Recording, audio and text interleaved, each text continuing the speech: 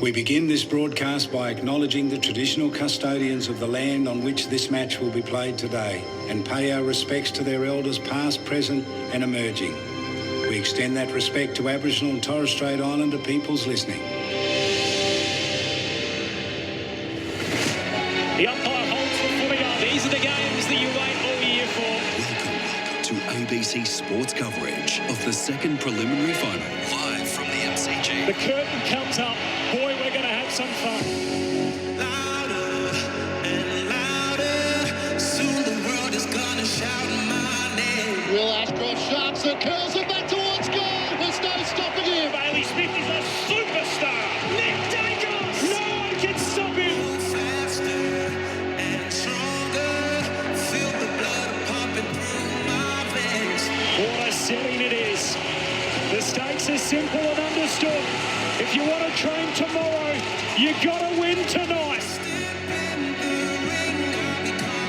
He's hooked a pro, and the Hawks are landing early punches. From 55, he eyes the goals and sends it home. This is why you watch footy. Games like this.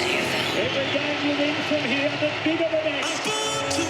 Drop pass, kick down. Goes back with everything he's got. And snap. And goal. The pressure is elite for both teams at the moment. Jezza slips his man. Goal. It's bouncing, it's through. That is simply sensational. Finals footy on ABC Sport. Listen to the roar. Welcome to the show. Spills to the Wizard. The Waverley Wizards on the board. You want to win it all? And the Hawks are dancing on them early. Welcome to the show. Spins around and buries it. It's online. It's through. Oh, yeah. What is out of this world? It doesn't have to be your night, but it can be your moment. This is my name, this is my story.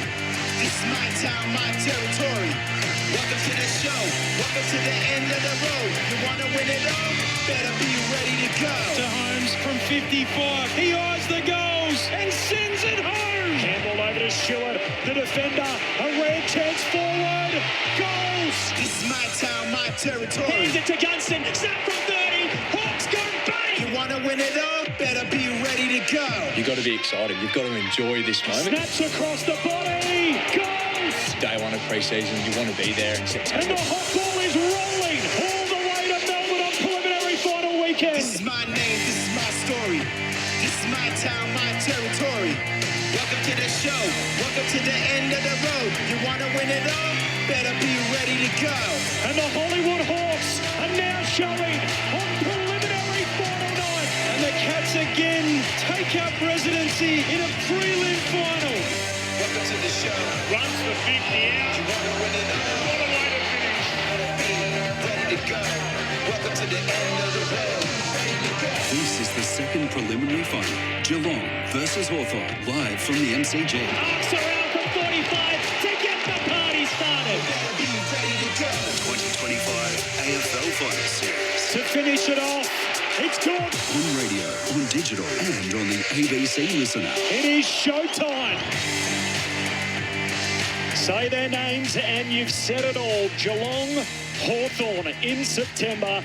From the 89 grand final, Brereton and Yates onto the 08 upset, the 13 prelim, the Kennetts curse, Bartels miss, Izzy Smith's behind, all of that thrown in, everything in between, the Easter Monday blockbusters, and tonight it is a preliminary final. The winner sticks around to write history next week in the biggest game of them all, while for the loser, they are on the scrap heap of history. It is Geelong and Hawthorn in a prelim in what is going to be an enormous 24 hours at the Theatre of the Great and the Grand, as Greg Bourne once wrote here at the mighty MCG. It is sparkling tonight. First time in 6 years, the last 3 games of the year, all at the home of football here at the MCG. My name's Corbin Middlemas. It is a great thrill to say I'm here inside the ABC broadcast box at the MCG.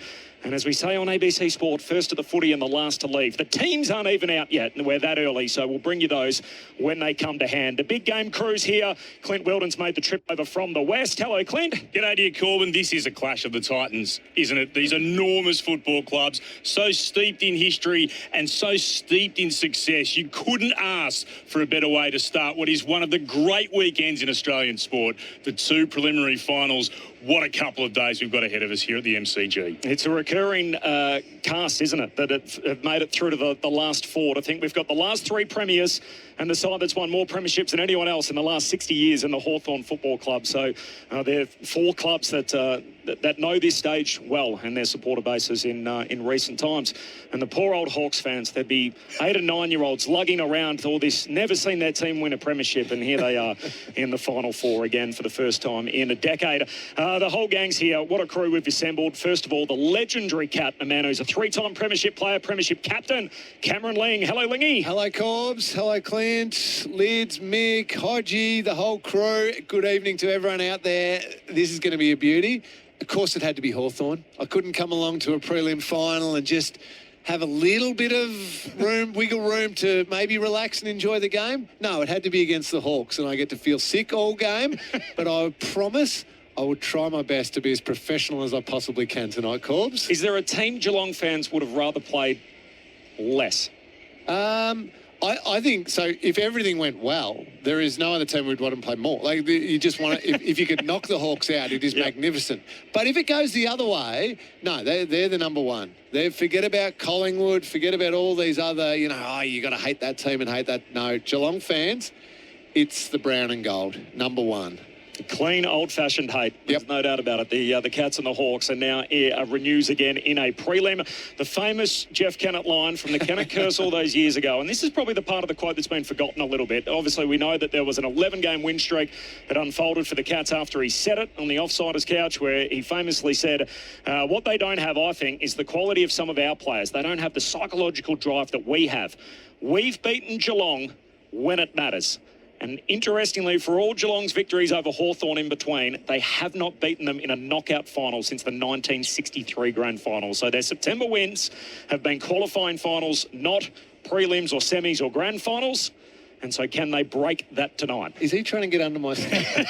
Because he's doing a very good job of it. He's just fishing. Speaking of Hall of Famers, the Richmond Hall of Famer, Richmond champion, dual All-Australian, former GWS footballer, player agent to the Stars and one of the best analysts in the game on ABC Sport, Brett Deledio. Hello, Lids. Corby, gents, great to be here again. And what a night. The weather is holding up for us at the moment. Lingy, it's been beautiful on the way in. Fingers crossed that the rain stays away. Look, when I have a look at the radar, it looks like it's coming in after the game. So I'm pretty pleased with that. I'm happy to walk home in the rain. But let's get a nice game. So it's, nothing better than being here prelim final weekend and wrapped to be a part of it. The man who's coached more games than anyone else in VFL, AFL history. He is the coaching icon, a premiership player, 3-time premiership coach, Mr. Mick Malthouse on preliminary final night. Evening, Mick. G'day, Corby. Clint.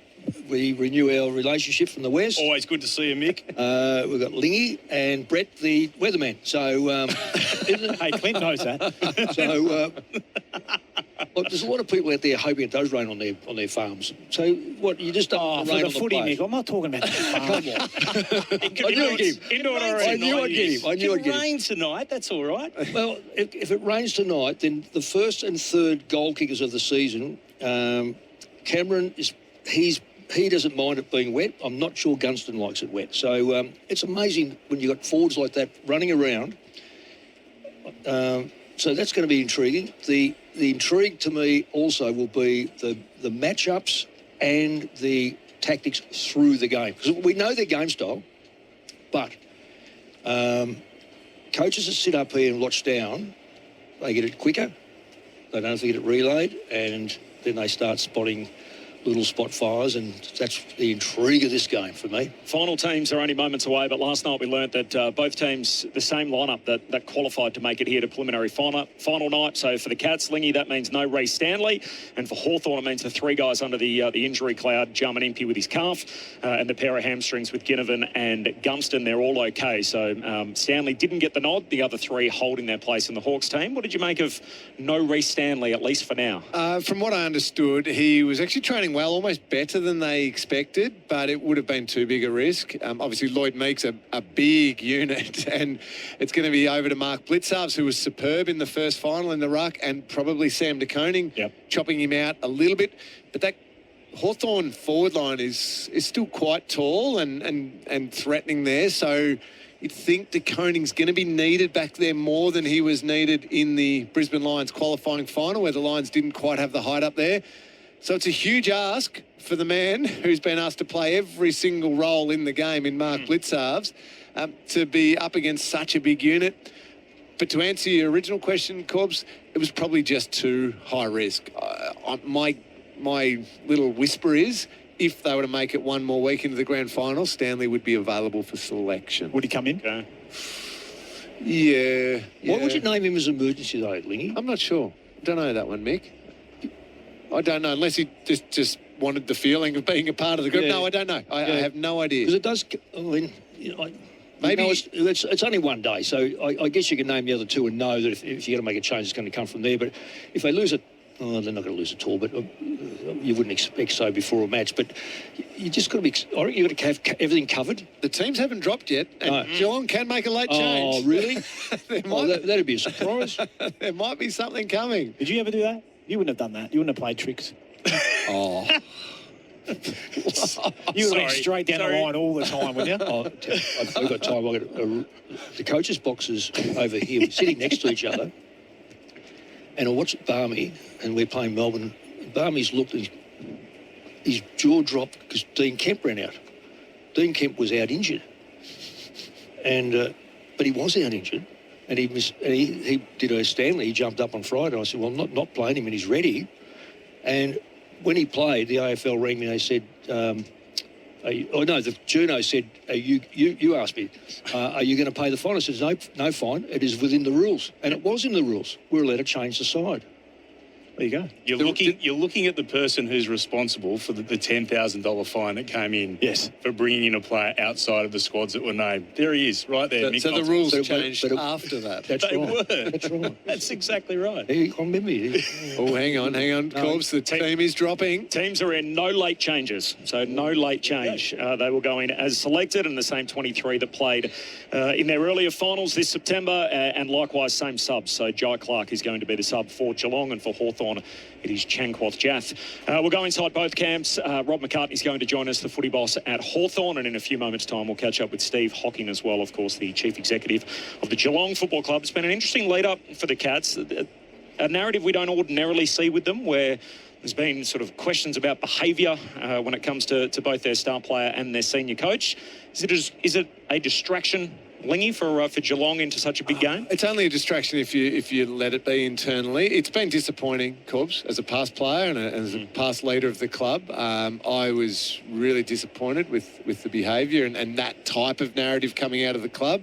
The fact that I trust Chris Scott with his runs on his board over a long period of time. I can move on and forgive that one. Bailey needs to really take a good look at himself and the behaviour that he showed towards Alison in particular, who has been a photographer in Geelong for 25 years and one of the most brilliant people. She doesn't need to be putting up with that. No one needs to. I'm sorry, that includes the person that Chris Scott spoke to. But Bailey doesn't have the runs on the board like Chris Scott does, and his behaviour needs to change. And he plays wonderful footy. He cannot let things like this just strip away all that good work that he's doing on the footy field. And at the moment, it is, unfortunately. So I was really disappointed with the week that's been.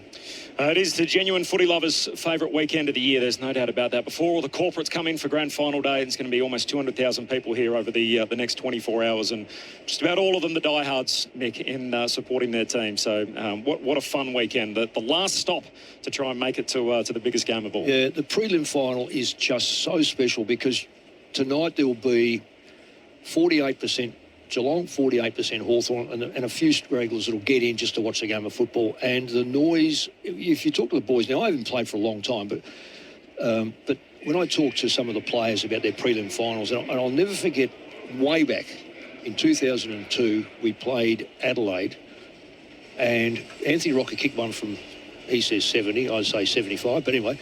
And Shane O'Brien said to me after the match, he said, I honestly thought the worst. I thought the stand had collapsed because of the noise. We know in a grand final there's limited number of seats. They might get 25,000 each and the rest are all corporate. There's no question the prelim final is the rawest, and these guys are later players than me, but from what my feeling as a coach is if you lose that, it is just horrible. Grand final, well, it's horrible, but to see someone else go in the grand final because you've lost it's a shocking feeling. Hawks haven't lost a prelim since that famous preliminary final back in 2011 where your Magpies, of course, outlasted the Hawks that night. And Geelong, this is old hat for them, so a 15th preliminary final in the last 22 seasons. Which brings us to our next guest. He is the Chief Executive of the Geelong Football Club. Steve Hocking's been good enough to join us on ABC Sports. Steve, appreciate your time. Yeah, likewise. Thanks for having me, Corbin. Yeah, great to be here. I'll get the difficult stuff out of the way early, the behavioural issues, which Chris got addressed at length yesterday, so almost a 40-minute press conference. Yes. We were a bit exhausted by the end of that, it's fair to say. But, good that he took the time to explain things and also acknowledge things as well. How do you reflect on the two episodes? Oh, not in a great way, in my own personal view. Certainly not something that you want happening too often, but acknowledging the fact that, it is a high-performance environment and times tensions do rise within that environment and, people react accordingly at times.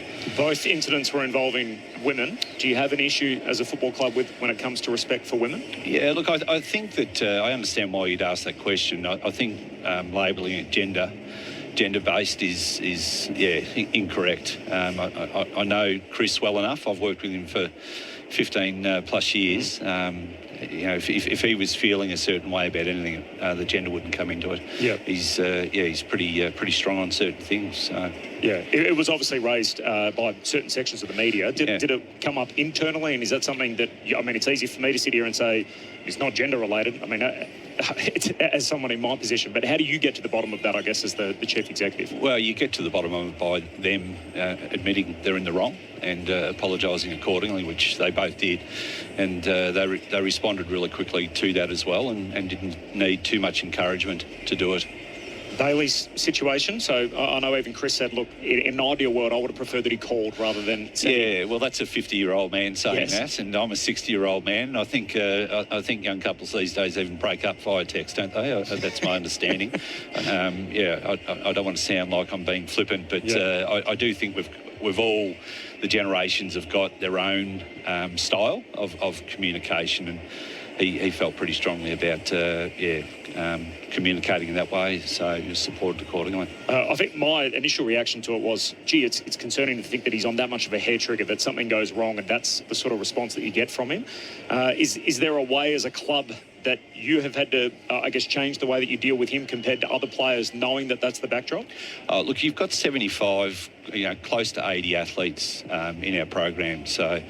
there's a couple of former players here that would understand that the needs are different for each individual. I think as a club that we're not perfect, and we're certainly not out there on our soapbox saying that we're perfect at all. We try and work individually with each player. We're sort of 5 minutes in with Bailey, and there's a lot that he's already learnt, and behaviourally, he acts a certain way, and as I say, he's 5 minutes into his time at Geelong, and over time I think we'll continue just to work together and understand one another better. Last one from me on this. You're straight out of the AFL. You come and take up, obviously, the role as the chief executive of the Cats. I would have thought out of any team in the competition that you guys would have the best relationship between AFL House and a club, and yet you can hear it in Chris's voice, and he admitted to it yesterday that, look, this is a pent-up frustration, multiple issues. How does it get to that point that, given how close you two are and your previous relationships at the AFL, that you've got your senior coach who's so frustrated with what happens in the way that the game's run? How does that happen that out of all 18 teams, you would have thought you'd be the closest, and yet you're almost at the other end? You're almost number one on when it comes to concerns, or I guess public concerns raised by a senior coach towards head office. Look, I think it varies, from club to club. Like everyone's got their relationship with the AFL. That competitive tension's not a bad thing to have, and at times if certain things aren't addressed, it can just build up within individuals. I think we all, I certainly experience that at times as well. I have played back quite often that, we're running the AFL, and, hopefully people understand that isn't the case.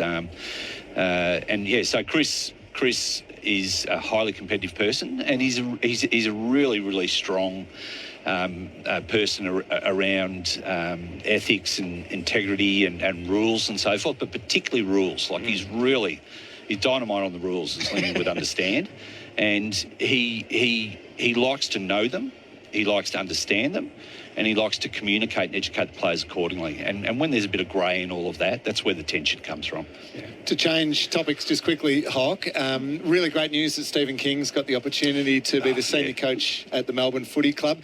In years gone by, we've often seen a person appointed who then doesn't continue coaching at their assistant coaching at their previous club.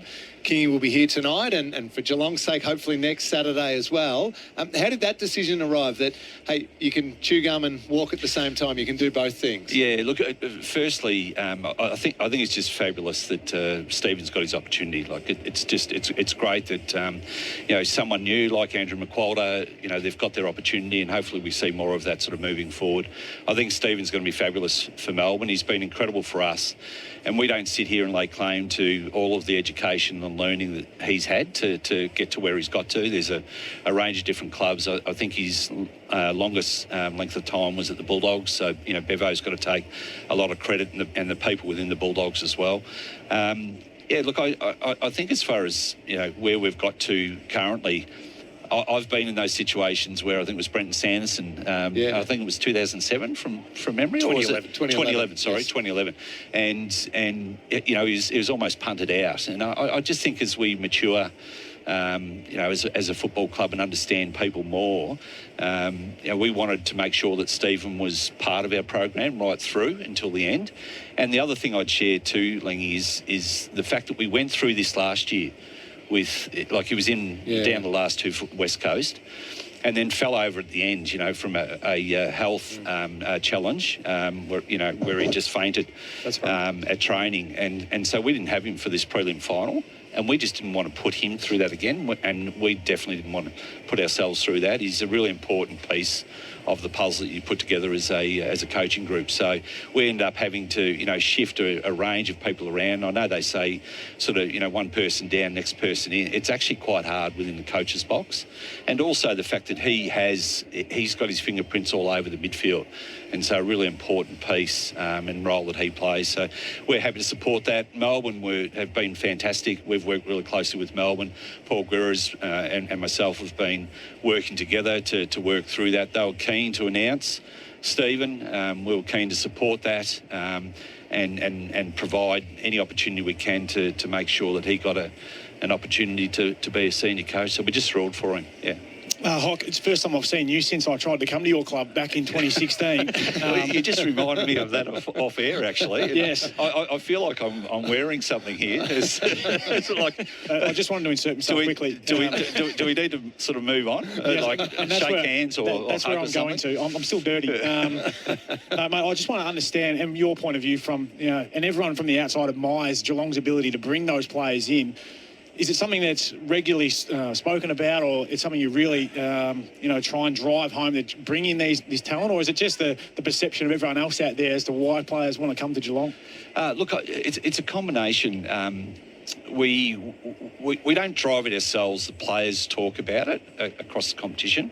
I think more than ever, it's so open now, the dialogue that goes on, which is, again, a fabulous thing. I think sort of, I remember through my period, it got quite narrow and, you couldn't sort of catch up after match and all these things. They were all sort of taken off the table. Whereas the dialogue between the players now, the camaraderie, I'm not sure I've seen it better than what it is. And so we benefit from that. And off the back of that, we've got a list management team in Stephen Wells and Andrew Mackey who work really well together, and they just find different players. They do. Yeah, and there's no one path for it as well, and not a type either. And so we've been really strong on the fact that you have a look at someone like a Mitch Nevitt who's not playing tonight, but has been really good for us throughout the year. Like, he's from local club Grovedale. And Graham Myers who'll play tonight, and Tom Atkins and Tom Stewart, they haven't necessarily all shown up as top 10 draft picks. They've been either out at the back end, or they've come in different ways. They've come in through our VFL program. So we just stay open. I think it's the best way to describe it. We just try and stay open to what might be available. And even Tyson Stengel, there wasn't a huge queue for Tyson. And I remember coming back to the club from the AFL and sort of looking at the whiteboard, and his tag was sort of down a bit lower, and just saying, well, when did we become that club that wasn't prepared to take a risk on players? And so Tyson's here with those discussions. So we just stay open to that. We don't rule anything out. We never, ever rule anything out at all. It's always been considered. Steve Hocking, the Chief Executive of the Cats. 3 quick ones to finish. Have you got a spot for a 38-year-old with bad calves? And quads. And quads. No.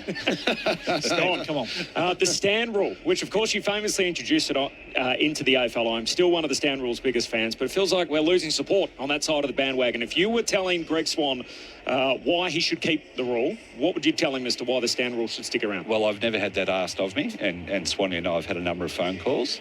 The only thing he's asked of me is how do we make sure it gets back to what it was? Yep. Which is stand. Good. So it'll stay, but it'll less of this retreating out of the zone. I'm not sure where the fact that it might be disappearing is coming from. Yeah. I don't think that's how Greg sees it. I like it. And the famous quote, "We've beaten Geelong when it matters." Of course, out of the mouth of Jeff Kennett all those years ago. Yes. You lived through the Kennett curse, obviously, in your previous iteration at Geelong. But stats being roundly put out this week about 1963 grand final. Last time Geelong beat Hawthorn in an elimination game. As a Geelong person at your core, Hock, does that make you a little nervous? No, it doesn't. It absolutely doesn't. I go right back to '89, so that's how far back. I just saw Dipper in the function downstairs, and he gave me a big bear hug, and he's still as strong as what he was back in '89. And we can remember how that played out. But look, I'm very fortunate. I go that far back. That history's there. Lingy's picked that up along the way as well. We were talking about that during the week, and it's a great rivalry. I think it's fantastic. I saw Andrew Gillen downstairs. He's acknowledged about 96,000 here tonight. I mean, that says it all, doesn't it? No doubt. Apparently footy's not going that well, but there's going to be 96,000 people here. I think tomorrow night. Yeah, exactly. So, yeah, people are doing things pretty well, it seems to me. We'll hang in there, won't we, as a game? Yeah. We'll make it through. Hock, I hope it's the night you want it to be. Appreciate your time. Thanks for jumping in and having a chat. Thanks. Steve Hocking, the Chief Executive of the Geelong Football Club, with us here on ABC Sport as we count down to the bounce in the second preliminary final, which is actually played first, for those of you that are sticklers for these things and the way that they're titled and everything else. But what we know for sure is that the winner tonight will go straight through to next week's grand final with the additional day's rest. There are no late changes here at the MCG for this rivalry, which is one of the best in the game. There are no late changes. Jai Clark is the sub for Geelong and Chankwath Jath for the Hawks. What did you take out of your club chief executive, Lingy? What you heard from Steve Hocking there? Obviously, and I'm really glad he acknowledged it, the fact that what we spoke about before, we were chatting to him with Bailey Smith and Chris Scott, was unacceptable, and he clearly said that, and good on you, Corbs, for asking those questions of him. It's important that we hear, and Geelong supporters hear from the top dog, the CEO, about the fact that that sort of stuff's not on, but also we'll trust them to move on, learn from it and improve on it. Obviously, then to hear him talk about the Geelong and Hawthorn rivalry at the end gave me a little smile, because when he said about remember 89 and Dipper and all of that, well, Dipper ended up with a punctured lung and Hock's missing something. So it was a nasty game, that one of the greats of all time. So, yeah, it is long and storied, this rivalry. We've got a join coming up in about 1 minute. But Stephen King, obviously the interesting presence in the Geelong coach's box tonight. He's now Melbourne's new senior coach. Big deal, no big deal? I think it's an important step for the whole industry. We can be mature. It's okay. Somebody can finish off the job they're currently doing and still have an eye on, okay, I can have certain meetings during the week and start talking about what we're going to build, trust some of the other people who are at Melbourne. Yeah, it's an important step in the maturity of the entire competition. What do you reckon, Mick? Well, I've been in that position. Well, not I've been in a position. I've had players people in that position, and they've elected to go. Yep. Because they couldn't focus on the job. And it is when you get a job, I know immediately he would be casting his mind straight to that side and thinking, how can I, what am I going to do here? Does Petrarca do this? And so you do lose a little bit of attention. So, but it's each to their own. I have no doubt that Chris Scott would have full control of what's going on anyway. Keeps it uniform, at least for the players, that when they go to their lines at quarter time and three-quarter time, the guy that's been there all year will still be there. Yep. Preview continues next and inside the Hawks camp. Hi ABC listeners, it's Jonathan Agnew. And Alison Mitchell here. The Ashes are coming. And so are we. We're looking forward to hitting Aussie shores to bring you the summer of cricket with ABC Sport. Catch every ball of the Ashes on the ABC Listen app. On ABC Sport, this is the 2025 AFL Final Series on ABC Radio, Sport Digital and on the ABC Listen app. Geelong, Hawthorn, you don't have to overhype it. A rivalry as good as the game has. And tonight it renews again on preliminary final night.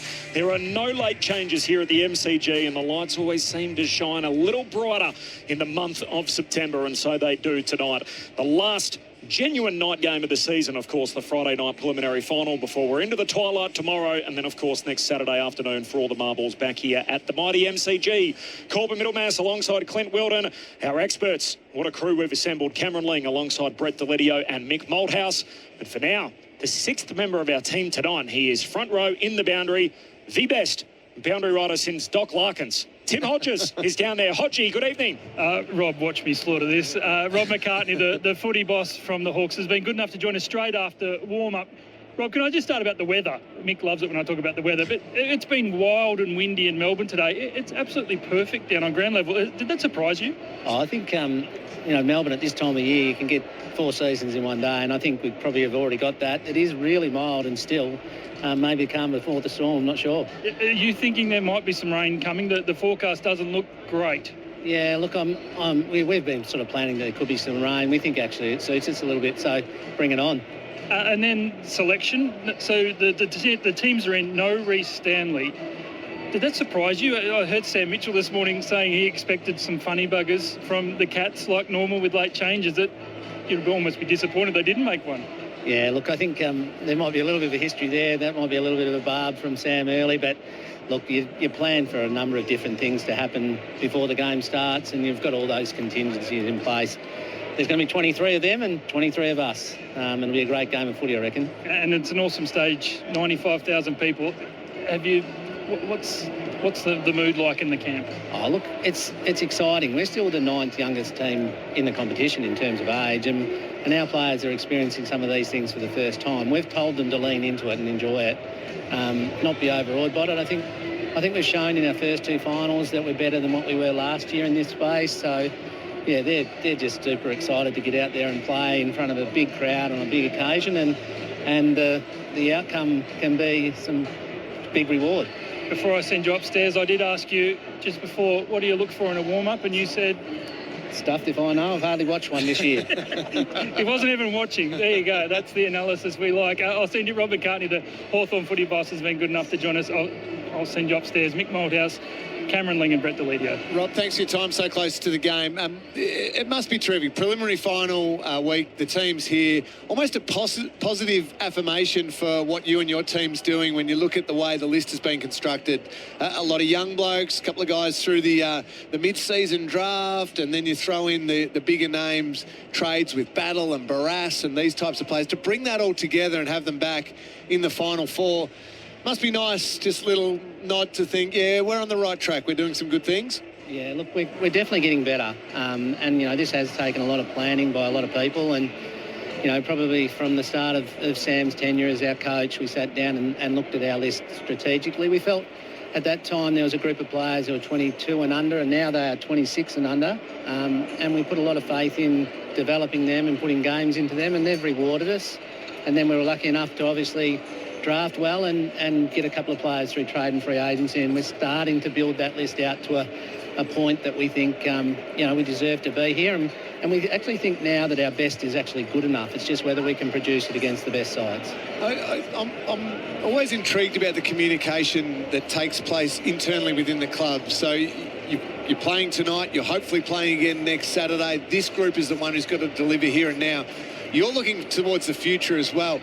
When names get thrown up like Zach Merritt and these types of people potentially coming to your club, how do you communicate that to the players who are playing now to not have them worrying about, oh, hang on, what's next year going to look like? Yeah, look, we've been really open with our players right along this journey. They know the strategic intent that we've got to build our list. So when they hear that we're talking to different players, and I'm not saying we are talking to Zach, but everyone else is, look, when that sort of thing starts to surface, it's been no different throughout the journey of these last 4 years. They know that our club is a club that is always in the search of getting better. To do that, you have to try and find new players to bring to your club over the journey, and the right type of player. So what I will say, won't talk about whether it's Zach, but what I will say is we've identified that in the next part of our journey, we probably do need another inside mid, and we'll chase after that.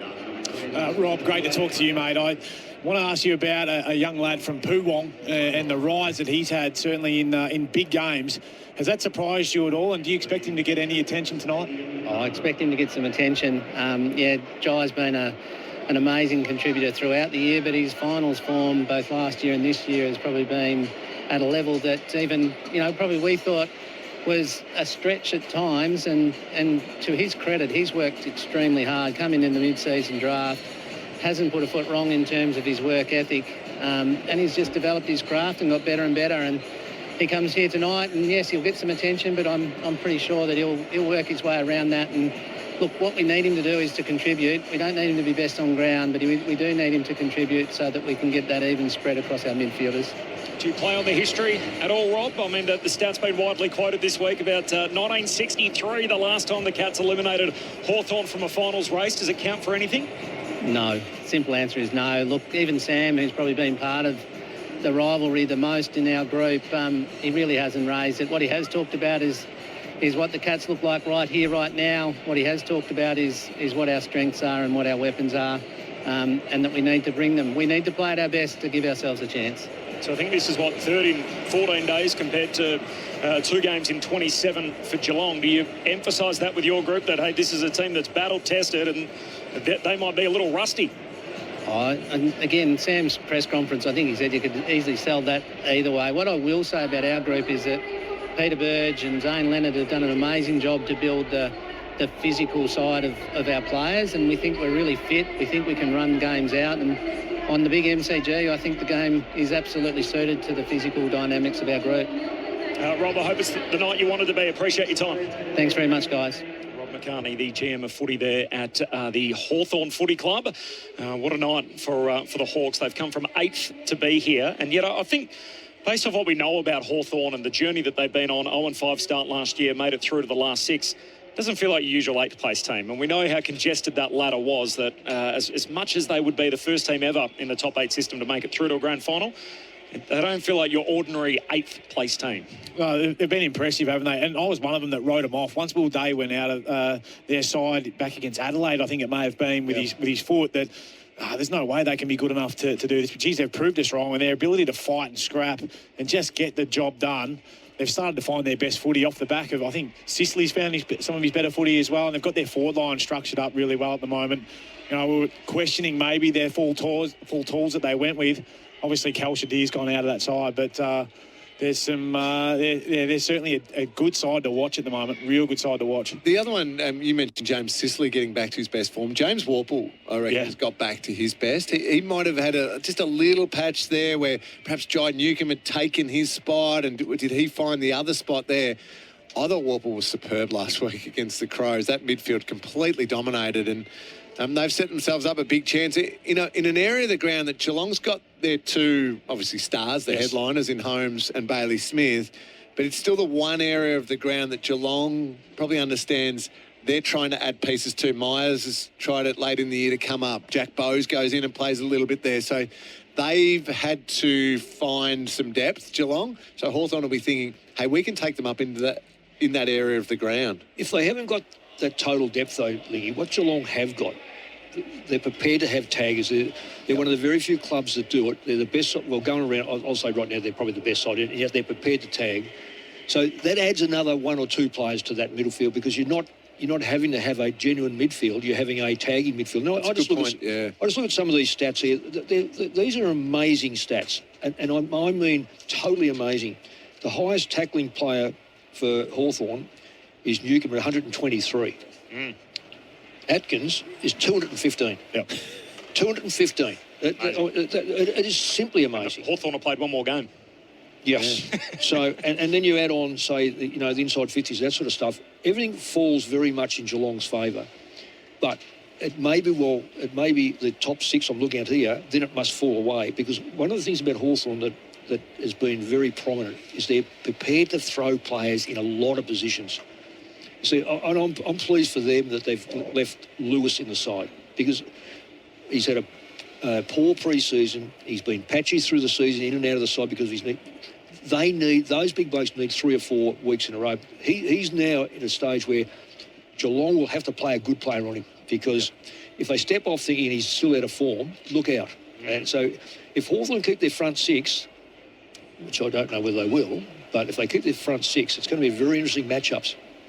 What would you do with Newcombe, who has been outstanding in the finals we've seen so far? Yeah, I'd certainly put Oshie Mullen to him initially. I think Mullen's double tag though, Lingy.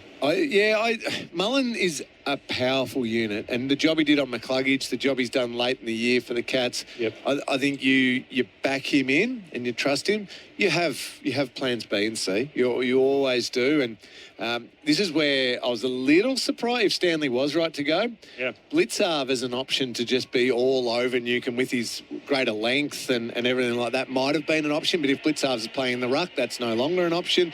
But do people know what I'm talking about with this double tag? So I reckon Brisbane last week, I could not believe that McCluggage was left at the mercy of Mullins, just all over him. Why wouldn't McCluggage gone to Smith?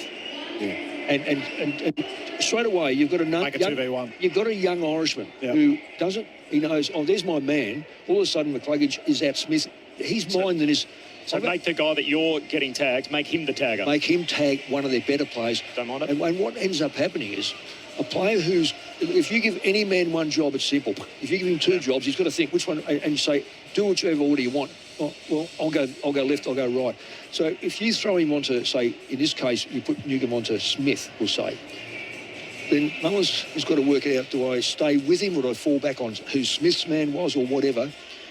You've got to create a confusion. It doesn't give that player a full, there it is, I conceded. No, you've got to mix it up a bit. It's a great segue. I mean, this is as good a coaching battle that feels like we have in the game, and the 2 guys that are praised widely as 2 of the best footy IQs that we have in the business.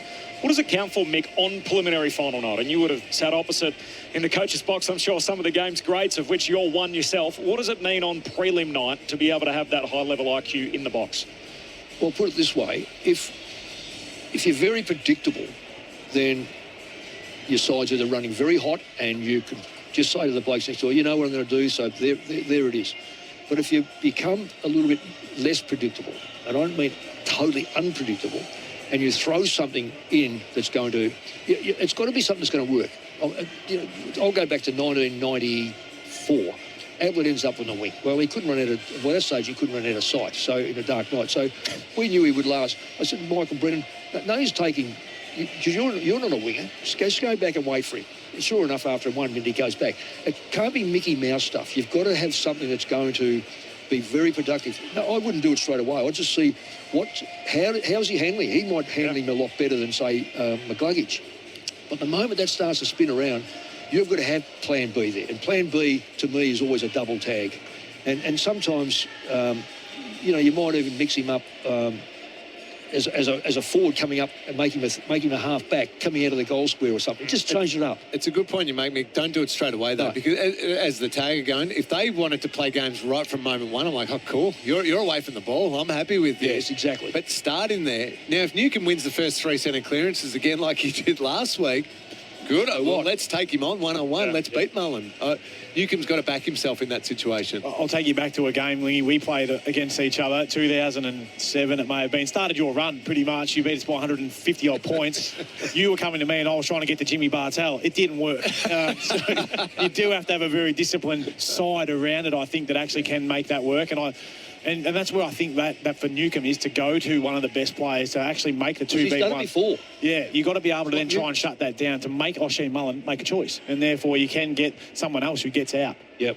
It's like, I'm extending this a little bit further, and I was just talking off air before about Lee Brown. Lee Brown was a forward pocket. The key forward was Travis Cloak. We would target the full-back by Brownie. Brownie just go to the full-back and just hound him. I think in one season you could almost say that Lee Brown kicked the first goal in 5 matches, which is an extraordinary number, because what happened? The fullback's thinking, no, I'm on cloak. I know when to do this. And the third player's, or the fourth player's thinking, well, hang on, I don't know who I'm picking up. Am I picking up cloak or am I picking up Brown? The ball scatters around. All of a sudden, Brown's in the goal square by himself because the other bloke's picking up cloak. We'll say Scarlett, for instance. He wants cloak. Boom, there it is. You're right, Lingy. You don't try to take your strength away early because that could be so important to you to get the game going. But if it doesn't work, I just can't understand why coaches wait till quarter time to make the most obvious move. If you see it happening, players are going to be ready for change. And that's the whole thing about good IQ players. They go, right, I can take this. Finals footy on ABC Sport. Corbin, Middlemas and Clint, Wheeldon, Cameron Ling, Brett Deledio, Mick, Malthouse and Tim Hodges, your call team. The banner crews are ready to go. The ground set up. There's no late change. So the game call only moments away. The preliminary final, of course, Geelong and Hawthorn. No late change. I'm curious on your thoughts on Hawthorn's starts. They've got away to brilliant starts the last 2 weeks. So they kicked the first 3 against Adelaide. The week before that, they kicked the first 4 against GWS. But on both occasions, they've found the opposition drag themselves back into the mire.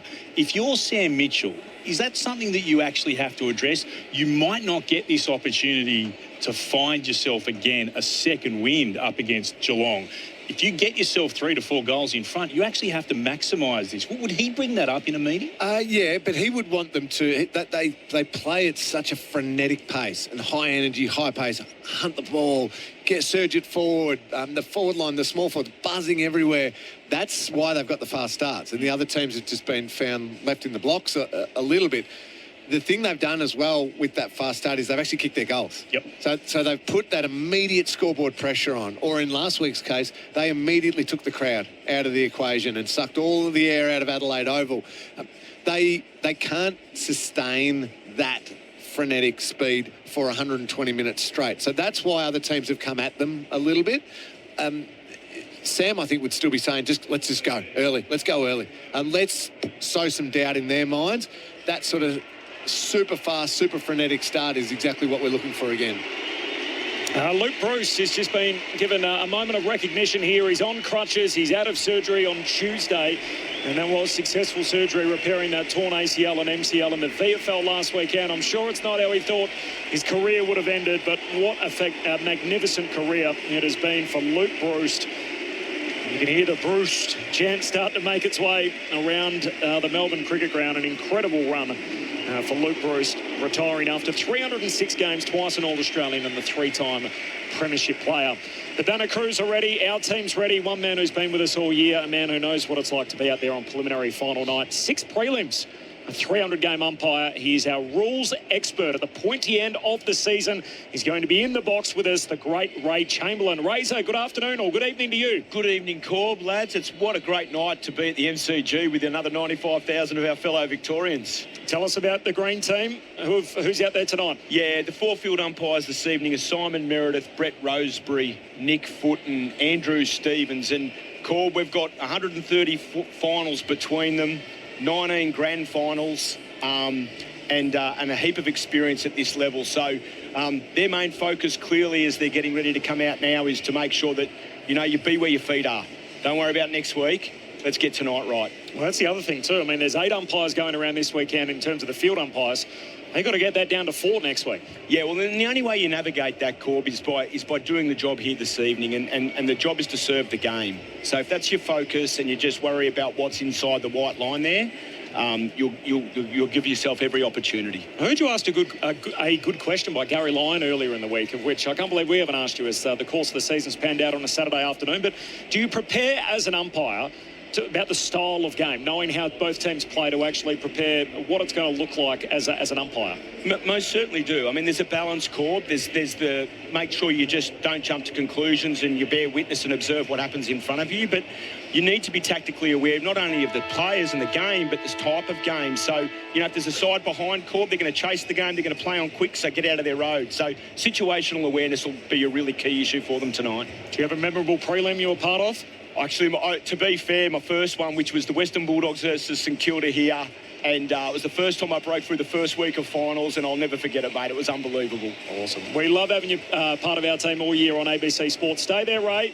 We'll have some questions for you, I'm sure, as the night progresses. So, Lingy, if there's another Cam Rayner moment, Ray will be straight on the headset to be able to explain it for us. So I'm looking forward to our conversations throughout the evening. It'll be great. Great to have you here, Ray. Mate, it's great to kick back off. Normally we're on the field and you're real red in the face and going real hard at me. So, a couple of deep breaths, big fella. Don't worry, the red face will still get going tonight. It's great insight all year long. Ray Chamberlain with us in the box tonight as our rules analyst. The banner crews hard at work. What a banner they've been able to put together as well. It is extremely large. And the Hawthorn Guard of Honour has been set underneath it, and we're just awaiting the arrival of the Hawks onto the MCG.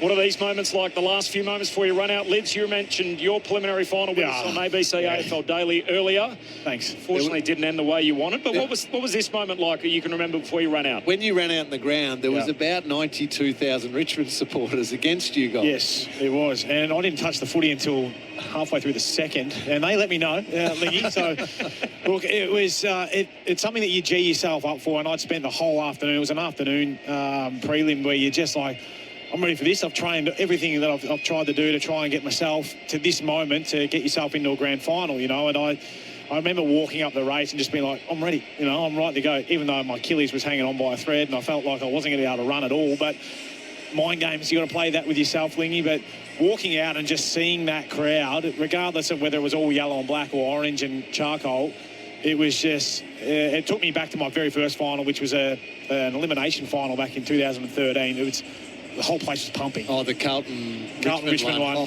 Not a great memory either, Lingy. No, but the crowd that day was amazing. It was.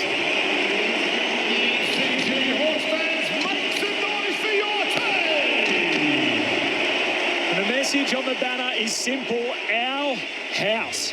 Of course, it is technically Geelong's home game. There's a little backhander at the Cats. We're not at Cardinia Park tonight. We're here at the mighty MCG, and the blocks and the contrast throughout, the navy and white block, followed by the stark contrast of the brown and gold of the Hawthorn Football Club as the Hawks burst through the banner again.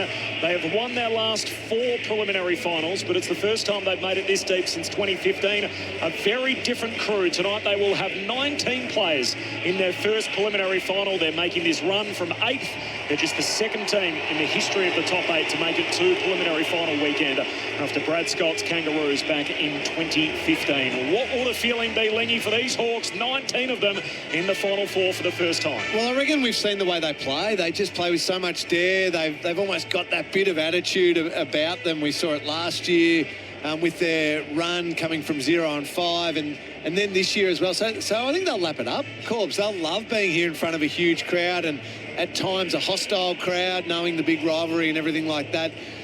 They'll lean on players like Jack Gunston. I don't think any of us can speak highly enough of this season he's having.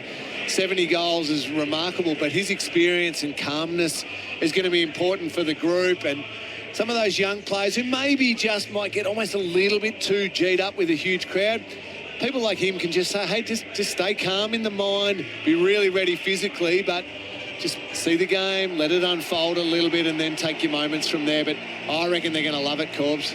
These are guys, Lids, that feel like they love the spotlight. They love the attention. Does that translate well into September when the eyes of the footy world are on you?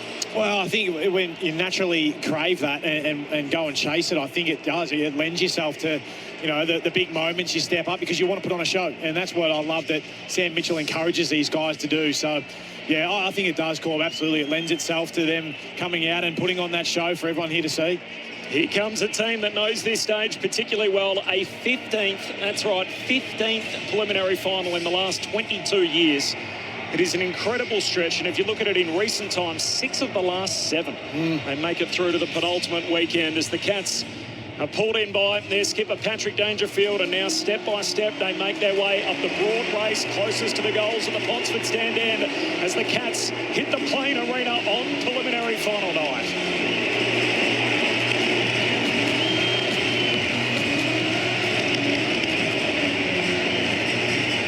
Pump-up song, the Penn State nod. And we are Geelong as the Cats about to burst through the banner.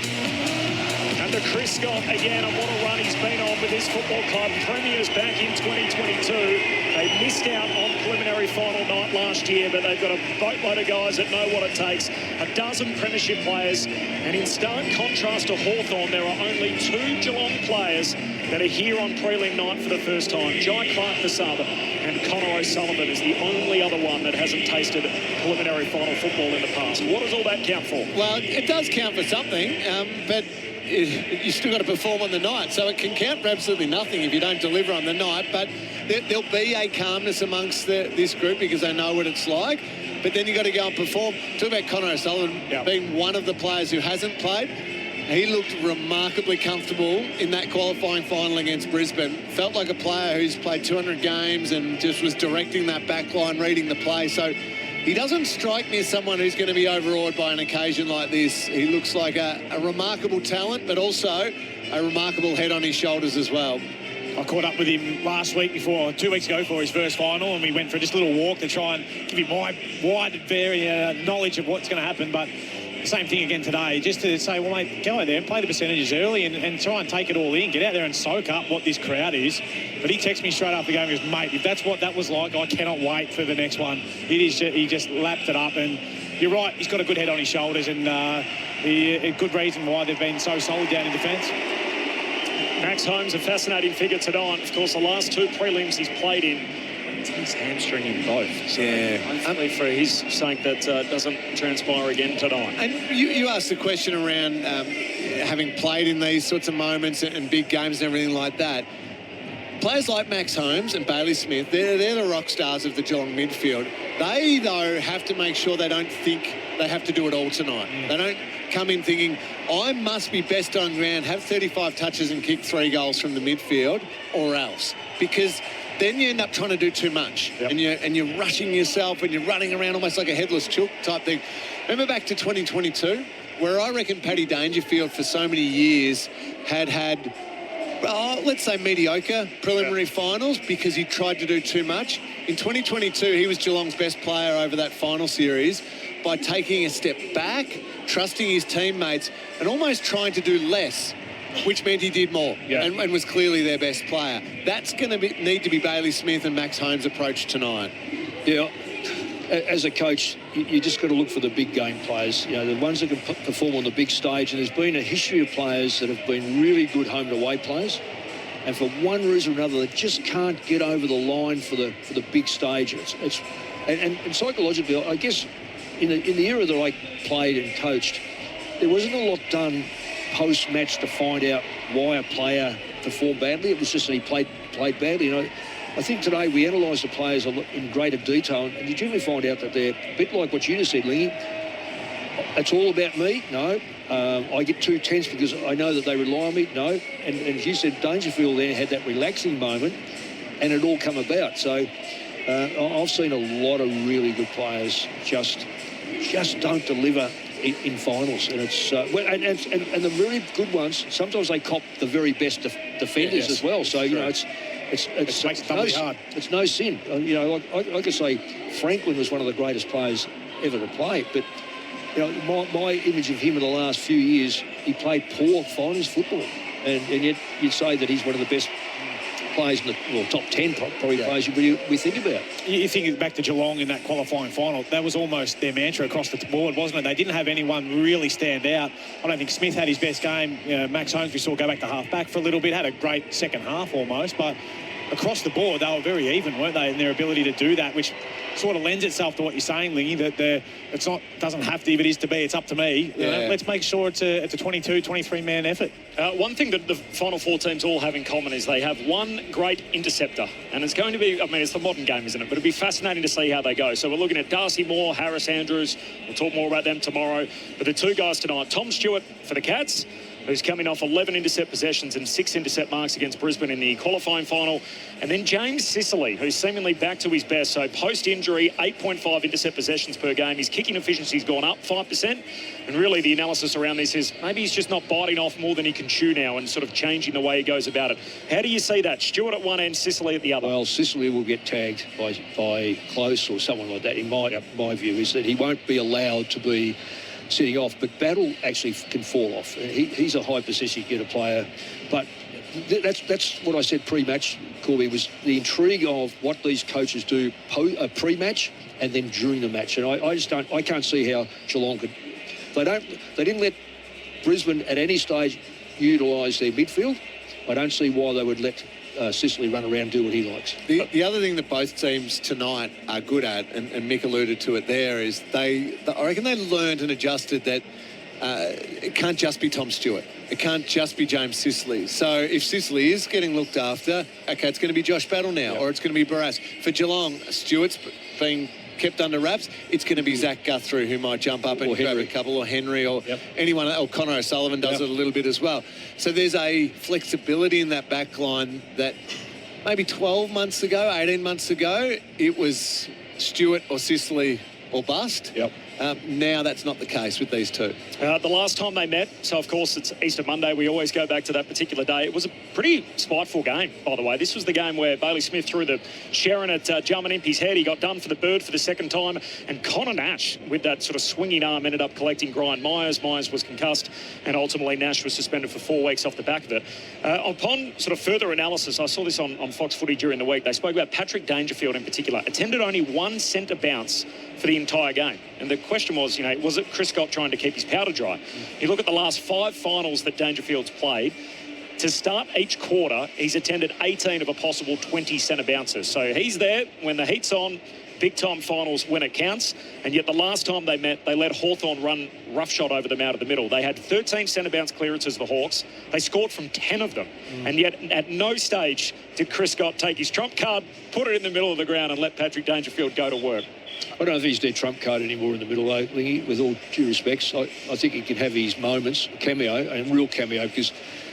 And I'm looking at a defensive side here that he will run one way, and if Meek wins possession of the football, which you expect him to ruck pretty well, then I'm thinking that you really have to stay behind the centre circle to be effective. I think that's tactical too, so you could be right. Patrick Dangerfield might start in the first centre bounce or the second centre bounce, but he's not a midfielder at that point. Don't get confused by it. He's still a dusty roll. Yeah, he's 100% going forward, and somebody else knows and understands I'm rolling out up as a midfielder. They've both got 2 great attacking wingers. One's named Josh Worrell. The other one is, of course, Ollie Dempsey. Josh Weddle. Josh Worrell. He played for Adelaide. He's not playing anymore, I can tell you that. His final series is done. Do you know what? When I said it, I thought it doesn't sound right. Josh Weddle, of course, for Hawthorn, and Ollie Dempsey for the Cats. Are they going to find themselves on opposite sides of the ground, or could we see them going head-to-head on occasions? It'd be great for us to see them go head-to-head, but I'd like to see them on other sides, Lingy, if I'm being honest, because you want to see both their attacking flair and their ability to go each way. There's been a bit of talk about Dempsey. Does he get someone who just runs alongside him and tries to quell his influence? But good luck, I think. It's the same with Weddle. I mean, where do you best play him, Mick, in your opinion? Wing or half-back. Half-back. Let him ignite from there. They can both go vertical. That's the thing. 100%. But they also can run. They do what, people actually, I was with Heath Shaw today and talking about Dane Swan. His first part of his career was half-back, but I couldn't work out why he ended up in the 10-yard square so often. The forward end.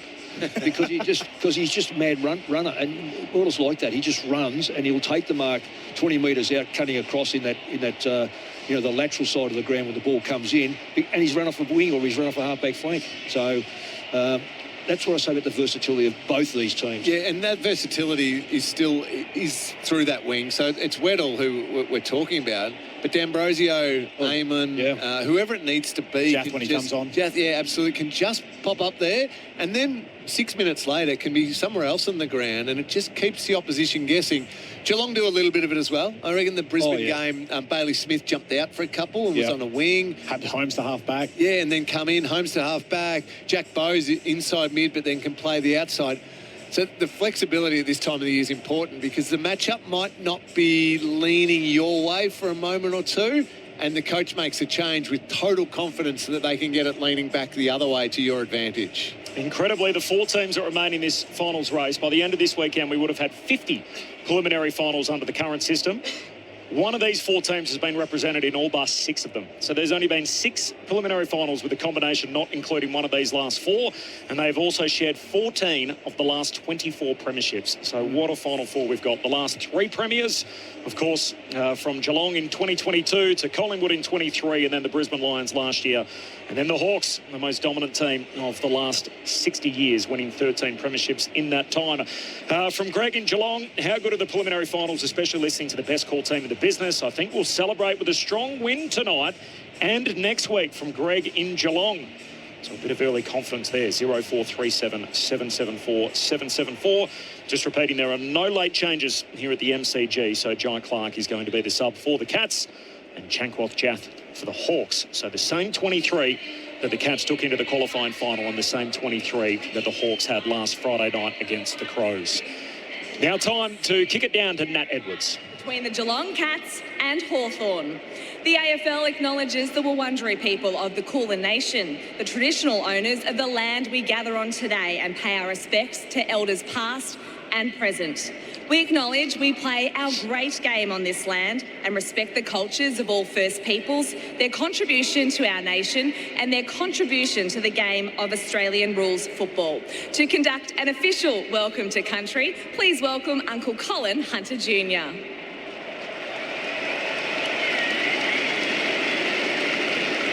I'd like to start by acknowledging that this evening we are meeting on the lands of my ancestors, the Wurundjeri people.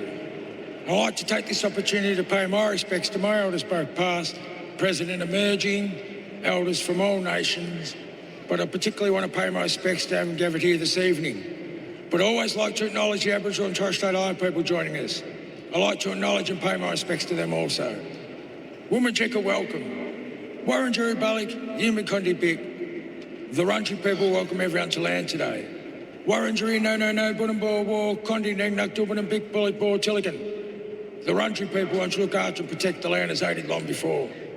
Wurundjeri country extends from the inner city of Melbourne. It goes across the mountains of the Great Dividing Range, west to the Werribee River, south to the Mordialloc Creek and east to Mount Borbor. And the Wurundjeri people are part of the Kulin Nation and of the Wawang language group. And while you're on Wurundjeri country, you're welcome to the traditional lands and the waterways of the Wurundjeri people. So Woomajeka, welcome, enjoy the game, thank you. Thank you so much, Uncle Colin. If you are able, would you now please rise, remove your hats and join with the coaches, players and umpires for the Australian National Anthem, tonight performed by Danielle Matthews.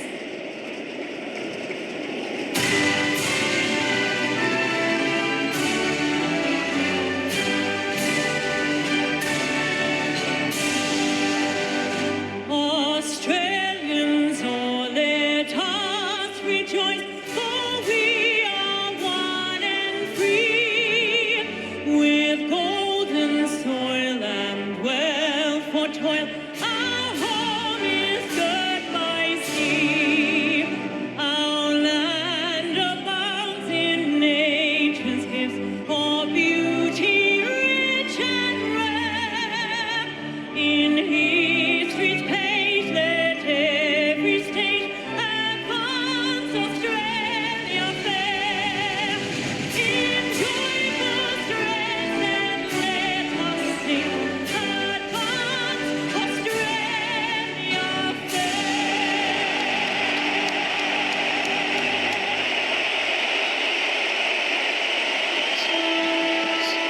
Goosebumps activated. We're ready to go for the preliminary final. Two arch rivals, Geelong and Hawthorn, and the contrast around this amazing football ground. 100,000 seats and the brown and gold block, then the blue and white block, and so on and so forth the whole way through our Cathedral 2 football. Tim Hodges is with us in the front row of the grandstand. Good evening, Hodgie. Good evening, Corbin. Just the crowd, the atmosphere, the excitement, it's enormous. The MCC expecting to hit 95,000. Honestly, it's a grand final crowd. The MCC itself is chockers, a phenomenal feeling, just unreal noise. The preliminary finals are just deafening, something else. As James Sicily walks up to the toss to greet Patrick Dangerfield, there was some interesting by-players. Keeping an eye on Chris Scott and Sam Mitchell, not huge fans of each other. Both didn't even acknowledge each other after the anthems. Quite often we see the coaches shake hands. Now the toss of the coin has taken place. Patrick Dangerfield has won the toss. The Cats will kick to the city end. That's the right of screen if you're at home watching, listening to us. Just one on the weather. This is a big one. If this doesn't come true, Mick, blame my mum. But Warrnambool has been hit with torrential rain. It's on its way, and the forecast says it's due here at 10 p.m. Can you imagine deep in the last quarter if it's close and the heavens open? So that's something that I think we'll all keep an eye on. No late changes, so just repeating, no Reece Stanley. The subs, Clark for the Cats, CJ for the Hawks. It's as good as it gets down here, guys. Good calling up there. Thanks, Hodgie. Who wins, Lids? I'm going with the Cats. I think they've been the best side for most of this final series, or the first week of it, of course, but today I think they'll be too good again. Who are you picking, Mick? I'm going against Lingy because I know Lingy who Lingy's going for. And I'm only going that because I can see that this is going to be a 2v1. So I'll lean the Hawks. I think Geelong will win, but I'll go Hawks.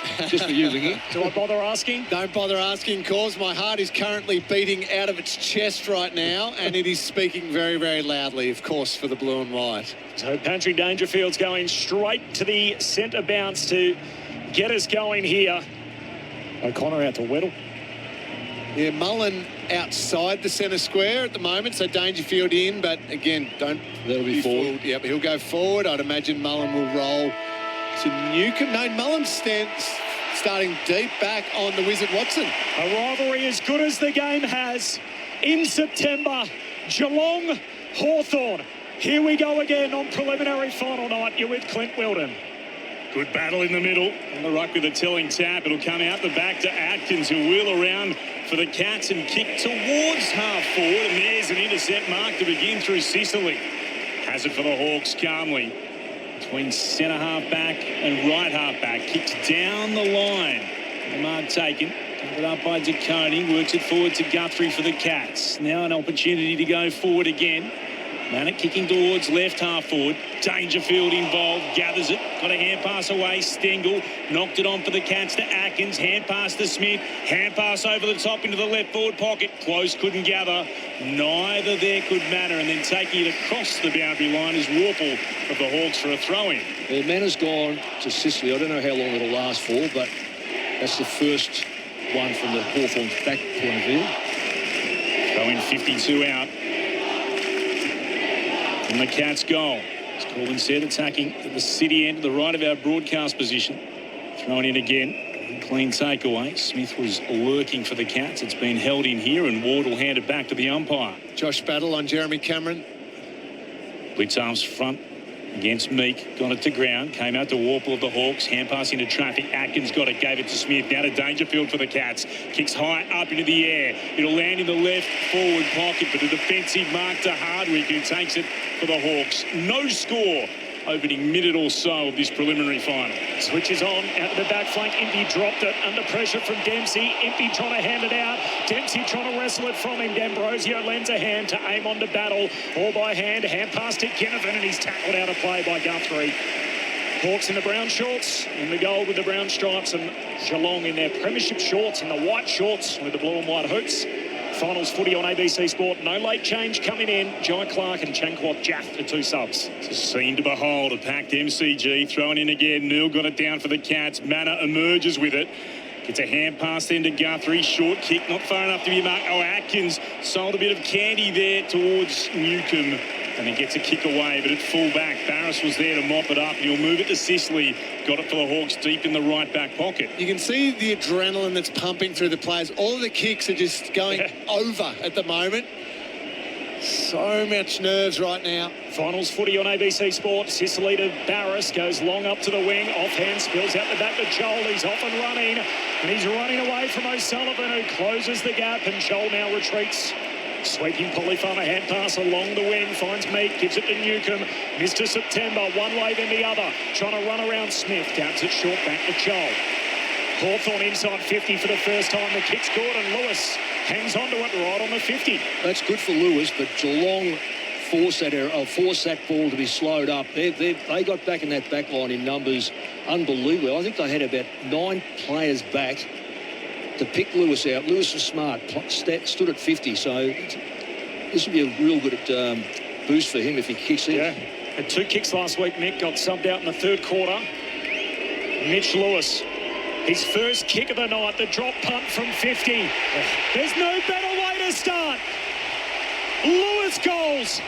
And Hawthorn kicked the opener 4 minutes in. The Hawks with the first in the preliminary final. 1 straight. Geelong yet to score. Finals footy on ABC Sport. Cameron Ling, Mick Malthouse, Brett Deledio. Well, Mick, you mentioned how good it was for Mitch to be back in the side and to come in.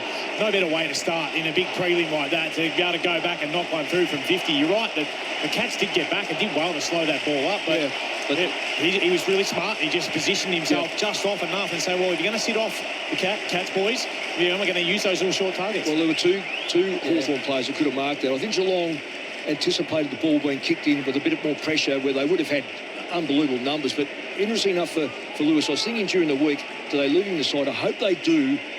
1, because of their structure. 2, big blokes need more time out there. Could it be another fast start for the Hawks? They've got the opening goal. 4:21 gone in the opening term. Meek won it down, but emerging with it, Blitzarves rolled away from Meek and then gets a kick towards the left forward pocket. It's spinning towards the boundary line, and it'll be a throw-in. Good decision.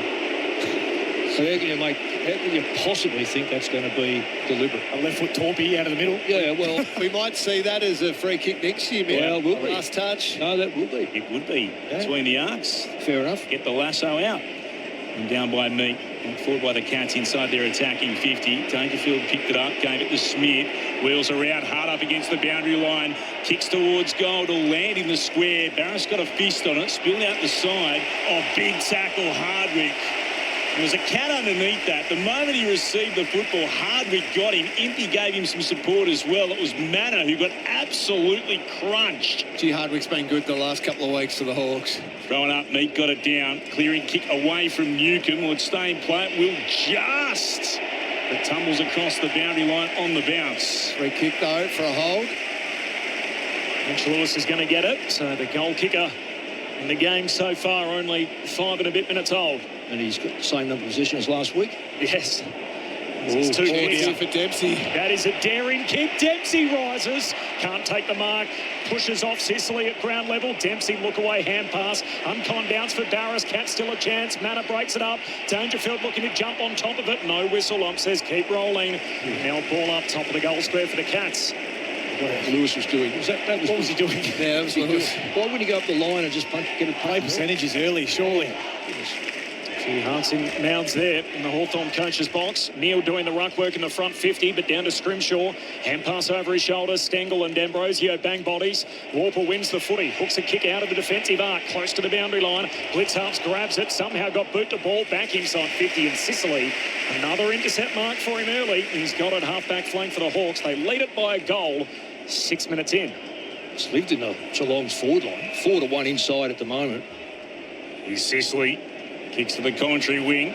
There's some battle on here. Bringing to ground was De Koning. Trying to gather Ginnivan for the Hawks. Moore couldn't pick it up. Guthrie eventually does, but his hand pass went straight to Warple. Got tackled by Close. Got a hand pass out though. The Hawks had it through Moore. Then Ambrosio has done well. Shrugged an attempted tackle and drills the pass short to Gunston. Could have played on by hand. Ambrosio was running by. Instead, he kicks straight into Stewart. Ricochets back to him. Is able to break away from Stewart. Tumbles a kick into the left forward pocket. Bounced away from Cameron, though. He was back there in defence. Shared it with Moen. Shocking kick from Cameron beyond defensive 50. Close goes into the side of D'Ambrosio. Smith shares it with Guthrie. Back to Smith. Then to Cameron. Kicks to the centre circle. Stengel takes the mark. And now they got a chance in the counter-attack. This slingshot. Geelong footy short back to Cameron. Third touch in the chain to Shannon Neal. Hands on it. No mark. Is he getting a free? No. Barris cleans it up for Hawthorn. Handball away to Ward. Kicks out of the defensive 50. Bouncing footy to the wing. Ginnivan collects. Hand pass touched on the way through. Newcomb under the pump. O'Sullivan's got him. Holding the ball. And Connor O'Sullivan rewarded on the wing. Yeah, good tackle. Famous number 14. He'll get it for the Cats. He'll head laterally with it and spot up blitz halves. Blitz halves just inside the outer edge of the centre square. Marks and elects to play on by hand. De Koning running by. Kicks towards left, forward. Neil was up. Barris got a fist on it. Spilled down towards O'Connor of the Cats. Hand pass forward to Holmes. Hard up against the boundary line. Bounces it towards goal. Dempsey was there trying to flick it through. And we'll send this upstairs to make sure that it somehow hasn't gone through. That was a remarkable effort the other week when at the far post in soccer terms was able to soccer it through. They're going to send this upstairs. I think it was touched on the way through. I reckon that's what we'll see from the replay. Yeah, we've got the replay in the box here. I think that's definitely come off. Ambrosio's backside? Ambrosio, yeah. Yeah, it just touched his backside. Yep. This will be confirmed as a point. We see, Mick, you mentioned Geelong dominating the possession in their forward half, but the kicks inside 50 aren't great at the moment. No, they're not. It's actually flicked between the legs of Ambrosio, and Lids has called it spot on. Just flicked up one of the cheeks on the way through for a minor score. So up behind, let's put it that way. So that's telling us that Hawthorn are playing a lot of players up the ground just to squash this time out a little bit. It's the Cats' first score of the game, so one behind or one straight, 9 minutes in. Hawthorn by 5 points. Long kick to the wing, good mark Meek, and releases the run of McDonald. Handball away to Watson. Watson trying to break a couple of tackles. Under pressure, got it out. Broken up by Lewis. Back to Ward. Hawthorn still with it. Hand pass to Watson. Somehow nutmegged himself. Almost the Ash Centra bounce between the legs. Here's Nash. Handball away to Butler. Back by hand to Ward. Tumbles a kick forward to McDonald. Hawks are on deeper forward, and Lewis is on the end of it again. Left half forward for Hawthorn. So what's happening at the moment with the Geelong defenders is I think they're worried about Hawthorn getting out the back in that fast start that they've had throughout this final series. And Hawthorn have been really smart, just hitting the 15-metre kick, getting a mark inside about that 35 to 50 metres out from goal. Spot on, Lingy. But also, Lewis is not playing anywhere near the goal square. No. He's playing 40 to 80. He's actually tested football. Well, he actually got one in the back line before. Boundary line, he's only 5 metres away on his left-hand side. He'll kick from about 40 metres out. His kick fades to the right, and it's a behind. So 1-1 for Hawthorn, 1-1 for Mitch Lewis. The Cats are behind. We're 11 minutes in. Keep in mind the inside 50 count, 7-3 the Cats way. Stewart stands in his defensive goal square. For a moment about going up the corridor. He'll kick in the direction of the logo commentary wing. Oh, big fly from Neil. Spills out the back though. Sicily for the Hawks. Moves it on to Amon. He'll send it back towards full forward for Hawthorn. Again, a pack of 4 up. Stewart reacts quickest. Turns back. Got a hand pass away to O'Connor. And then Mullen under real pressure. His kick went straight through to Ginnivan. And he kicks the Hawks second. They do have another fast start, the Hawks. 2-1 third seed to 1 behind the Cats. 11 gone in the opening turn. Well, they're definitely feeling it. The Hawks at the moment, they're winning important one-on-one contests. They're covering really well when the ball gets kicked long to a contest. And then their ball use inside forward 50 is dangerous, and even then from the marking contest they didn't win it initially and Geelong tried to exit it. It's pressure. But the pressure came hard. Conor McDonald. Yeah, brilliant play, and Ginnivan just popped it through. Yeah, but even the long down the line here, Lingy, there's just Shannon Neal. They had 2 guys go, Bose and Neal, at the same time. Therefore, no one's on the ground, so the ball goes back inside 50. Their ability there, the Hawks, to get up and create that contest and then get back again to keep the pressure on, really, really good. First 4 goals in the elimination final against the Giants. First 3 last week against the Crows. They got the first 2 tonight as Joel, the backup ruck, wins it down to Smith, and he's gang tackled straight away. This is where Blitz halves, he's in the ruck, isn't he? Yep. He could get forward on Joel. Joel does not chase hard enough nor defend hard enough. So there's another forward there. Upon Meredith bowled over the stoppage. Clean throw up, trying to get a kick forward there. Butler picked off. Humphreys, hand pass back into the rubble, and Warple collects and he's drilled to the ground immediately by Atkins. That's his go. A tackling machine. 13 minutes in, Hawks by 12. It's Arves wins it for the Cats. And after it, Bose has to just knock it forward. Sicily should get to it first, but he's head over the football, surrounded by Cats. Did really well. Has to hand it back to Scrimshaw. Moves the Hawks forward again to Warple, to Ginnivan. Racing by Amon. It's a nice play. Short pass finds Moore. Moore from about 70 out into the right forward pocket. Wanted Gunston, couldn't mark. Spoil came from behind. Henry got his fist to it. It goes across the boundary line. 48 out. From their attacking goal, Hawthorn. They're 2-1-13. The Cats 1 behind. 13 gone opening turn. Even when Gunston contested that mark, then Mitch Lewis had got out the back into the goal square on his own. Who's got him? O'Sullivan at the moment. Forward 50 stoppage for the Hawks. Chol palms it down. Moore trying to keep it moving. Picked off by Mullen. Cats back the other way. Mullen took on Nash. He's in trouble. Caught holding the ball. The Irishman on the Irishman. And Connor Nash wins that battle on O'Sheen Mullen. You'll get a look here right in front of Bay 13. He's about, 40 metres out. Just had a couple of errors, hasn't he? O'Sheen Mullen got stripped with that little kick out before ending the Ginnivan goal, and now trying to do a little bit too much in a pressure situation. And Connor Nash, by the way, is not a left footer. He's going to try it out anyway. He's got it right to the goal line, and it's off hands and through for a minor score. So hooked across the body from 40 out off his non-preferred. Make it 2-2 to 1 behind. So 14 minutes in, it's Hawthorn by 13. Finals footy on ABC Sport. Jack Henry just down for a moment. Yeah, really struggling. Tried to stand up, had to go back down onto the turf. Meantime, Stewart kicks long towards left half back, off hands. Manor racing by for the Cats. Gathers, sends it deep inside forward 50. Race on here. Hardwick up against Bowes. Hardwick was able to tap it back over his back shoulder. Trying to dive on it. Scrimshaw knocked it back into a dangerous spot. Stengel tried to get it. Trying to get a hand pass away. Again, Scrimshaw just slapped it out. And looked to try to rush it through here. You would think the Hawks. Hardwick instead wraps up Stengel, takes him to ground at right full forward. Ankle. Tim Hodges on the boundary. Hodgie. This does not look good for Jack Henry. Cannot put any weight on his left side. I'm not quite sure why they're not calling for a stretcher. It's taking two trainers to lift him off the ground. They are one short down back if the ball comes down. Warple clears defensive 50, but it's coming back. Guthrie kicks to full forward. Neil threw his arms up. No free kick. Hardwick grabs the Sharon. Kicks to centre half back. Punched on by Moore. Into the path there of McDonald. Back to Moore. And the Hawks are out with not a heap up ahead. He has to buy some time. Handball away to Amon, who's ordinarily a good user. Kicks long to Connor McDonald, who's outnumbered, and the numbers win. Oh, DeConing has a fumble. Puts the Cats under pressure. DeConing forced to tackle McDonald, who jumps on top of it. And the umpire says ball up. And this is a significant moment. The Jack Henry injury, who of course missed the last time these two teams met, and Jack Gunston run amok. Did the rush behind moment just a few seconds ago, and it looked like, unfortunately for him, as he went up, O'Sullivan has landed on his left ankle as they both came to ground. On the outer side here at the MCG, Scrimshaw, hand pass over his shoulder. Atkins stole it.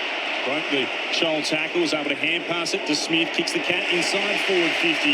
That is a good mark by Battle against Cameron. It was by hand to Sicily. Trundles forward, kicks into the middle of the ground. Nash marks in the centre square, just on the inside of the logo commentary wing. Pauses for a moment. The ball was D'Ambrosio. That's ignored. He'll flare it back to Amon, who should have marked and drops it, but has time to regather. Short kick, finds Dylan Moore, gets back in the slow play. Dylan Moore has other ideas. Centering kick to Butler. I think Ginnivan's gone off with a dislocated finger too, or a broken finger, one or the other. Okay. It's all happening on the interchange. We'll get back to Hodgie in just a moment. Jack Henry, more pressing concern, a left ankle injury. And so now young Connor O'Sullivan, your man, Lids, he's standing Jack Gunston, the evergreen forward. As Amon now goes long down to half forward, punched away by DeConing, out of play. Tim Hodges on the boundary. This is not good for Jack Henry. So even the thought of him going down the stairs to the rooms was too much for him. He held onto the railings and almost slid down on his backside, such as the difficulty of walking on that left ankle. So honestly, you take your cues from the looks on their faces, and it would be a miracle if the Cats can get Henry back into this game. Meek wins it down for the Hawks. Newcomb got wrapped up. Tackle from, well, guess who? Atkins. Something he's just exceptional at. He has it for the Cats and he'll take the free kick. He could have gone short to Humphreys if he wanted, just lurking near the wing. Underneath our broadcast position, instead goes back to DeConing. He'll go all the way back to fullback to Stewart. Humps a kick. Oh, that's a poor kick to the outer side and allows Weddle to take the mark. Goes on by a hand to Moore for the Hawks, sweeping it to Gunston at right half forward. Hand passes back to Weddle, runs to 51 out, kicks towards full forward. Oh, it's hit the right-hand goalpost. That would have been some sort of play down the southern stand side, the Shane Warne stand side, but just a minor score instead. The Hawks at 2-3-15. The Cats one behind, 18 gone in the first. Tim Hodges on the boundary. Any sign of Guinea down there, Hodgie? No, so the Hawks are one man short down here at the moment. He's gone down to the rooms almost at the same time as the Henry incident. I think it might have been from the same contest, so it's either a busted finger or a dislocated finger. He's in the rooms at the moment. The Cats working up the wing. He's close. Short kick finds Manor. Wants to play on immediately, trying to get some speed on the ball. Kicks, not good. Miscues it straight to Newcomb. Takes the intercept mark. Hawks back the other way. Feeling themselves at the moment. McDonald to Nash. Got a handball out. Sicily grabs it. Trying to get boot the ball. Ball comes out. McDonald got it to Impey. And he kicks wide to Meek. And Meek's got it right in front of the benches. So Sicily didn't make contact as he flung his boot at it. Doesn't have to. That's clever. He knew all he had to do was sling the boot at it because he didn't have any prior opportunity. Just had to make an attempt. So that is the correct call in the way they tell the umpires to officiate it. Long inside 50 from Meek. Chol hands to it. No mark. Spills to Guthrie. It's locked up straight away. 40 metres out from the Hawks goal. Hawthorn by 14 points. We're 19 minutes into the prelim. Umpire sends it aloft. Meek slaps it down. Watson almost onto it. Instead, he had to leave it. And pass went back. Getting it again. Kick. Warden in turn to Moore, whose kick was precise. And he finds Nash, who marks 45-degree angle to the left, about 40 out. So Geelong's come in with a plan which is not working at all, and that is to retreat a little bit and protect. But 3, 4, 5 of them are doing it at one time. Yeah. And Hawthorn are just picking them apart completely. What's he doing here? He's going to set snap. Kicks around the body. And the way the crowd's reacted, that's why. What a finish. And here we are again with the Hawks up and about early doors. 3-3-21 to 1 behind the Cats. We've gone 20 minutes into the opening term, and Nash puts his name on the list of goal kickers. Oh, like he was kicking the round ball there, Mick, wasn't he? Going around the corner from 40 on. I wouldn't recommend it. Well, it's almost, you wouldn't say straight in front, but the angle was, what, 60 degrees? Movement at the station. Let's head back to the bench. Tim Hodges. Hodgie. Holy hell, there's a lot happening down here. Jack Ginnivan is back from the rooms. I don't know, is that karma that his middle finger's busted? It's been strapped to the finger beside it. He had 2 handballs on the sidelines before Nick Watson came to the bench, and he had no choice but to go back on. So Ginnivan is on out there with his hand strapped and a busted finger. Now, the amazing news here is happening right now. Jack Henry is back from the rooms. You can see the strapping underneath that sock, so it's a left ankle. But the good news for the Cats, he is back and he is trying to warm up. Hawks with the first 3 goals. Thanks, Hodgie. Ginnivan out of the middle. Handball to D'Ambrosio on the wing. Hand pass to Nash. Hawks are up and about. Handball away to Ward. Now the long inside 50 kick. DeConey trying to intercept. Spills down to Butler. Butler goals, but there's a push. It's coming back. Hold the phone. A free kick for DeConey here at fullback for Geelong. Yeah, front on contact. They need to settle here, the Cats. Of course, they had last week off. Hawthorn went to Adelaide, beat the Crows. They played twice since Geelong last played. And now you find themselves 3 goals down from the jump. Long kick from Guthrie up to the wing. Picked up there by Cameron. He's tackled immediately, taken to ground, and a ball up on the logo. Southern side. Hawthorn by 20. Finals footy on ABC Sport. Time on opening term. Key players for the Cats just can't get their hands on the footy. Holmes 1 touch. Dempsey 1 touch. Myers 1 touch. Manor races away for the Cats. Runs towards left half forward and puts it out of bounds on the full. Hawthorn can go for the throat here now. Geelong have not started well, that's obvious, but they're rattled by it as well. Now if the Hawks can just pile on another goal or 2 before the quarter-time break, make that buffer really get inside the Cats' heads. Battle with the inboard free kick, and he finds Grimshaw, who marks, still in the right back pocket for Hawthorn. They're up by 20 points, 22 gone in the first. The Hawks send it towards the outer side. Guthrie flew, almost got the mark. Spills down again for the Hawks. Involved was O'Connor to Newcomb. They swept it forward to Nash. It comes down to Moore. He'll take a bounce forward to the wing. Looks to hand it off again. Beautiful little, almost a 1-2 from D'Ambrosio, trying to get it onto Moore, instead intercepting it. was Dempsey, tapped down by Blitzarves, comes back again to the Hawks, and His attempted kick smothered away over the boundary line for a throw-in. At 49 out from the Hawks attacking goal. Of course, they're heading to the punt road end to the left of our broadcast position in this, the opening term. They're up 3-3-21 to 1 behind the Cats. 23 gone in the first. They've kicked the first 3 goals now in all 3 finals. Hawthorn from the boundary throw-in. Meek palms it down. Smith trying to get a hand pass away, but coughs it up. Straight to Newcomb. Handball back inboard to Moore. Gives it to Nash. Tumbles a kick to full forward. Stewart's got a play on it. Punches it through for a rush behind. So 3-3 to 2 behinds. Hawthorn lead it by 20 points. 23.5 goal opening term, so that game high margin was 21. Kicking efficiency, 73% Hawthorn, which is elite. 56% Geelong, really poor. That's the difference at the moment. Hawthorn so much more composure. Stewart wasn't sure where to go, so he decides to send it long towards right half back. Off hands, it spills down to a Hawk. Donald looks to kick back inside forward 50. Quick hands from De Koning, shares it to Manor, then to Bowes. Kicks towards the logo. Scrimshaw's up. Wins it down for the Hawks. Oh, that's a poor kick. Straight to Bailey Smith, almost like he was trying to find him. He plays on and gets told to move it on now by the umpire. Smith for the Cats towards left half forward. Had a little bit too much on that. And the kick floats inside the forward 50. And a mark there to D'Ambrosio of Hawthorn. 3-4 plays 1 behind. The Hawks by 21 points. And we've gone 24 minutes in the first. Wide to Newcomb. He just stabs it short to Amon. And then the short kick finds Meek. The big ruckman told to go. Looking for a runner. Eventually gives it by hand to D'Ambrosio. Kicks up over halfway. Here's Moore between wing and half forward. Again in Hawthorn's hands. Pokes the pass along the boundary line to Gunston. The vet's got it. He's got Henry for company again after his early troubles with that ankle complaint. Gunston kicks one sky high out towards the forward pocket, and Sullivan punches it into safety and into the front row. 21-point lead for the Hawks. Geelong have scored only once. 25 minutes in, Tim Hodges on the boundary. Corbin, just an update on Jack Henry. So it's a left ankle injury, has had it heavily strapped, came back, did a couple of run-throughs around the boundary.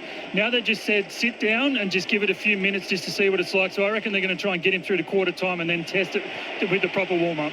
Meek in the right tap in the direction of Newcomb. He could only take it under pressure back over the boundary line, deep in the right forward pocket for the Hawks. Their lead remains 21 points, 25 and a bit gone in the first. Preliminary final, the MCG. And down again by Meek. Gilman trying to shovel a hand pass forward to Stewart. Oh, got wrapped up. Great tackle by Chol. Ball spills out the side. More players pile on top of it. Umpire says we'll ball it up. There's another Geelong player down too. Stewart has stayed down from the previous collision. Yeah, I reckon he's got knocked out from the tackle. Chol right in his back. And his wrist, he's holding his wrist. Joel's taking him to ground from that tackle. He got the hand pass out and his head just clattered into the turf and his arms locked up. As you said, holding the right wrist as well. He's tough too, so there's clearly something wrong in a player like that. He's endured a lot. It may well be his wrist the way it's gone down. So there's 2 key backs. They're holding his head. So regardless, this could be concussion for a start off. Let's just check in with Hodgie again on the boundary. Finals footy on ABC Sport. Hawks by 21. Tim Hodges. Okay, so the stretcher has now been called for. It's here on the Geelong bench, so I think they have to get clearance to be able to take it on the ground.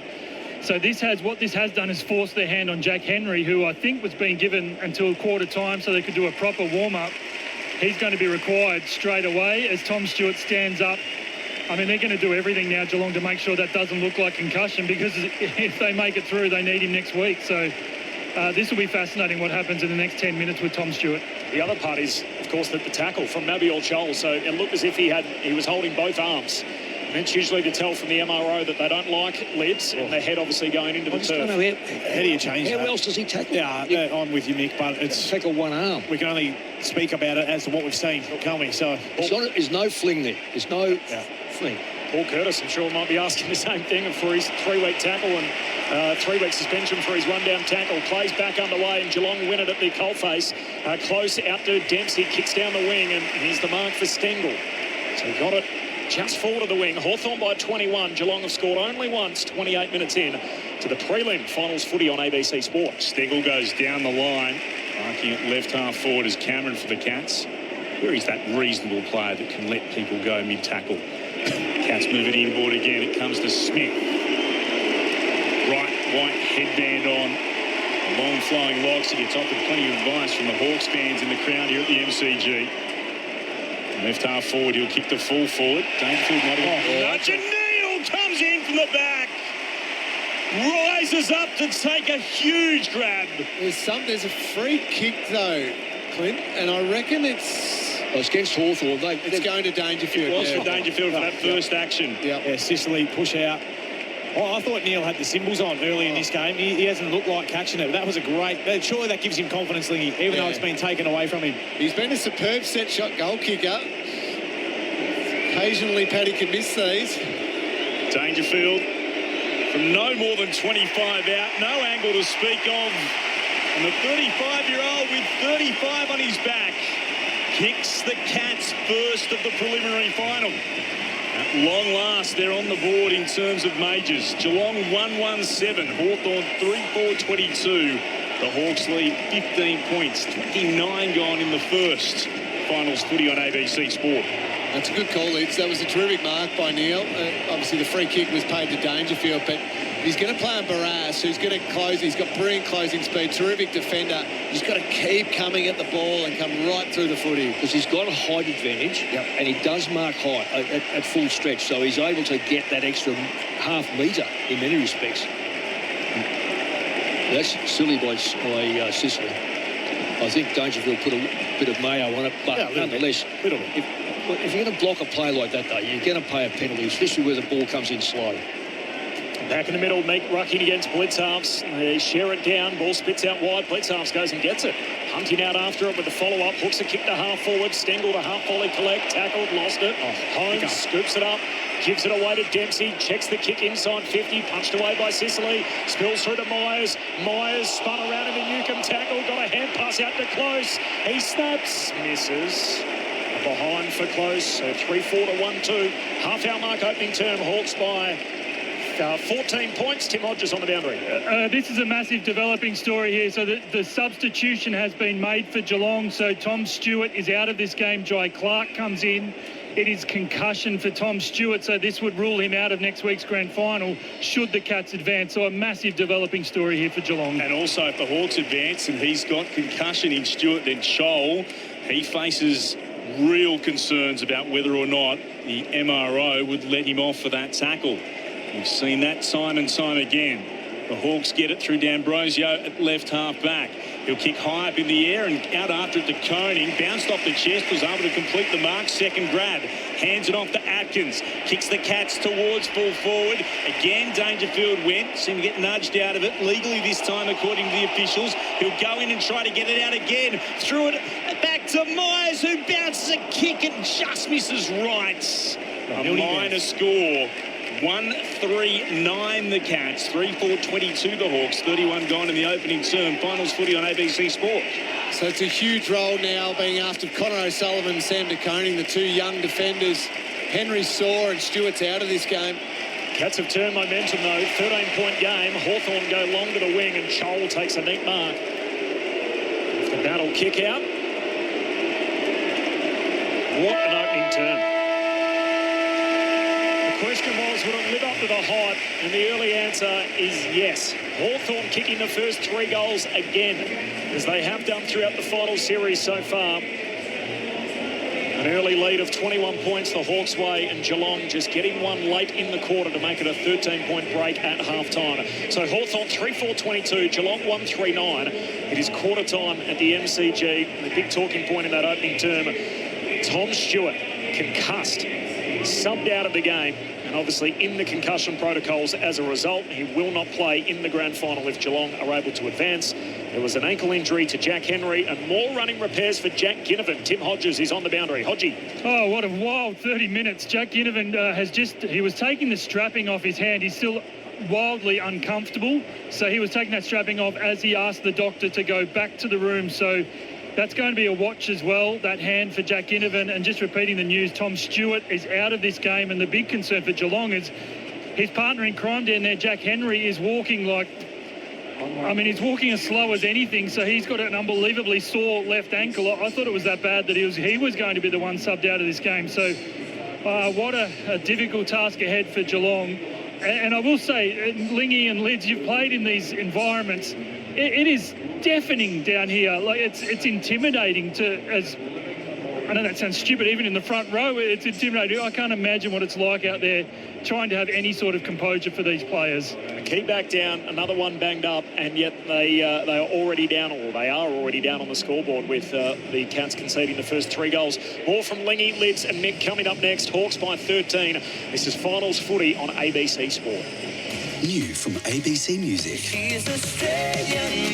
Aussie country music legends, the Wolf Brothers, are back with their new album, Australian Made. Out now at abc.net.au/ABC Music. This is ABC Sports coverage of the 2025 AFL Finals. AFL on your radio, ABC Sport Digital, and on the ABC Listen app. A rivalry as good as the game has. In September, Geelong, Hawthorn. Gives it to Newcomb. Mr. September, one way then the other. Trying to run around Smith. Gets it short back to Joel. Hawthorn inside 50 for the first time. The kick's good, and Lewis hangs onto it right on the 50. His first kick of the night, the drop punt from 50. There's no better way to start. Lewis goals. Again, a pack of forearms. Stewart reacts quick as turns back. Got a hand pass away to O'Connor. And then Mullen under real pressure. His kick went straight through to Ginnivan. And he kicks the Hawks second.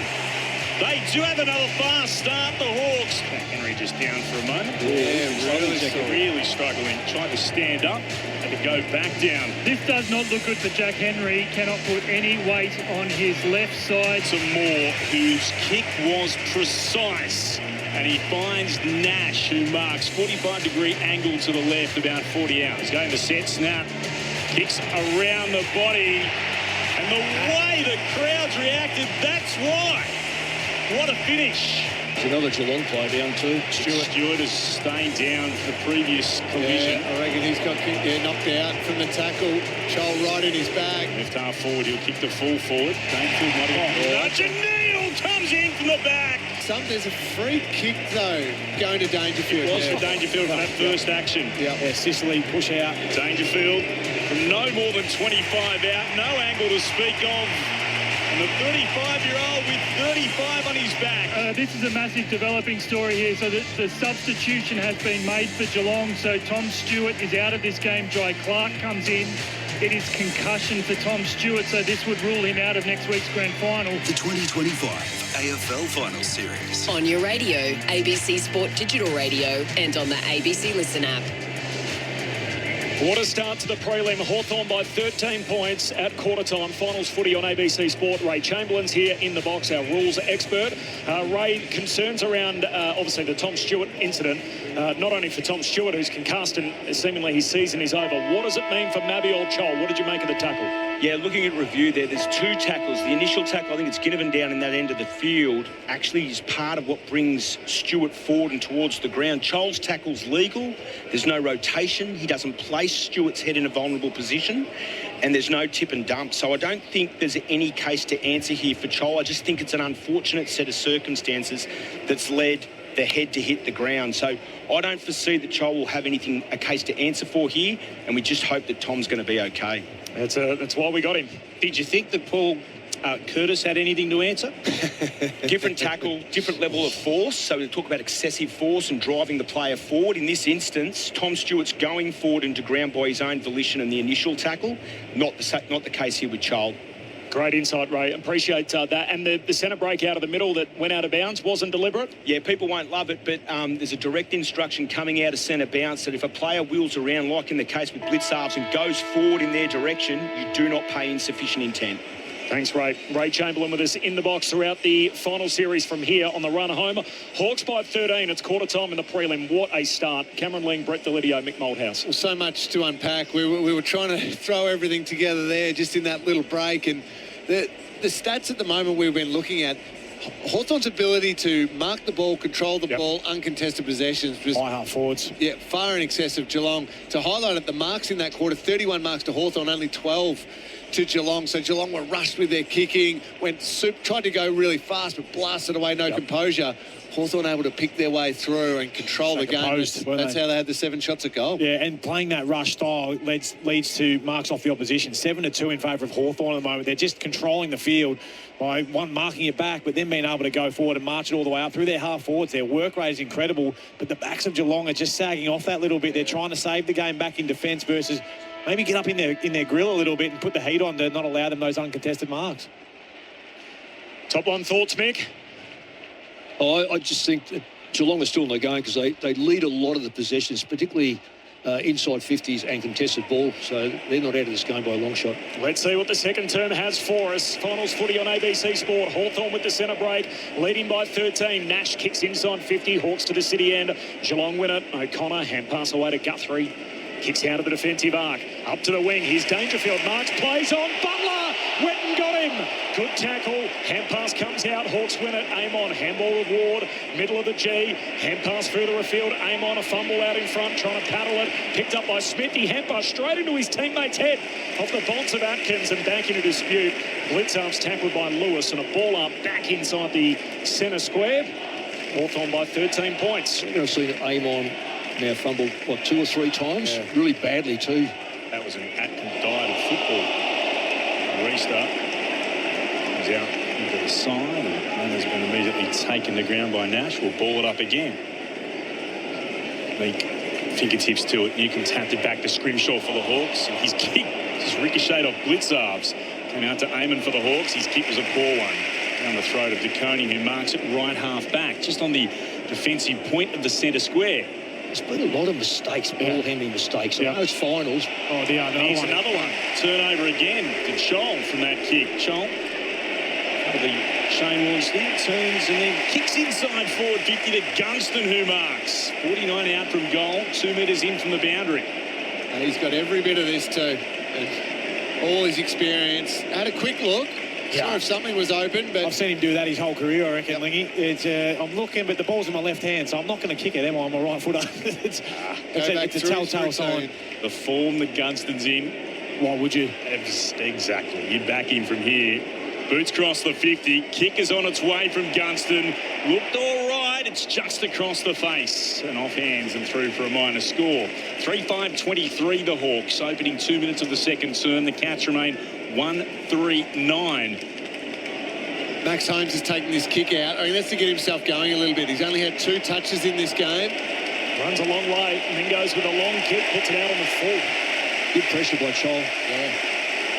Chol came across, hurried the kick. Hawthorn win it back. So the kick from Gunston down to half forward. Finds Ward, brings it back inboard. This is Nash, takes the mark. Hand pass away to Amon, trying to get on that weapon of a left foot. High bomb to the top of the goal square. Blitzarms puts his fist through it. Still a live footy. Butler collects, tackled through the behind line. And the minor score, Hawks by 15. They did lead the game by as many as 21. 3 minutes gone, second term. Tom Stewart out with concussion.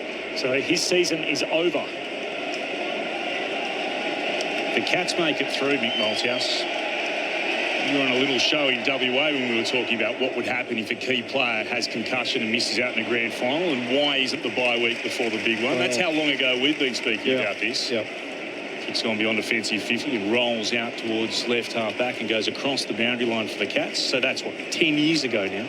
It was always going to be a moment, wasn't there, and a flashpoint with the pre-finals bye and where it's best suited, and here we are. Thrown in again. Blitzarves for the Cats. Got to it first. Didn't get a telling tap away. Meek picked it up off the ground. Went straight to Smith. His kick was in the direction of Dangerfield, who's done well to lean forward and take that mark. It was an awkward one. Immediately kicks inside forward 50. O'Neill up against Barris. And he's able to drag in the footy.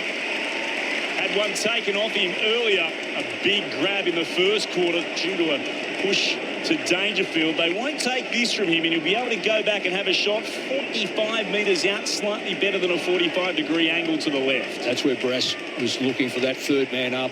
And the third man up was actually doing a tackle here in front of us. So quick movement by the Cats have got this one. 42-18 for the season for Shannon Neal. Important moment this for Geelong. Kicks on its way. It's a little bit to the right. It goes back through the big sticks for a goal. A key moment perhaps for Geelong. The 4-minute mark of the second term. They draw back to within 9 points. Hawthorn of 3-6-24. Geelong 2-3-15. Head downstairs to Tim Hodges on the boundary. Tim. Clint, I hope you can hear me. It's so loud down here. Just an update on Jack Ginnivan. He went down to the Hawthorn rooms for the second time this match at quarter time with that busted middle finger. He took the strapping off. He came back just to listen to the quarter time address and then has just spent the first 4 minutes of his second term on the sidelines having those fingers re-strapped together. He's in tremendous pain. I don't think he's ever had finger issues before. He just was looking at them for a couple of minutes thinking, how could this be hurting so much? He's had issues before, Timmy. So he is back. He's back on the ground in the forward line, but under some duress. Turn it into an expensive finger. It's a $1,000 fine, of course, from the Adelaide Oval earlier in the year. All of a sudden, the Cats right back in this game from 21 down. It's now a 9-point margin. Hawthorn the first 3 goals, Geelong the next 2. Brett Roseby is practicing for 15 seconds on that ball. Crooked bounce. Tosses it up after recalling it. Meek palms it down. Dangerfield, critical touch, knocks it down to O'Connor. Hand pass to Holmes. Handball out wide. Finds Humphreys on the wing. Kicks up over halfway for the Cats. Stengel the target. Carries over the head of he and Hardwick. And Hardwick just lingered on the tackle. Stengel didn't have the footy. Gets away the free.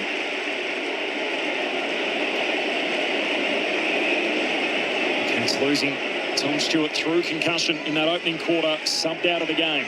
Stengel kicks inside 50. The target, Cameron, ball spills front and centre. Smith pops it on the boot. Blitzarps is out the back. Blitzarps goals. Cats right back in this final. 3-6 to 3-3. Half a dozen minutes into the second term. The Hawks the first 3. The Cats the next 3.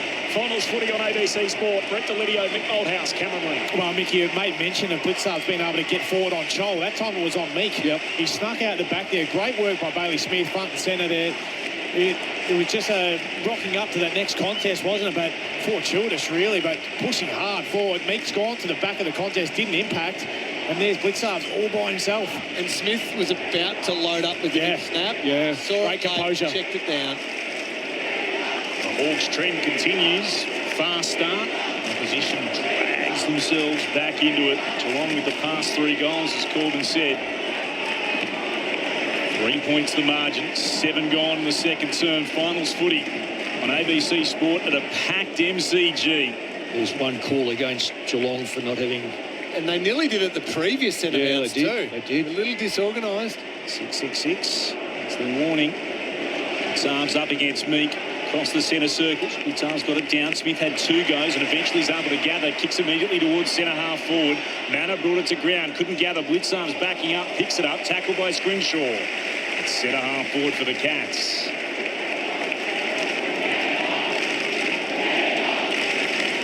Umpire puts it aloft. Meek trying to palm it down. Warple gathered. Threw it on the boot.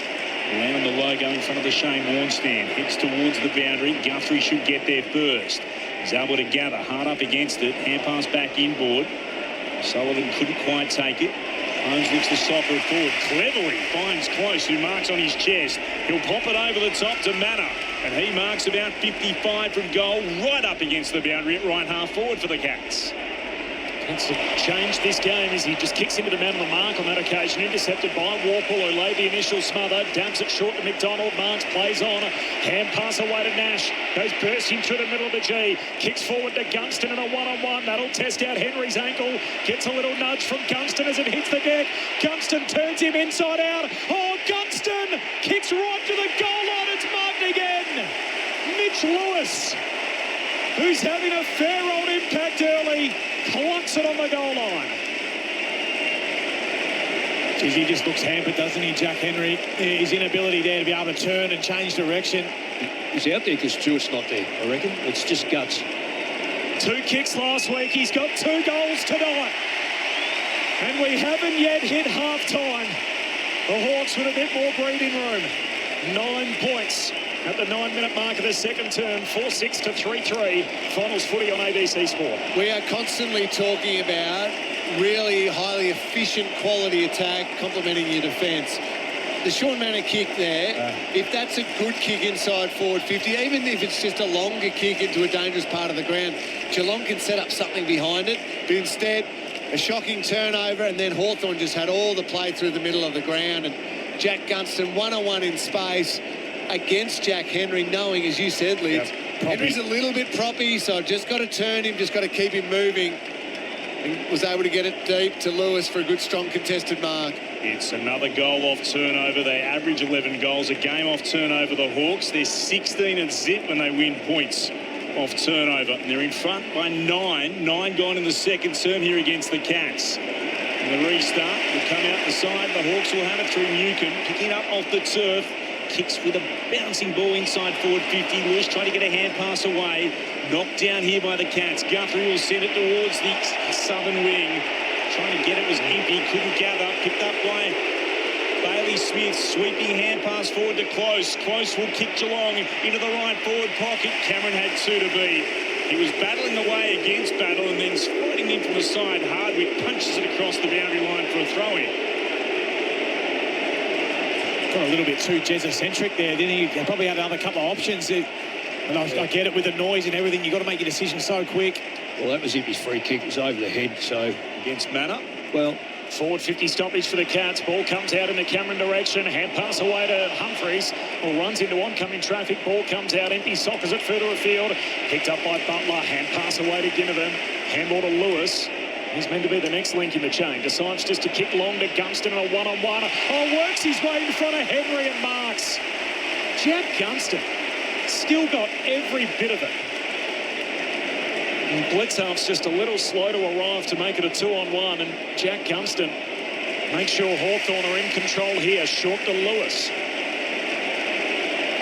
And then on the mark is right on the 50. I don't really get why players can see a player who can kick 50, allow him the luxury of getting to 50 and taking a mark. Play in front of him, make him have to get around you. He's kicked 2 already. I mentioned last week, that was the first final he's ever played, by the way, coming in for the semi-final for the injured Kel Shadir after being omitted for the Week 1 game against the Giants. He's going to kick a casual drop punt. He's got every bit of it. Straight through it goes, and Mitch Lewis has got 3. He is having himself a night. And Hawthorn by 15 points, a dozen minutes played in the second term. 5-6 to 3-3. Finals footy on ABC Sport. Geez, you're right about being casual. I thought there's no way he's making the journey. He's just going to lay this up, but he has timed that beautifully. But his first kick was like that. I'm unaware of... I can't remember his kicking style. He's been out for so long, but it is measured. He's obviously got a very long leg to start off. And accurate. Yeah. That was a beautiful kick. In all fairness, though, Geelong, knowing that he's kicked 2 from marks, I know one was in the goal square, you've got to take the leading off him. It's been a clear mindset from moment one, though. Geelong are just retreating, going, I'm going to guard space back inside forward 50. Hawthorn are picking them off. That if they don't adjust to that now, this game will get away. It's Ginnivan and Watson, they're scared of running into open goals. Well, they're not kicking goals. Well, Ginnivan kicked 1. Blitzarf's won it down to Dangerfield. Hand passed over the shoulder. Ginnivan was there. Scooped on it and kicked straight into Dangerfield. Ball ricocheted away to Chol. Immediately tackled. The ball up on the outer edge of the centre square. So the Hawks kicked the first 3. The Cats kicked the next 3. And then the Hawks have kicked the past 2. And they lead 5-6 to 3-3. 13 gone in the second. From the restart, it's going to be locked in again here. Atkins doing the tackling with Manor. They wrapped up Newcomb. And sent up into the air again. Blitzarf slapped it forward straight to Dangerfield. Cleverly immediately kicks deep inside the right forward pocket. The ball's allowed to bounce. Neil tries to tap it back inboard to Martin. Instead, Scrimshaw's there. Mops it up for the Hawks. Gave it to Battle. It's beyond defensive 50. Tries to find Butler. He goes up. Can't mark. At the drop, comes down to Bowes. And he sends it inside forward 50 to Manor, who marks 45 from goal. Just better than a 45-degree angle to the left. He was superb, Manor, in the first final, but tonight he's been a little jittery with his kicking. He's normally a beautiful kick. He's had a couple of uncharacteristic mistakes. This will be important for him to just settle those nerves back down. If he can go back, kick this goal, kick right through it. Doesn't have to steer it. It's full kicking action. 28 goals, 20 for the season. Sean Manor, boots cross the 50. Kick looks okay. The Cats fans rise behind the goal. The punt road ends. And Geelong respond. And we're back to a 9-point margin at the 15-minute mark of the second term of the preliminary final between the Hawks and the Cats. Hawthorn 5-6-36. Geelong 4-3-27. Finals footy on ABC Sport. There's a nice bit of composure from Bose, wasn't his ability to find one in there.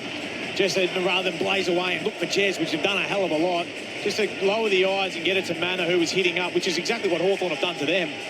We spoke about it before the game, Lingy, and that ability, what they did in that qualifying final was don't try and overplay it. Don't everyone try and be the hero. They've probably fallen into that trap a little bit here so far today.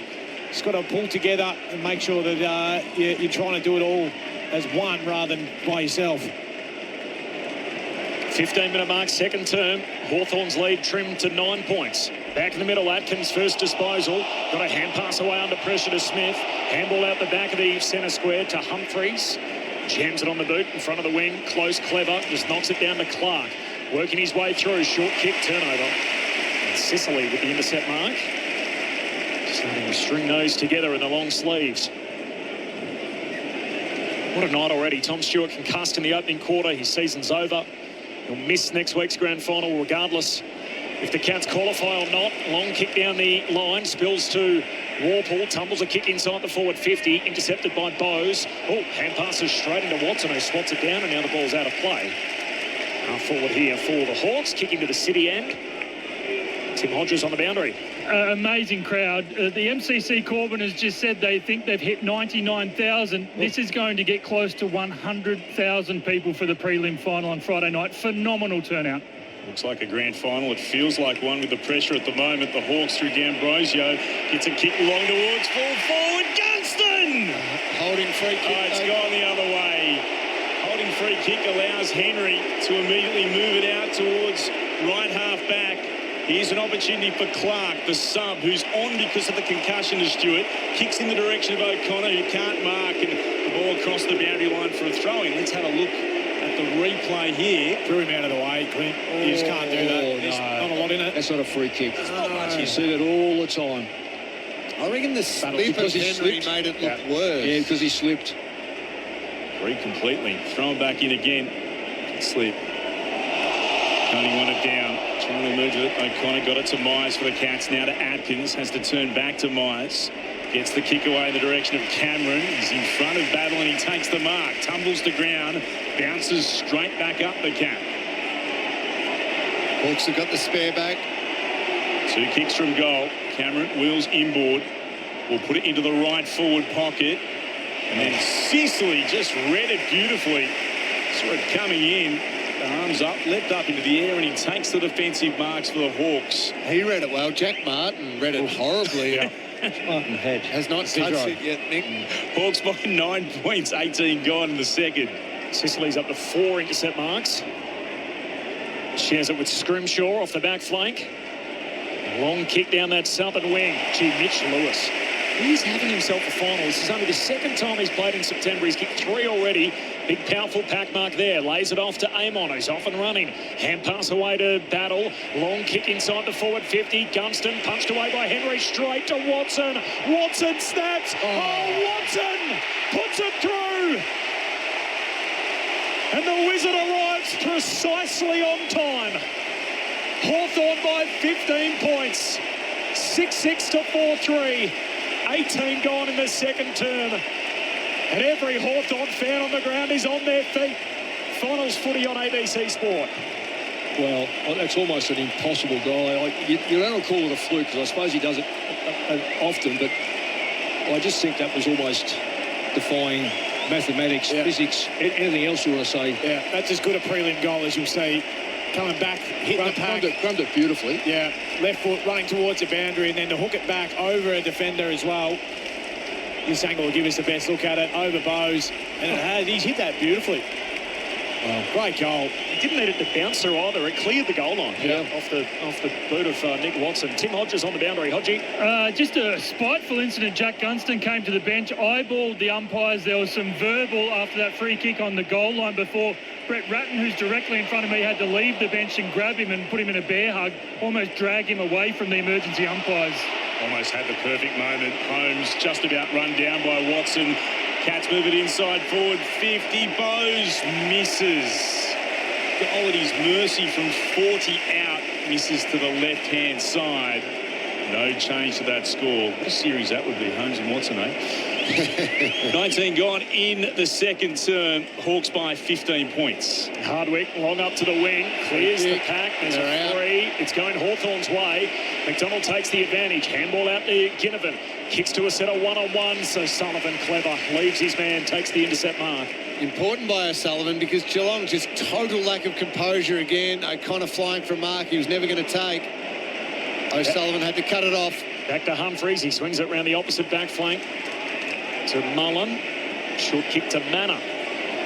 Geelong with it down 15. Have trailed all night. Manor kicks inside the forward 50. Neal from the back. Cameron in front. And Cameron picks it off for the Cats. Right half forward. Just inside the 50. It was just a nice switch and play, wasn't it? Their ability to go across the ground. Humphreys then going wider again. Mullen finding Manor. And he was just allowed to take that space, which got him that extra bit of distance on his kick, which got it to where, Jez was able to mark inside that forward 50. They've managed to hang on, haven't they, at the moment, the Cats? They've knocked this one through. It's just there and thereabouts. Henry's hurt. Stewart's done for the night and done for the season with concussion. And the Cats playing catch-up. Jeremy Cameron. Likes it. What a kick. Hit it pure. And straight through it goes as the Coleman medalist drags the Cats back into it. 21 gone in the second. 5-3-33 Geelong. Hawthorn 6-6-42. 9-point game. Hawks on top. Time on second term. Finals footy ABC Sport. It's taken genuine contested marks, though, from Geelong. Like almost really great marks. Yep. And from far out. Whereas Hawthorn, when they go forward, it looks and seems scary, seems easier, seems like there's more space, more isolation they're working in. So Geelong are holding on. They've got it back to 9 points. But it seems like it's hard work for them to score at the moment. So what do we got? Just over 7 minutes to go. They've still got plenty of ball, though, Lingy. They're still getting the ball and they're still going inside 50 around about the same thing. So I don't know if it's as dire as what the scoreboard suggests it's an even game, and I think it is. Meek tapped it down, went back, got it himself. Kicks towards half forward. Clark got in the way. It's tackled immediately then by Hawking McDonald. Umpire will ball it up again, still in the centre square. Blitzarves gets it down for the Cats to Holmes. Can't break the Hawks tackle in close proximity. Wrapped up and taken to ground. Ward got him. Umpire throws it again up into the air. Meek with the more telling tap down to Nash. His kick was smothered, came ricocheting off Atkins. Out though towards Ginnivan. Throws it on the boot, kicks inside forward 50. Child going out to try to attack the football. Couldn't mark. It's off hands and over for a boundary throw in. About 49 outs from the Cats goal. That was a good effort from Joel. We probably get into him a little bit about being so laid back, the big fella, but good effort to spoil that and get it out of bounds. Start again. Spun back in by the boundary umpire. Meek at the back, won it down. The Hawks forward 50. Guthrie got it. Sent back from where it came. Attempted mark over the shoulder by Ginnivan. Ricocheted off him to Ward. Tapped forward by Sicily. Attacking it, Myers. Got it for the Cats to Atkins. Just got a hand pass away as he's about to be tackled by Moore. Onto the logo to Holmes. Running by Guthrie. Goes short. Clever kick. Inside forward 50 to Martin, who marks 48 out from goal. He didn't blaze away, didn't go long, but spotted the option on. And Martin rewards it with the mark. A lot of contested football it was even in the first quarter. I'd like to see, it's even the game. But Geelong seem to be just starting to get that ball away from the stoppages a bit more. Surging a bit. Yeah, just a bit more. They're seeing a bit more run, and the Hawks are now defending far more. 23 minutes into the second term. This is Jack Martin's first disposal. It's a shot on goal from 50 outs. It's missing left. Nil went up. They've already crossed the behind line. A minor score. 61 apiece, Mick. Contested footy. 6-6-42 the Hawks, 5-4-30 for the Cats. 24 gone second term finals footy on ABC Sport.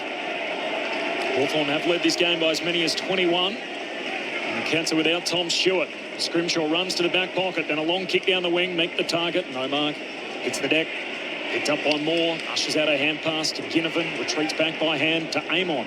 Left peg against the boundary line, loads up, whacks it 50 metres downfield. O'Sullivan in the box seat, spills it on the way down under pressure. McDonald, way to harm's house, just whacks it out to Ginnivan's advantage. Hand pass to Moore, goes back by hand to Amon, tries to trace the ball, it hits Moore on the way through. Ball spills to Ginnivan, who's coat hanging in the tackle by Connor O'Sullivan. And a free kick for Guinea. A busted finger tonight. The neat goal in the opening term, second of the game. Of course, one of the three premiership players in Hawthorn's team in different colours goes long down the line. So Scholl flies for it, spills to McDonald, high up and under inside 50. A rip down out of the night sky. In all of that by Butler. Mark not paid, didn't travel the required distance. And the Cats back the other way. Guthrie to Myers, short kick looking for Martin. He's getting a free for a push. And Jack Martin will get it against the boundary line southern side. Hawks by 8 points. Time on second quarter. It's got all the trimmings of another Geelong Hawthorn classic. Right, with a second disposal. Goes short. Taken by Myers. The play on. Does so. It's down low, but Holmes is able to mark it. Just a little bit shy of the logo. I think Geelong are almost doing what Hawthorn did early, starting now a possession game, short kicks, see if they can break up Hawthorn's defence. Back to Mullen, marks it centre half back to the Coney in the centre square, kicks the Cats towards left half forward. Again, a chance for Martin, goes into a pack inside forward 50. Oh, Dempsey, clever hand pass over the shoulder. Stengel, what a goal! That is remarkable. Dempsey's first disposal was a thing of absolute beauty. The look away over the shoulder hand pass, and Stengel's goal was absolutely top shelf.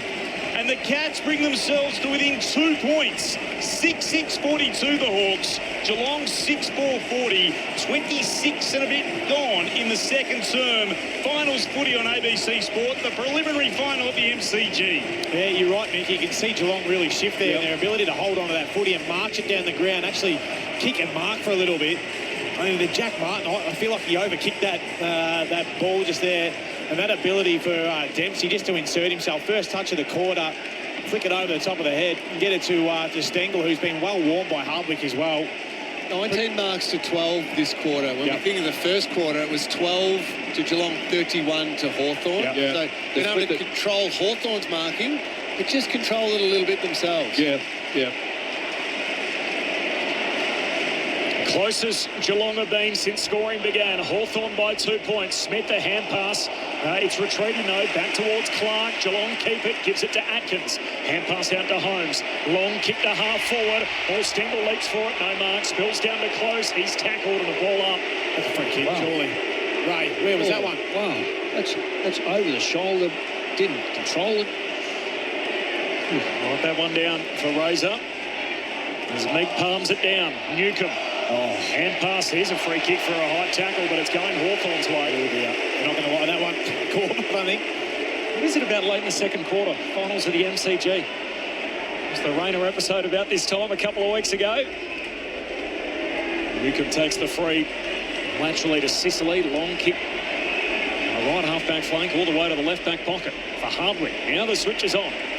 Barris has hit all the way up to give them an option here. Marks on the wing. 2 point game. Hawthorn lead it, having led by as many as 21. Hand pass to Ginnivan. That's just a rush kick forward. Turns it over. Intercept mark for Guthrie. Cats back the other way. Short kick to Stengel. No mark, but plays on. Handball to close. Kicks inside 50. Dangerfield. Bursting out of the lead in characteristic fashion. He marks it right half forward against the boundary. Great turnover. They set the ground up really well there, Geelong. They forced that short kick for Ginnivan, but then the rush kick as well. It's been... Oh, he's going to move it off. Hand pass inside to Cameron. Unloads from 50. Misses. 1 point game. 6-6 to 6-5. The Cats claw within a point. Right on the stroke of half-time. Hawks by 1. The shift has been that Geelong have been able to bring that little bit of pressure you're talking about, Leeds, where just force the Hawthorn player to kick a little earlier than what he wants and then try and get a good bit of attack going on the back of a turnover. Amon Runs to the left back pocket for the Hawks and kicks towards left half back. Big pack up off hands. Clark had it, taken the ground by Chol. Ball's been locked in. Mark O'Connor's doing a good job on Josh Weddle. He's only had the 2 touches so far for the half. Yeah. Going up. Meek's fingertips. Walple's out after it. Ward was there. Couldn't gather. Myers went to the side, then scooped up here by Blitzards and eventually locked into him. They'll ball it up again. Half an hour gone, 1-point ball game. This is the second term. Hawks still in front of the Cats. Ball worked down the wing. Blitzards was there. Got it away towards Atkins, kick towards right half forward. Dangerfield, strong, got the hand pass away to Stengel. Spun around in a circle, kicks inside forward 50. Sicily couldn't mark Dangerfield, bumped into his own player in Cameron. Ball spills forward, Dempsey runs it along the ground and across the face. Barris was there making sure it's across the behind line for a minor score. And we're all locked up. Half an hour gone in the second. Both the Hawks and the Cats 6-6, 42 apiece. Pat Dangerfield, how good was those couple of moments? Got the acceleration going. Carl Amon on the kick-out duties. Goes long up towards half-back. Meek flies for it, no mark. Spills back into dispute. Atkins trying to hold it in. Releases. Guthrie charges through for Geelong. Hand pass over to Stengel. Tumbles a kick into the forward pocket. Here he is again, Danger. Got a hand pass away to Dempsey. Pulls the kick back inboard. Hawks with the numbers. And Newcomb takes the intercept mark for the Hawks. Takes the kick out wide for Butler. Hawthorn trying to load up for a switch here. Sicily wants it brought back this way. They're not going to see it. Butler trying to go short to Ward. That was dangerous at turnover. Guthrie intercepts. Hand pass away to Myers. Handball to Atkins. Gives it back to Myers. He kicks laterally. Clark camped underneath it. Marks. Able to play on immediately. Kicks inside forward 50. Coming out Cameron. Couldn't quite mark it. Pressure came from Scrimshaw. Dangerfield there. Gathers. Hands it off to Bowes, who snaps from 35 out but misses left again. It'll give the Cats the lead though. 6-7 to 6-6. They're up by a point, Geelong. This Pat Dangerfield has inserted himself in this quarter. He's had up to 9 disposals and some big contested footy. 5 of those have been contested. Really trying to impose himself. Lead change number 1. Cats by a point. Sicily goes long up towards the wing. Spills out the back to Ginnivan. Hawks win it. Butler. Hand pass to Warple. Handball down the line. Wanting Watson broken up. Geelong winning all the tough contests at the moment. Dempsey away towards Mullen. Then to Clark. And now to Guthrie. Still with it. Southern wing. Pulls the kick back inboard. Amon drops the mark. Pressure from Holmes. Got it out to the ruckman. Meek gives it to Barris. He knocks it straight to Neal. Cats back the other way. Gives it to DeConing. Kicks to half forward. Impey intercepts. And Impey with it for the Hawks. In traffic at half back. His kick is out on the full. And that is half time. With Geelong on top by 1. Having trailed for most of that first half of the prelim. They fell behind by as many as 21 points at one stage. They lost Tom Stewart on the run. Jack Henry's out there but banged up with a left ankle concern. And at half-time, Geelong lead it by a point. All the trimmings of another classic between these two arch rivals. Geelong 6-7-43, Hawthorn 6-6-42. The Hawks previously by 21. It's Geelong by a point at the half. They kicked 5 goals to 3 in that quarter in front of a raucous crowd expected to be upwards of 99,000. The goal kickers. First of all, for the Cats, 6 individual goal kickers. So that was the theme from their qualifying final where they had 13 different contributors on the scoreboard. Cameron, Manna, Stengel, Neal, Dangerfield, Blitzards, all with 1 each. Meanwhile, for Hawthorn, 3 for Mitch Lewis, and then singles for Nash, Ginnivan and Watson. It's half-time in the prelim.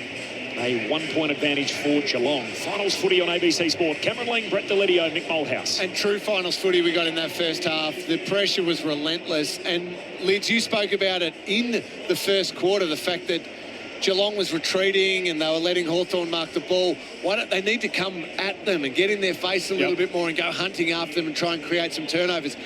That's what shifted in that second quarter, and in particular the second half of that second quarter. Geelong was just continuously coming at the Hawthorn player, forcing them to have a rush disposal, and then those rush disposals were being turned over, and that's what was creating some opportunities. Not all of them finished off, as is the case in finals, but it swung the entire momentum of the game, the fact Geelong were able to get in the face a little bit of their Hawks opponents. Yeah, look, I think it goes hand in hand, Lingy, with that not retreating, but also the pressure at the source was a lot better as well. I think they forced those longer, higher, scrappy balls, which then, you know, Zach Guthrie's had a great quarter there. He's had the 10. You know, their other boys have got involved at half-back and been able to get Victor Conning. I thought it's been pretty big in this game as well. His ability to intercept but then make some good decisions. So they're back in it. They look beaten. Well, I thought they were making mistakes, and they're a couple of men down. You know, Jack Henry's on one leg. Stewart already out of the game. Geez, they've found a way. And then, you know, off the back of probably Paddy Dangerfield, I thought in that quarter, his ability to insert, and then Jeremy Cameron as well up forward. Their big-name players have stepped up. And, Mick, you started speaking about the contested possession throughout that second quarter. And I think when we spoke about it, it got to even. Yeah. But you just felt like it was Geelong who was winning more of those and starting to break away. By the end of that half there, they're +4, which doesn't seem a lot, but they were starting from a bit long way back, yeah. and really surging past them. Yeah, and there's a couple of things that just stand out to me is that the metres gained that quarter, 1,600 to 1,400. So there's a side that's gone from only marginally being beaten in the first quarter, admittedly, but have turned around and now running the ball and using the longer ball. So those metres are forward of where you take the football. The other thing is too, and you can't disguise this. 112 possessions, Hawthorn first quarter. Yep. Second quarter, 73. That's 40-odd possessions, or thereabouts. 40 possessions. Where are they? The marks have been taken away. No one's really dominating the ball. They're getting now tackled, whereas before they were able to get a little bit of space and use the football. So that's a significant amount of drop-off. And you got to remember also, that quarter, Hawthorn still had a considerable lead. Now we find Geelong in front. So they have actually dominated the last 10 to 12 minutes, both with the football, inside 50s, contested footballs, clearances, and the fact that they're forcing Hawthorn to do things. I've been amazed at the kickoffs for a start-off. Every one of them has gone to the left-hand side, and yet we've seen a Hawthorn player. I've watched a Hawthorn player stand here by himself. They're not prepared to come this side of the ground. Now, that's an instruction, clearly. Otherwise, you would take that free man and start to bring him down the ground. It's not like the old local footy where the wind is on one side, blowing to one side of the ground. It doesn't make sense. Every kick has gone to the far side. Left footers and right footers kicking off. So there's some significance about that. So it's almost like these players here. Geelong have picked that. You know, like you could. So what they do, they get their players from the middle of the ground across. So they outnumber them. And that's what they've been able to do, Geelong, that quarter. To get back in the game, they've outnumbered Hawthorn. They have. Hawthorn heading into the rooms at half-time. They just didn't need to settle a little bit as a group. They were a bit frantic, a bit frazzled in that last 10 minutes.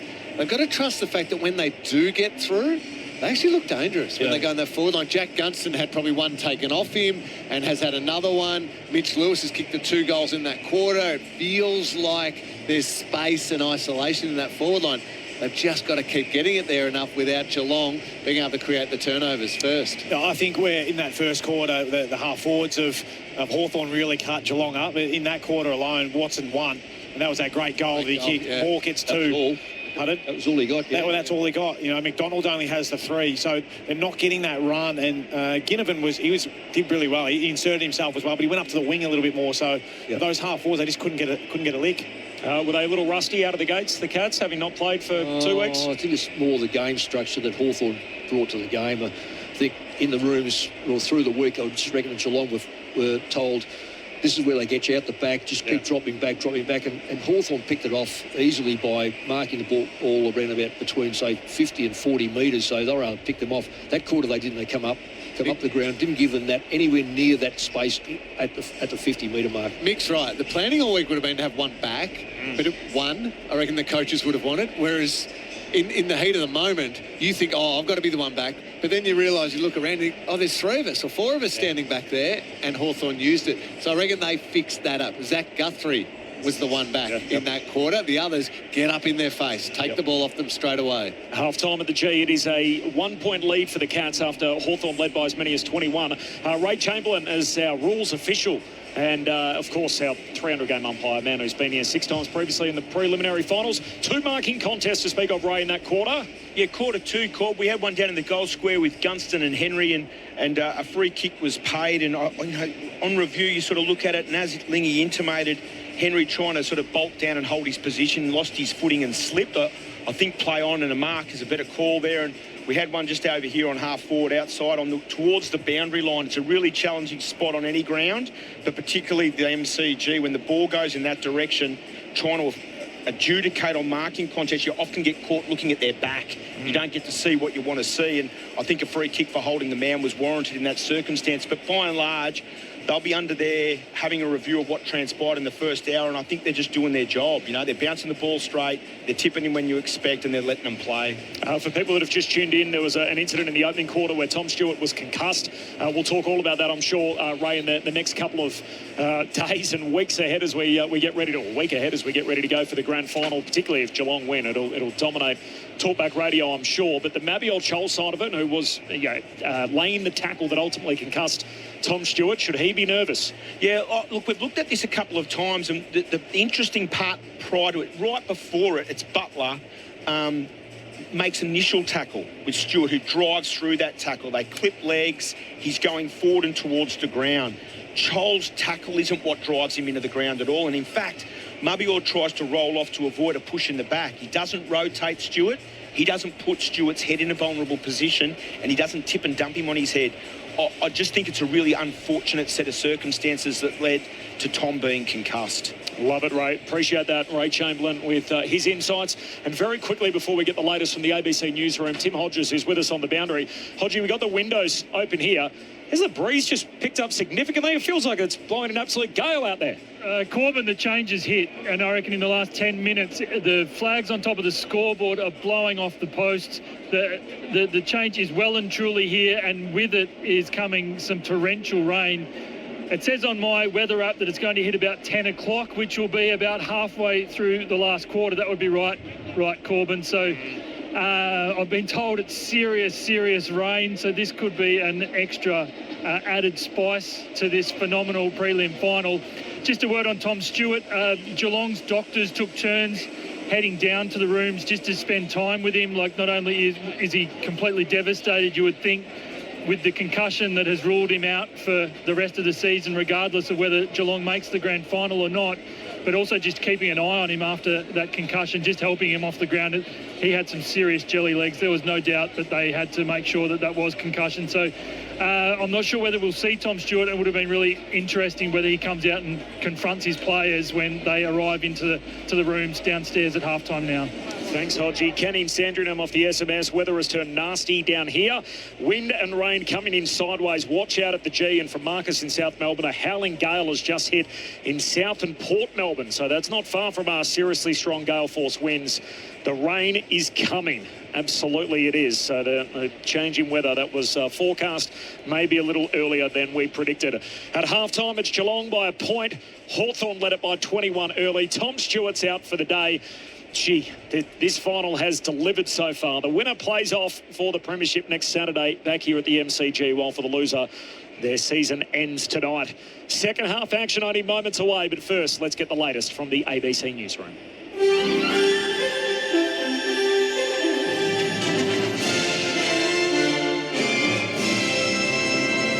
ABC News. Good evening. I'm William Howard. The Optus boss is apologising for a 000 outage, which has resulted in the deaths of 3 people. The telco says a technical failure during network upgrades yesterday led to about 600 customers having trouble calling emergency services across South Australia, Western Australia and the Northern Territory. 2 people from SA and 1 from WA have died. Optus Chief Executive Stephen Rue says what happened is completely unacceptable. I want to offer a sincere apology to all customers who could not connect to emergency services when they needed them most. And I offer my sincere and heartfelt condolences to the families and friends of the people who passed away. I am so sorry for your loss. South Australia's Premier Peter Malinauskas says the lack of communication from Optus about the deaths is reprehensible. Mr Malinauskas says Optus did not notify his office about the incident before the media conference and says the state government will launch an independent investigation. I cannot believe that anyone in the senior levels of Optus thought they should craft a media statement and conduct a press conference before advising the South Australian government that they had ascertained 2 deaths had occurred. I think, quite frankly, that is reprehensible conduct. Police in Western Australia say they are still conducting welfare checks following the outage. The Premier, Roger Cook, has described the event as unacceptable and says he's seeking further details from Optus. Police have recovered a pilot's body from the wreckage of a light plane crash in southern New South Wales. The aircraft, which was on its way back to Sydney, went down in dense bushland near Batemans Bay yesterday. Emergency crews have reached the site on foot, where a body, believed to be that of a man in his 60s, has now been discovered. An investigation into the crash is underway. The head of Britain's Foreign Intelligence Agency says there is absolutely no evidence that Russia wants to negotiate peace in Ukraine. With more, here's Patricia Tiano. In an outgoing speech at the British consulate in Istanbul, the chief of the Secret Intelligence Service, Sir Richard Moore, says Russian President Vladimir Putin has been stringing us all along. He goes on to say Mr. Putin wants to impose his imperial will by all means, but doesn't believe he will succeed, stating the Russian leader underestimated Ukraine and has bitten off more than he can chew. He also says the invasion strengthened Ukrainian national identity and accelerated its westward path, as well as pushed Sweden and Finland to join NATO. After 5 years as the head of the MI6, Sir Richard is expected to leave the post at the end of the month. Israel has shut the sole gateway between West Bank and Jordan indefinitely after a driver bringing in humanitarian aid from Jordan for Gaza killed 2 Israeli military personnel.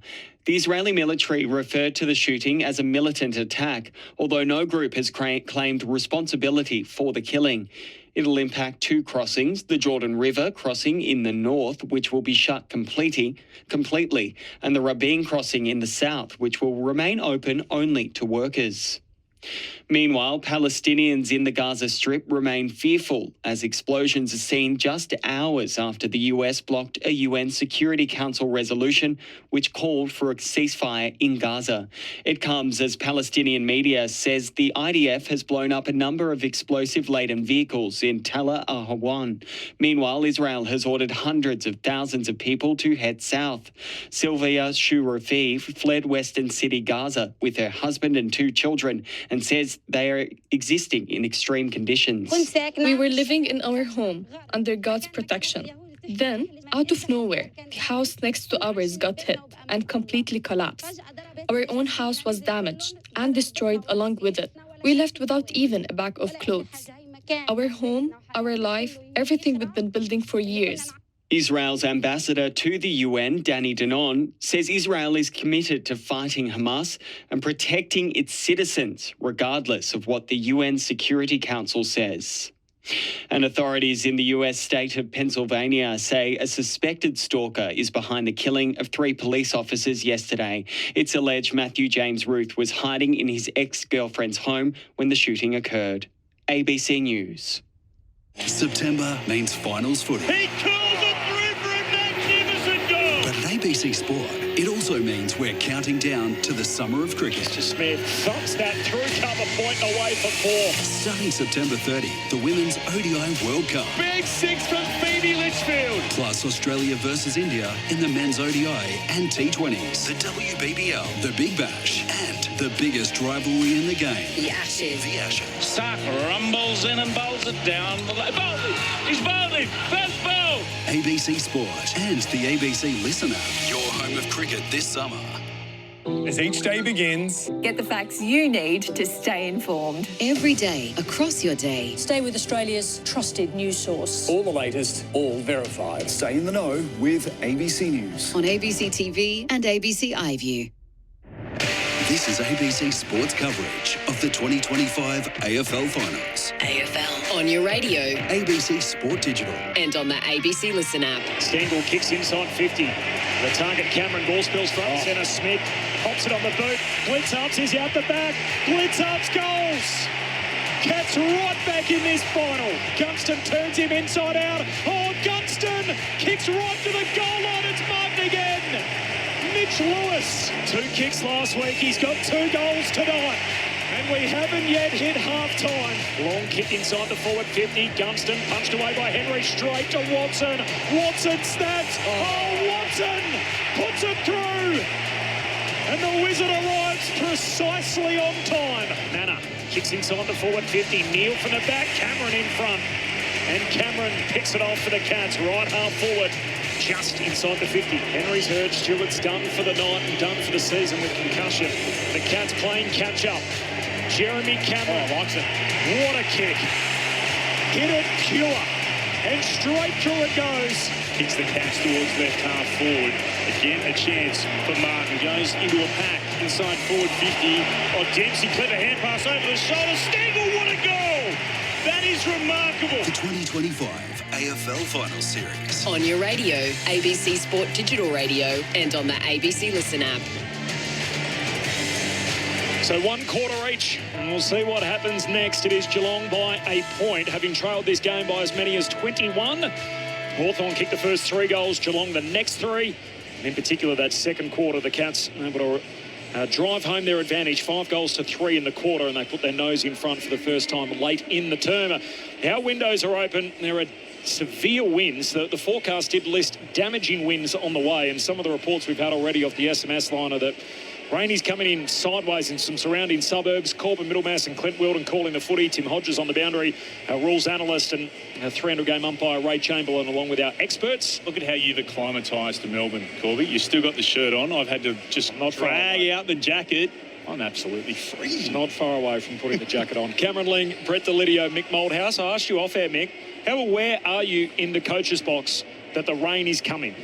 Very much so. And what you have to do is decide at half time or 3/4 time, do you talk to them about overuse? Because once that rain comes, the moment you start to do little stuff, you're going to lose it. So at some stage, you've got to get to your player group. Tim Hodges, I think your mum was correct. The forecast pre-game. Rhonda nailed it, yeah. So 3 hours away she is in Warrnambool, and that rain's going to hit.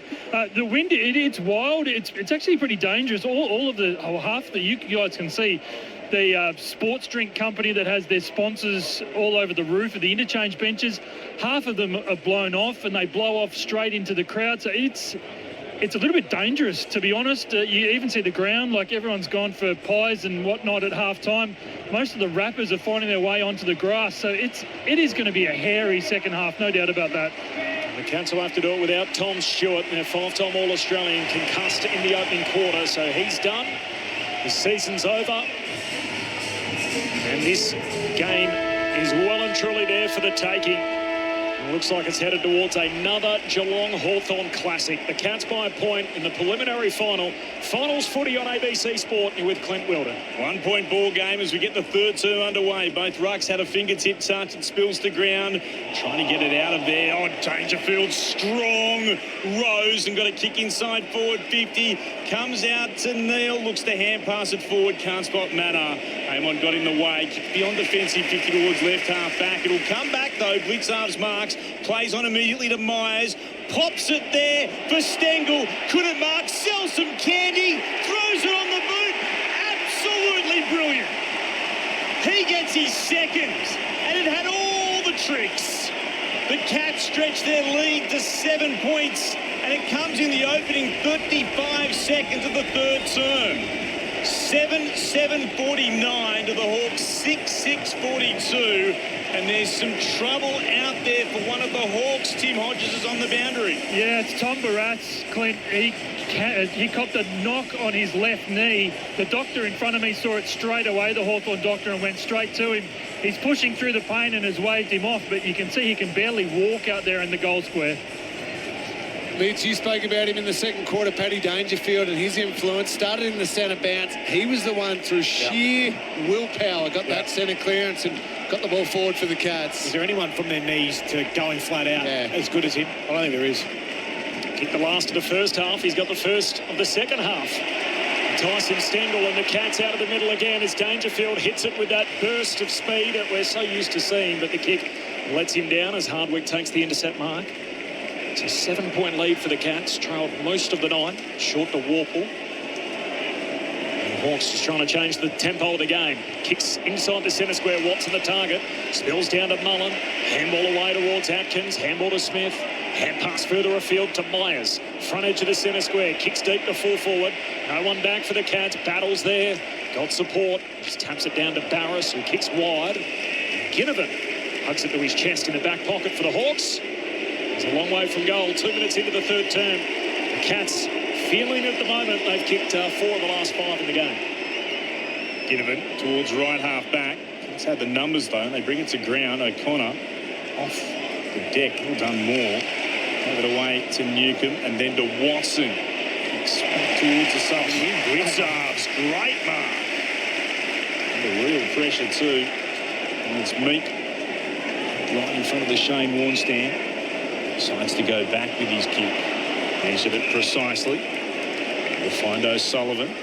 Pop it inside his defensive 50. Here's Holmes. New player. Defensive 50 for the Cats, gets told to move it on. Oh, runs himself into trouble. Wrapped up by D'Ambrosio. Just got a hand pass away to no one in particular. Holmes looks to soccer it away. Might work out okay. They got lucky in the Cats. Myers to Smith. He'll kick out towards the Koning. Flicks the hand pass onto Manor. He'll take a bounce, runs along the centre square, kicks inside forward 50. Dangerfield brings it to ground. Can't mop it up though. Barris was able to work it away to Amon. Hurried hand pass to no one in particular. Atkins was there to close. The Cats have it again. It comes to Dangerfield. He's been everywhere. He gets his second. Manor leaps onto him in joy. And Dangerfield has almost dragged Geelong back into this contest with his work in the middle, and now he goes forward and kicks a telling goal. 8-7-55 the Cats. The Hawks are 6-6-42. Geelong stretch their biggest lead of the night. Out to now 13 points in the 4th minute of the 3rd. Well, this is astonishing from Dangerfield. We're talking about captain's games. Oh, LeBron, isn't he? Yeah. His effort, even to the first kick inside from Manor, where the kick wasn't perfect. He still had to fight for it to bring it to ground. Yeah, almost the backhanded. Yeah, just controlled it, didn't he? And then hunting after the ball at ground level before ending up... He's just an animal, Atkins. Got after that footy. Yeah, before ending up with the snap. And huge second and third quarter so far from the Cat skipper. Restart back in the middle. And Geelong in control here, a 13-point buffer with rain on the way, and we've got another ball up. As Mick held up immediately, the Hawthorn ruckman. Grab it out of the middle. Blitzhoffs palms it down. Smith somehow got boot the ball, kicks laterally. Ginnivan competing with Dempsey. Ball hits the deck.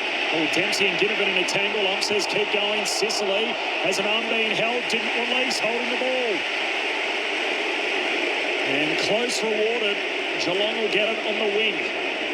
Handball out wide, finds Atkins. Nothing up ahead he likes. Closed down by Ginnivan, dabs it short to Myers. Cats have grabbed control of this game. Tried by 21 earlier in the piece. Kicks inside the forward 50. Cameron crashes the pack. Crashes into his skipper in the process. Pack forms at ground level. The umpire says, I'll have it. Brett Roseberry will toss it up. 40 metres out from the Cats' goal at the city end. Well, Hawthorn can't move the ball. That's their problem at the moment. They get in pressurised at every kick, every hand pass. From the stoppage down it comes to Dempsey. Kicks back to a dangerous spot. Close. Takes the mark. Keeps it moving. Over the way to Max Holmes. Max reward. The Cats have kicked the last 5. And the tenor of this game has completely changed. Geelong with 6 of the last 7, and from 21 down to 19 in front. 6 gone in the third term. Geelong 9-7-61. Hawthorn 6-6-42. Finals footy on ABC Sport. Tim Hodges on the boundary. Patrick Dangerfield coming to the bench with the doctor. I think he was told to come off. They just want to check that he's okay after he was completely crunched by Jeremy Cameron in that last marking contest. So he's off for a breather and he'll spend some time with the doctor. Yeah, too brave for his own good. Hodgie, I think the way he flies back at it, you got to see the bigger boy coming at him. Well done by Brad Close there. That was a risky ball going for him. Really protected himself well, but heard the play on call. Got it on the max home. That was a nice finish. I've copped a couple of left-right jabs there from Lingy. He's pumped with that goal. I might just sit a little bit further away from it.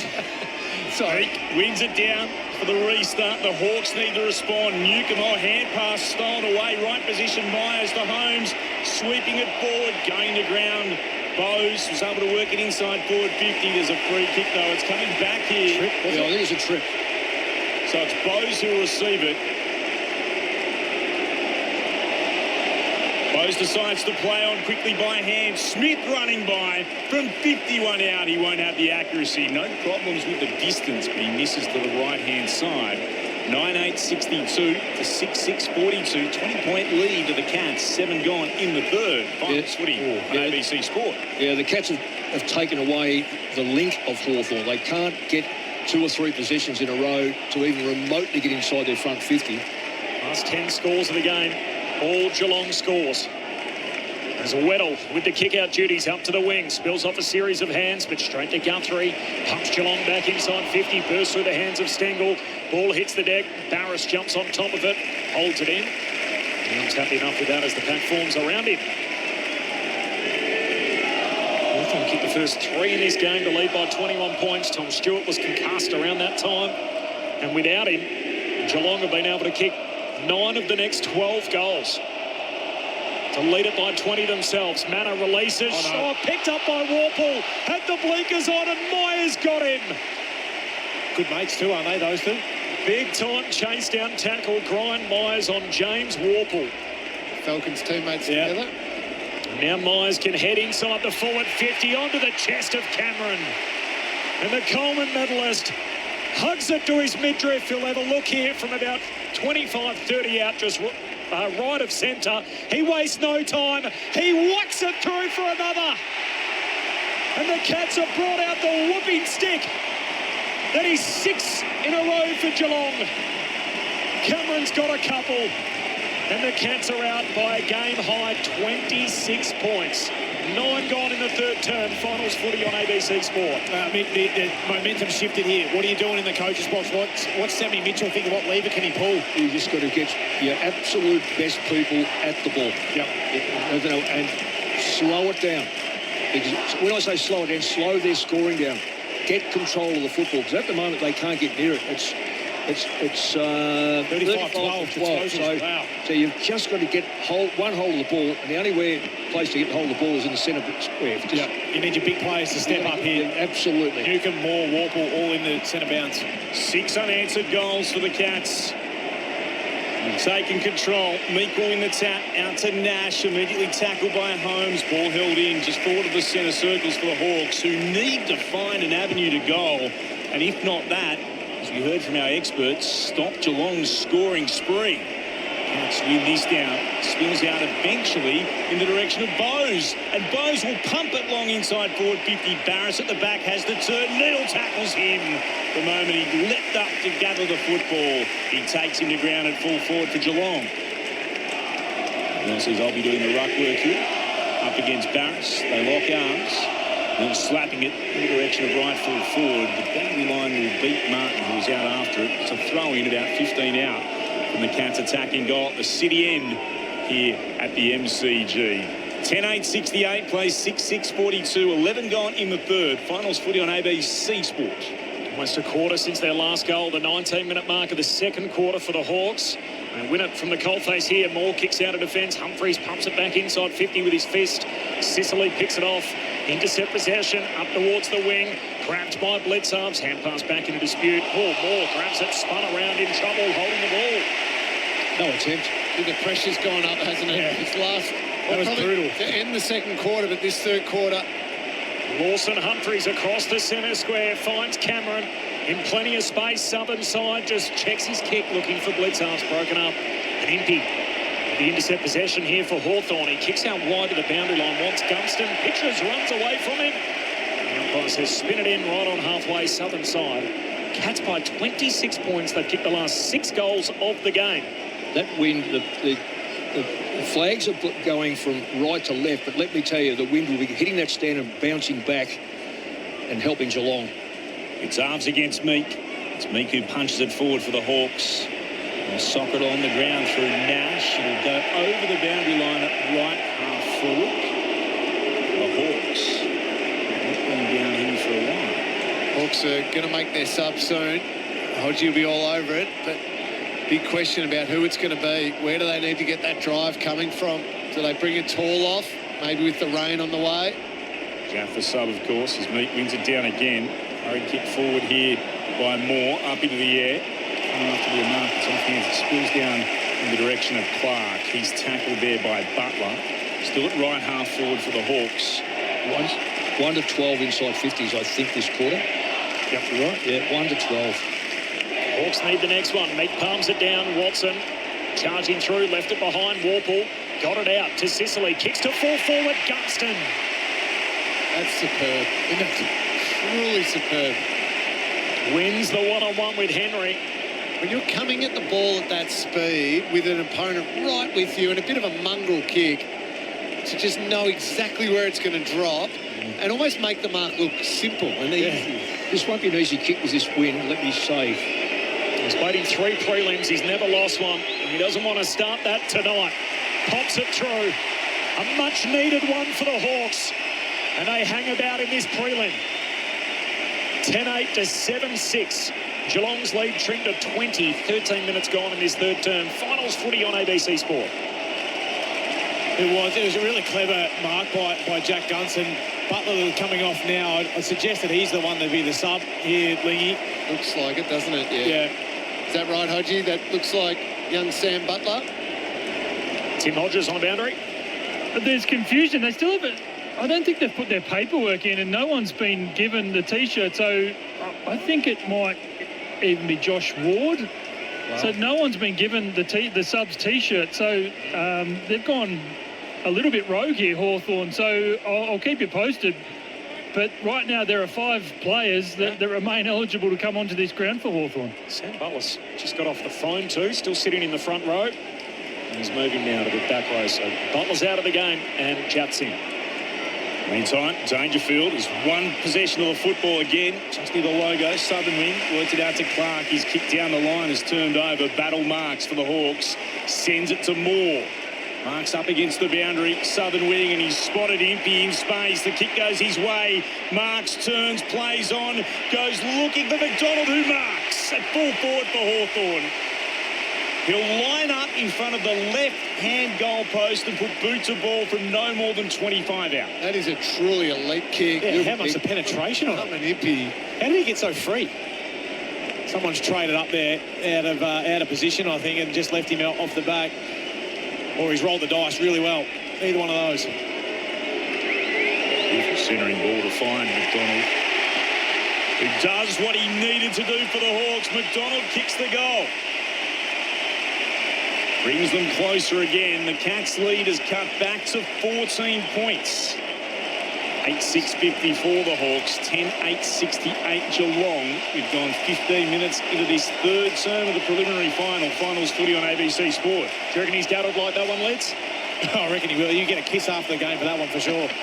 Conor McDonald's dad is one of the biggest characters in the Hawthorn rooms you could imagine. He's getting around post-game and leading all the chants and celebrations and everything else. Kisses every player on the cheek after a game. So look out, Connor. You're in trouble. All of a sudden, this game changes again. It felt like this very early on that we're in for another classic tonight. Hawthorn led by as many as 21. The Cats led by 26 themselves earlier in this quarter. And now Hawthorn, the last 2, knocking at the door. 14 points is Geelong's lead. But without Tom Stewart, Mullen off the square. First clean touch. Handball to the skipper, Dangerfield. He gives it to DeConing. Kicks inside 50. Shannon Neal hands to it, no mark. Spills down to Stengel. Bounces off one would-be tackler. Stengel. Oh, hang on. There's a free kick. Dropping the ball back. It's against Martin. Well, he got a handball, it looked like. I think it was against Stengel. Oh, was it? What do you think it was, Martin, do you? Yeah, he was holding the footy. I thought they paid. Oh, it was. Sorry. Yeah, it's a Hawthorn free kick. We know that for sure. So Hardwick will get it last line of defence. Swings it across the goal mouth to Battle, and he gabs it further afield to Scrimshaw, who marks still in the left back pocket. Cats by 14, 16 gone, third term. And Scrimshaw. It's towards left half back. Weddle goes up. It's staying down Guthrie. He takes the marks. For the Cats, he's got it just shy of right half forward. Thought about going inboard for a moment. Instead, we'll put it back from whence it came, into the right forward pocket. Big pack up. Scrimshaw got a fist to it, knocked it away to Nash. Big don't argue, pushed Manor away. Moved it on here to Chol, now to Newcomb. Not a great hand pass back to Chol. Under pressure, hand pass meant for Weddle. Getting in the way was Clark. Yeah, they forced a hand pass because Kokoning got in a fantastic spot. They knew they had to kick it over him, and he was by himself. Here's Kokoning. Just knocked it straight down to the path of Chol, who was his ruck opponent. Chol happy to kick it towards the wing. Now, this surely is insufficient intent, and is. You've got to teach young... what's he doing? There. Don't run away from the ball. No, never, ever run away from an easy free touch. We're having a chat after this. We're speaking, of course, about the number 14 for the Cats in Connor O'Sullivan, who will go across and take the free kick after the insufficient intent call against the Hawks. And he'll kick it towards right half forward. Chol looks to try to rise, but he can't get there. That's a fine mark to Dangerfield. He's been enormous in this game, the Cats captain. Kicks back inside forward 50. No one can take the mark. Dempsey at the back of the pack. Gathers, spins, shoots towards goal. He misses to the left-hand side. A minor score. 10-9-69 the Cats. 8-6-54 the Hawks. 18 gone in the third. Well, Ambrosio marks the kick out. Wanted to move it a little too quickly. In the end, his hand pass swatted down and out of play. So a throw in forward 50 stoppage for the Cats. Yeah, he just didn't realise Dangerfield was closing that quickly. Thought he had a whole heap of space to Ambrosio, so was going to play on, get it over the top to his Hawks teammate. Dangerfield closed quick and affected the handball. Now they can reset the ground. Good play. The 20 touches Dangerfield. None of them in the back 50, so all played. All his game time middle forward, as you'd expect, as Mick grabs it out of the ruck, gives it to Weddle, tumbles a kick up the centre half forward. Henry collects, and Gunston went and got him. Big time tackle, ball held to him, and a ball up. That's a good win by Hawthorn because they're outnumbered, and it was probably unlucky that it fell into Henry's arms because he couldn't move. Taconey, the only one up. As soon as he grabs it, Newcomb tackles him. We'll do it all again. Front edge of the centre square here for the Hawks, kicking to the punt road end. There's a forecast of damaging winds. It is extremely windy, and there is a whole lot of rain on the way. Meek slapped it down straight to Atkins, though. Not tackled by Nash. Got a hand pass out. Moore taken high. By Manor, he'll get the free kick. Forward of the centre circles. About moving it out towards right half forward. Instead goes on a little bit of a run, and he'll kick towards full forward. Shoal comes. Couldn't mark. Spoil came at the back. Out to the side. Impey gathers, snaps, goals. We've got a game on our hands again here at the MCG. It's a 9-point margin. And Impey, he is up and about. Jared Impey puts his name on the list of Hawthorn goal kickers. The Cats are 10-9-69, the Hawks 9-6-60. And we've gone 19 a bit minutes into the third term. Finals footy on ABC Sport. It's been very impressive by the Hawks to be able to completely shift the momentum of a game. Yeah. It looked like it was slipping away a little bit. The Cats were scoring, the Cats were hunting, they were winning the contest. Now it's all Hawthorn at the moment. They're covering the ground brilliantly well. They're winning the 50-50 balls.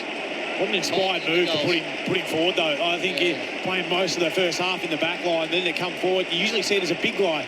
Their ability to clunk it or do something different. He's just done it at ground level. Hit the gritty as well. Yeah. In celebration. You have to explain that one to Mick, I would imagine, Corb. It's not just a Mick. The kids will know what I'm talking about. Yeah. 30-year-old Jarman Impey, but happy to keep up with the young boys. And a nice celebration on the back of the goal. The Hawks have kicked the last three. Your boys didn't know about that one, Lingy. The gritty, surely. I've seen the gritty get broken out a few times. Oh, free kick in the middle here going Dangerfield's way. Balks his way around Warple. Sends a hand pass forward to Smith. Kicks into the forward pocket for the Cats. Took a deflection off Weddle on the way through. Martin still a chance. Breaks through the tackles. Handball away to Bowes. Kick smothered, never went out. Still alive for Geelong. Here's Cameron at half forward. Trying to break the Scrimshaw tackle. Hand pass coughs it up. Hawthorn with it. Nash to Newcomb. Sweeping handball back to D'Ambrosio, who started this chain close to the boundary line. Smith sockers it forward. Sockers it straight into Manor. Ricochets off his teammate and out of bounds. Nash trying to untangle himself from Smith, and the umpire very maturely just says, hey, everybody settle. We'll have a boundary throw-in half forward here for the Cats. Hawthorn have kicked the last 3 goals. Geelong lead it by 9 points. 22 gone in the third. Everything we hope for so far. Meek took clean possession. Hand pass down. Stolen away by Manor, though, for the Cats. Sends it long towards full forward. Weddle went up at the back. Oh, Martin went straight into traffic. Trying to work it forward. Just bumped straight into Jack. And then it's gone across the goal line. Touched by the Hawks for a minor score. 10 points that margin. Hawthorn will stream away down the outer side. Jack didn't take a hand pass cleanly at right half back. He's run down by Neal. Ball still in dispute. Players will pile on top of it. Ball up will be the call. There's a noise. Yeah. The roar is enormous. Yeah. I haven't heard it like this all year. There's no doubt about that. A 10-point margin. Cats over the Hawks. Geelong previously led by 26. On the restart, O'Connor tackled straight away by Ginnivan. Will do it all again. Just as it felt like Geelong were about to bust this prelim open, Hawthorn have answered. They've kicked the last 3 in the game. From the restart, Smith goes to ground. Socked forward by Myers. Picked up by Stengel. Hand pass inside 50 to Manor. Handball into the pocket for Dangerfield. Running out of room. Gets it back inboard to Jack Martin. The captain sets it up. Martin does the rest. And the Cats answer again. And Patrick Dangerfield has his fingerprints all over this final. 16 points, Geelong's lead. 11-10 to 9-6. 16-point advantage for the Cats. 23 gone in the third. Finals footy on ABC Sport. Well, you talk about Paddy Dangerfield having his fingerprints all over it. Up to the 8 touches now. 4 clearances, all of them from the centre. Yeah. His ability to bust tackles open, but just influence big moments in the game. I don't think he was meaning to probably get that one to Jack Martin, but fortune favours the brave, doesn't it? It's a powerful statement by a captain, though, the way he's played when they were down. He was the one that stood up when they were down. Yeah. It's okay to win, to be the cream on the top. It's getting there. So he's been extraordinary, really. That week's rest for a bloke who's older. Yep. It's been unbelievable. And a run of 3 unanswered goals from the Hawks as Blitzarves tries to take it away, but the tap went in the direction of Newcomb, gave it to Meek. Terrible kick, rolled along the ground. Picked up by Nash, though, and then I think Smith got him. Just crunched him into the turf, and then gives him a bit of extras, too. There's a fair bit of physicality out there at the moment, Clint. Some of those tackles got a little bit extra. Just lent the knee into him afterwards. Blitzarves with the more telling tap back into traffic, though Nash emerges with it. Kicks the Hawks into the right forward pocket. There's too much on that. There's the wind, grab that one. Yep. Right behind it, sort of sail away across and over the boundary line. Free kick to be taken here by Guthrie, deep in the left back pocket. The Cats lead is 16 points. 25 minutes gone in the third term of the preliminary final here at the MCG. This is Finals Footy on ABC Sport. Still dry for now, but significant winds and rain on the way. As Cameron hits up and marks the Guthrie kick, back flank. This takes a few moments and then goes long with the contest kick down the wing. Scrimshaw leaping from the back, takes the intercept mark. Looks corridor for the Hawks. Ginnivan the target, has to be precise, got it to him. Hand pass away to the runner Nash. Feeds it forward by hand to Warple. In the famous number 5, high bomb inside 50 for the Hawks. At the drop, O'Sullivan knocks it away. The Cats win it. Guthrie, hand pass to Smith. Surge kick out of defence. Bouncing footy up in front of Blitzarves, close to the boundary line, and Jaff picks his pocket. Somehow lays the tackle, wins the ball, and then runs away from Dempsey. Chenkwok Jaff puts it on show. The kick lets him down. And Henry takes the intercept mark in the back pocket for the Cats. 16-point lead for Geelong. 26 gone in the third. It's that run and dare that Jath might be able to bring late in this game, and they need to chase a lead down. Oh, no. Oh, Smith. Oh, turns it over from the right back pocket. That's that wind. That wind is playing havoc with that football. And that's why it stopped short and it allowed Scholl to mark up against O'Connor. Mitch Lewis is just leading again and again. So Geelong, like you spoke about, have got to be aware that Lewis can nail it from the distance. Mind you, Scholl looks like he's going to go back and have a shot now. So he must feel the wind behind him a little bit. Yeah, I reckon it works the other way with that breeze. It hits the sand and comes back. So Scholl will have to kick it all of 53 metres from left half forward. He's going to set it up to the top of the square, punch away from Henry. Ball hits the deck. Atkins going through for the Cats. Gained it back to Smith. Got knocked over by Eamon. Got to kick away, though, towards left half back. No mark taken. Jath tries to knock it off. It comes out the way of Warple. Threw it up into the air to Jath, and he was tackled immediately. No chance of getting rid of that. Manor wrapped him up and took him to ground. Ball up. Left half back for the Cats. Geelong by 16. Time on third term. Up it goes. Mick palms it down straight to Smith. Hand pass over his shoulder. Dangerfield out in a bit of space. Eamon tackles him. Ball comes out. Gets a free. Tackle without it. Dangerfield drives a 60-metre drop punt down to half forward. Sicily picks it off.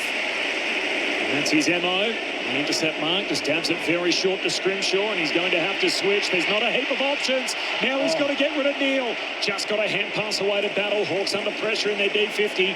Handball to D'Ambrosio. Off the back flank. Kicks down the wing. Scholl the target. Low trajectory mark. Takes it just millimetres off the turf. He's got it on the wing. 16-point lead for the Cats late in the third. They've got some bigs back. They wanted it in there quickly, but he's been slow. Almost blowing the flags off the poles on top of the big electronic scoreboard. The kick from Scholl towards left half back. He had two to deal with here. More coming across. Guthrie was able to knock it across the boundary line. DeConing was there as well. Interesting choice by Scholl. He's got Meek and Lewis up on that 35 to 45 metre kick. Really strange. Do a 2-on-1 and giving away the height advantage in both of them. One down here by Meek. Tapping it forwards, Watson gathered it beautifully on the run. Hand passes back to a fellow Hawk in Warple. Will kick around the body, bounces inside forward 50. He wanted aim on. Tap came down from Guthrie.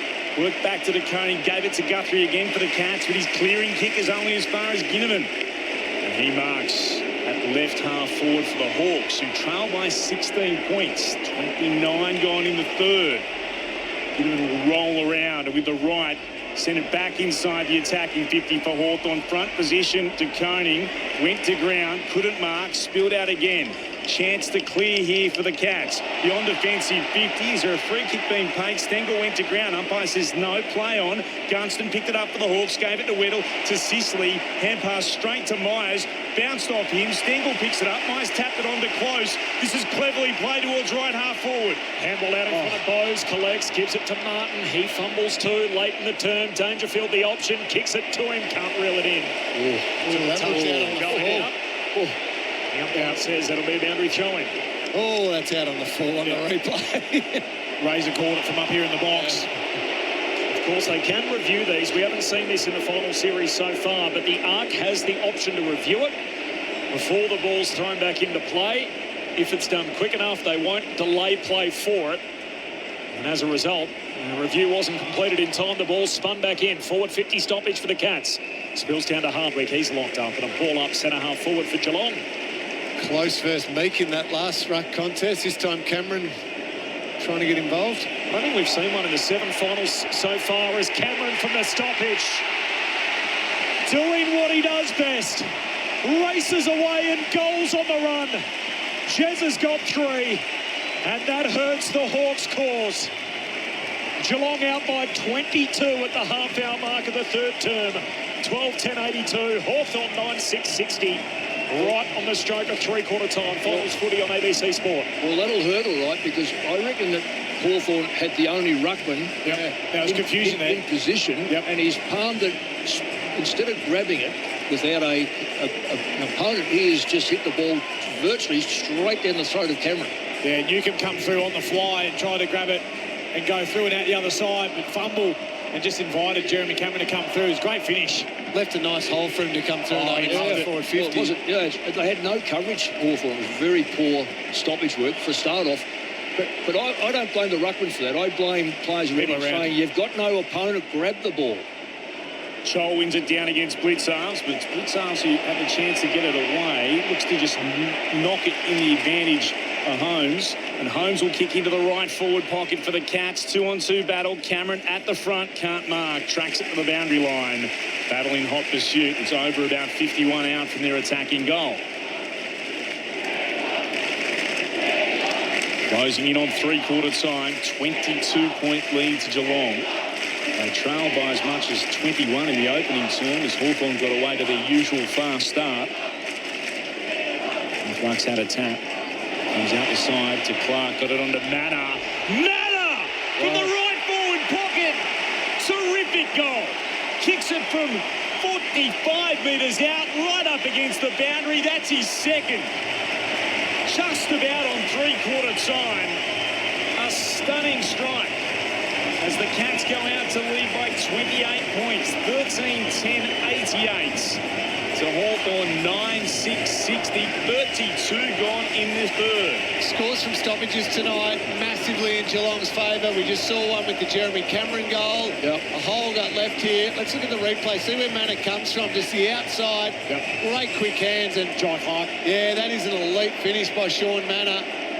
Yeah, just got on the back of Dylan Moore, pushed him into the junk, didn't he? And his ability to get that on the outside. Great hands, Jai Clark. That's a terrific finish, running right foot towards the boundary, being able to swing that one back. Had the best 15 disposal game we've just about ever seen in the qualifying final. Sean Manor, he was excellent that night with his 9 tackles. Hits the scoreboard here in the margin. He's out to 28. That is a game-high lead for Geelong just before three-quarter time. Well, the riding was on the wall the second quarter. Hawthorn can't get the ball. Repeat stoppages in the middle. Back in the rubble. Holmes extracts it. Gets the kick to centre half forward. Hardwick trying to trap it here.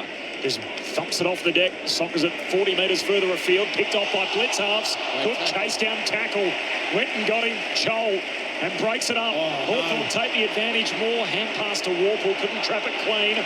Jai Clark wins the footy. Turns it over 2. D'Ambrosio kicks the Hawks inside 50. Gunston does so well to protect the drop zone, and the wily old veteran marks at left half forward. Yeah, exactly right, Corb. Just protected that drop zone. Jai Clark, if he had his time again, just needs to kick that to the back shoulder, not front shoulder, for his teammate to run onto. Gave it to basically put it on D'Ambrosio's chest, didn't he? That was an elite kick too, inside 50, but just held Guthrie off with the one arm, protected the ball drop, held on. They're asking him to do it again. Their 33-year-old spearhead, Gunston, drags it wildly to the left, and in the end, he's lucky to score.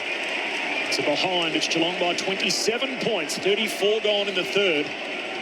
Finals footy on ABC Sport. That shows what the wind is doing out there. Even he was worried about how close his technique, how close, he's such a great kick. So the restart, the Cats move it towards centre wing. Harris can't pass away, stolen once more by Geelong, and they're streaming forward. Bowes, he had Manor on his outside, close inside forward 50, and Close takes the mark and says to everyone, no, I know Manor is completely free at right full forward. I'm going back and I'll be taking this on my own shoulders, kicking from 45 metres out, 45-degree angle to the right. And what he would be thinking is, I'll take the full 30 seconds, let's get to three-quarter time. But Manor was so free. Yes. Probably needed to be used there. But twice so. Bowes burned him as well. I'd be thinking, am I wearing the right jumper here? Here comes Close. And the kick is out to the right-hand side. It's a minor score, which underlines perhaps, as we've suggested, maybe they could have used Manor. 13-11-89 to 9-7-61. 35 gone in the third as the siren sounds for three-quarter time. And the Cats have taken control. They lead at the final change by 28 points.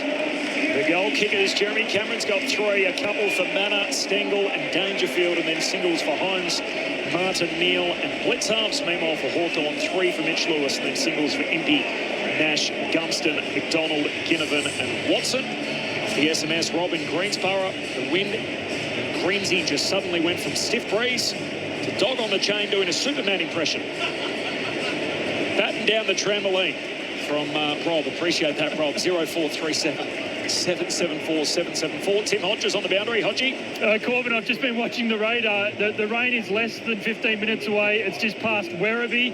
It's a blue blob coming. It's not just blue, it's purple as well. So we are going to get smashed at the MCG if it's hitting us. So this lead will be, you think, much greater if the rain is wild in this final term. They call it the Premiership quarter for a reason. 7 goals to 3 Geelong's way in that term. They lead by 28 as we turn for home. The thoughts of Cameron Ling, Brett Deledio and Mick Malthouse coming up.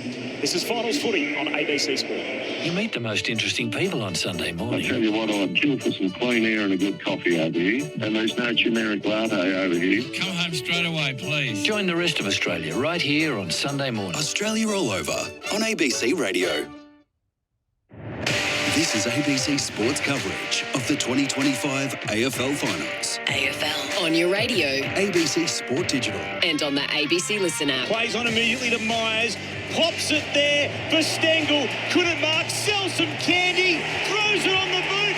Absolutely brilliant. He gets his second. And it had all the tricks. Atkins was there to close. The Cats have it again. It comes to Dangerfield. He's been everywhere. He gets his second. Manor leaps onto him in joy.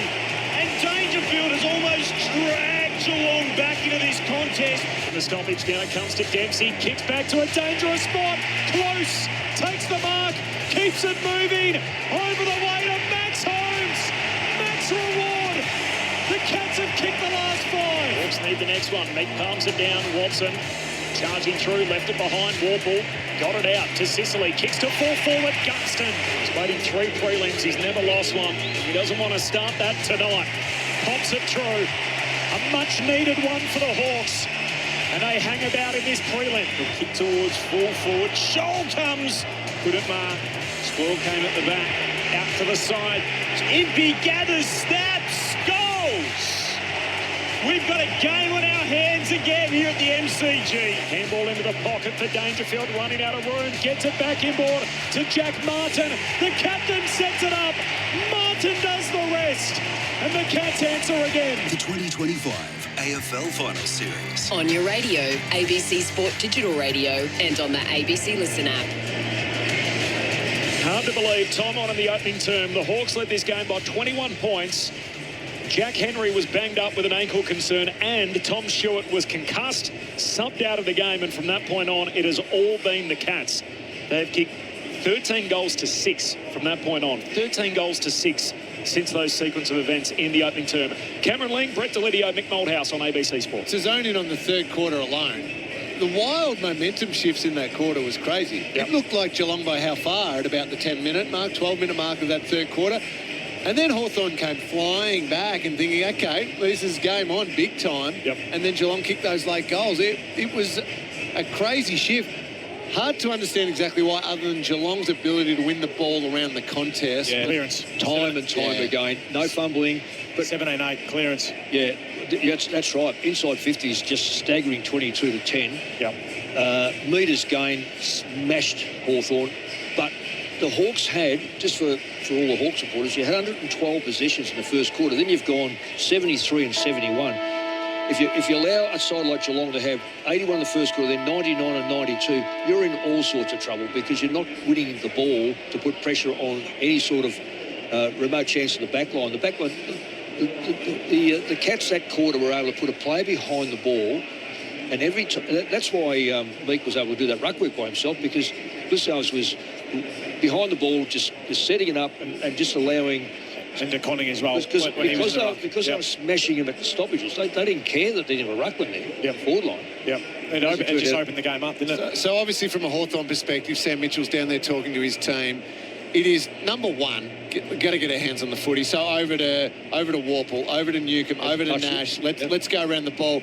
But as soon as we do win the ball, it is just everybody running, almost that wild, crazy. Go down by frantic. 10 goals or let's get back into it and try and win it. Yeah. Exactly right. You pinch a couple over the back. Jarman Impey was really good in that third quarter. Just get a couple, sow some doubt in Geelong's minds. But you've got players like Watson's not getting near it. He's not putting pressure on. Ginnivan's, I think Ginnivan does okay, but most of his stuff now is either up the ground because he's not getting in the forward line. Lewis hasn't seen the ball since just late second quarter. How's this for a setup? So back six, Nick Watson has gone into the defensive six here for Hawthorn. So he'll be there for about 4 seconds. Yeah. So this is just tearing through the middle. run. Well, this man's likely to kick more goals than anyone. Who's he on? Close. Good luck. Weddle's forward more so than the wing, so just trying to grab a mark. Again, as Lid said, may as well go down by 10 goals trying to win it. Yeah. And if one or two of those moves come off and there's a couple of quick goals, then you can start feeding off it. Or even the ruck. The Choles in the ruck. Your number one ruckman. Is he sitting on the bench? Yes, on the bench.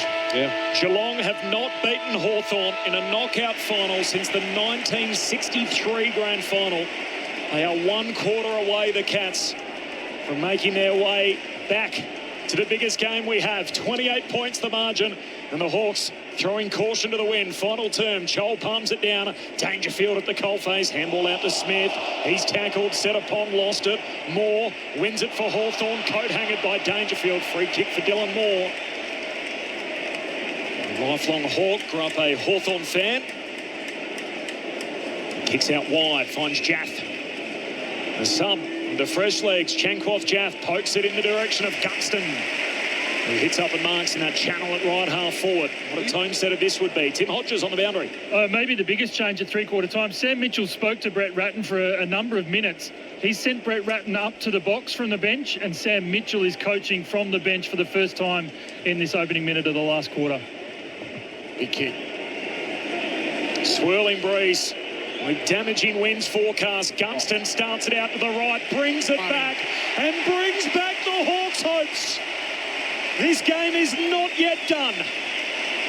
A second for Gunston, and the margin now 22. Geelong 13-11-89, the perfect tone setter for the Hawks to start the final term. 10-7-67, finals footy on ABC Sports. Just watching the replay of how Jack Gunston gets that, and it looks really easy, just a nice, simple mark on the lead. The work that he did in the previous 30 seconds, taking Jack Henry away and then a little push-off at just the right time and then leading almost behind another Geelong and Hawthorn pair just to get him another quarter of a metre break, and he takes a simple mark. That is just years of practising his forward craft, and he just goes back and nails it. He doesn't stop moving, and that's the key for all good forwards. They don't stop and just wait for it to be bombed on their head. They keep moving. The bounce in the centre. Looks out of touch. Oh, Dangerfield was held without it. Surely, yes, he'll get the free kick. And how much match protest. Dangerfield decides to play on. Wheels around to his right and then kicks it inside the attack. If it's in close, in front of Watson, takes the mark. Yeah, well. 45 from goal in the left forward pocket. Brad Close is not that big himself as a player, but one-on-one with Nick Watson. Just knew he had the... He's going to back himself, isn't he? Yeah. Inspired in terms of run, like try and give us something, Wizard, but I don't reckon under that sort of circumstance, it's not your first go-to. At 170 centimetres. Here's Brad Close on his way in. We're right behind the kick. It'll need to swing back to the left. It doesn't. Just landed in play and then is punched through by Eamon for a rush behind. 13-12-90 the Cats, 10-7-67 the Hawks. 3 minutes gone into the final term here at the preliminary final at the MCG. This is finals footy on ABC Sport. Amon plays on, some indecision, decides to hand pass it to Battle. His kick smothered. Shannon Neal paddles it out in front of him, close to the boundary line. Dangerfield crashes in, got it out. What a bull he is, got it to Stengel. His hand pass picked off Battle. Hand pass away to Amon, kicks the Hawks out of danger. Up the centre half back in a tangle to Koning and Nash. Ball hits the deck. Hawks win it. Newcomb through centre half back. Handball to Jaff. He's off and running. Takes a bounce. Closed down by Close. Still gets his kick away. Great chase. Affects the kick. And the intercept mark for Holmes. On the back of it, Tim Hodges The heavens have opened. The rain is just starting to fall ever so lightly, but there's a lot more coming. 23-point lead for the Cats. 4 minutes gone, final turn. Here comes Bailey Smith, shy of the logo. Commentary sign of the MCG. Kicks towards left half forward. Better went up. Should have marked. Couldn't. Slapped forward by Neil to Atkins. Hand passes into space, really. Anything else? Watson, why he shouldn't have touched it. That is deliberate if he doesnn't touch it. Takes it across the line, which means it'll be a throw-in rather than insufficient intent. Because there was absolutely no one there when the ball was hand passed that way. And Sicily comes off as a backline player when the ball's in the backline. I just can't get hold of that one, I'm afraid. They're going to rethrow this one in there. Well, that's the only thing that saved Sicily coming off, and then it was a Scrimshaw, was it? Yeah, Scrimshaw coming off for him, but they're trying to get Meek on as well too now, Mick. I don't know why they haven't put Sicily forward, quite frankly. If you're saying throw caution to the wind. The issue is a left shoulder for Sicily. More from Tim downstairs in just a moment. From the restart, the ball works inside forward 50 here. Comes to Myers. Here's Dangerfield, who snaps! On tonight of all nights, the MCG truly is Dangersfield's. He's got another one. That's 3 for the captain, who has been nothing short of magnificent for Geelong this evening. Huge. 14-12-96 the Cats, 10-7-67 the Hawks. The Cats are out to a 29-point lead, and so much of it is down to the man who wears 35, and he's getting almost a standing ovation from the Cats fans here at the MCC members. What a performance he's had. Well, what did Matty Pavlich say to his boys a couple of years ago? Is put your Superman capes on, boys, let's go time. And he has done that since the day got when they were down under the pump, Mick. His ability to say, boys, we're going and we're going flat out. He has absolutely put the team on his back and won some big balls, but also kicked some crucial goals. Been in everything. One of the most astonishing captain's games you'll see. All right, guy, 35 years young. Phenomenal from Patrick Dangerfield, and as you set up beautifully in the pre-game, Lingy, that he wasn't always a sort of big game player. He was a great regular season player, and if anything, he dipped slightly when it got to the postseason. Well, he's changed that view of him in the last 4 or 5 years or so. What a September he's put together again. Geelong win it here from the restart. Myers puts it out in front of Dempsey. Leads Jaff to the footy. Dempsey just balks around him, kicks a high bomb inside 50, Manor flies, punch from the back, still a live footy, Cats win it through Smith. Smith trying to hook it goalward, bounces away, back into dispute, Weddle collects, he's tackled immediately. Jack Martin takes him to ground, ball up. But again, a centre clearance, that means the ball is in Geelong's half. They can set up the ground the way that they want it. The Geelong chant has started, it's 29 points the margin. From the restart, Martin stands up in the Hardwick tackle. Handball to Clark, spins out of one. Hand pass and turnover. Out to Moore, he's taken high. Says play on. Clark gets the handball, intercepts for the Cats. Handball away to Stengel. Hooks it back to the goal line, looking for Neal. Punched away from him. Still inside the forward 50 for the Cats. O'Connor wins it. Hand pass to Myers. Gets his right leg free. Myers pops it through. And he whips the Cats fans into a frenzy. New game high. Geelong by 35 points. And they can sense it now. 1 week from tomorrow. 7.5 gone in the final term. 15-12-102. Hawthorn 10-7-67. Finals footy on ABC Sport. Brett Deledio, I want to take you all the way back to the first quarter and the things that you said there. Geelong retreating, living back, protecting, thinking, oh, don't let him get out the back. You said the words, they have to get up and get in Hawthorn's face and start coming at them.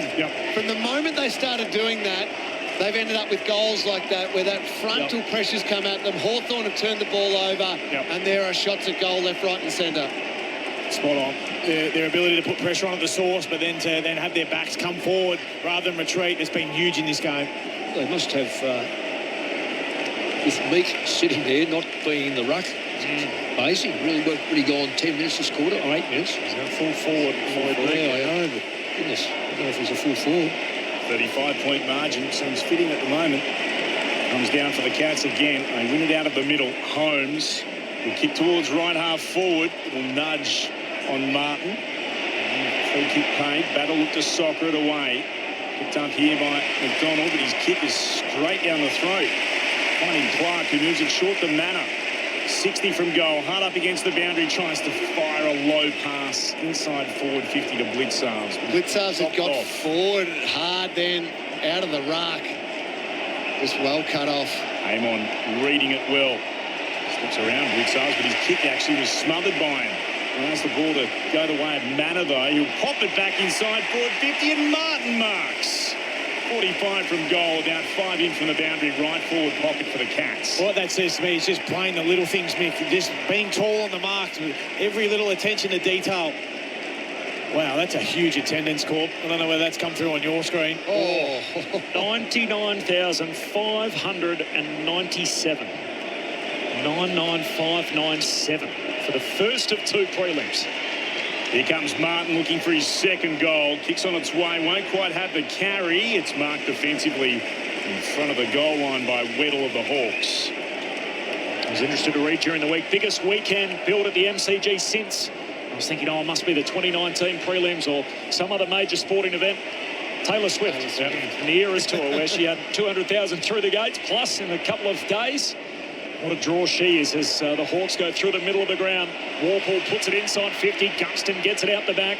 Slips the Humphreys tackle. Hand pass back inboard. Moore collects, tackled, lost it, holding the ball. Yeah, good tackle. That's what the Cats have done. They've forced the issue, and every loose football, they've either won it or forced Hawthorn to have to go back. To be fair, though, Corbin, if you could sell seats on the ground for this game, that gives Taylor a little bit of an advantage. As Atkins goes wide with the kick to Mullen. Puts it down the wing for the Cats.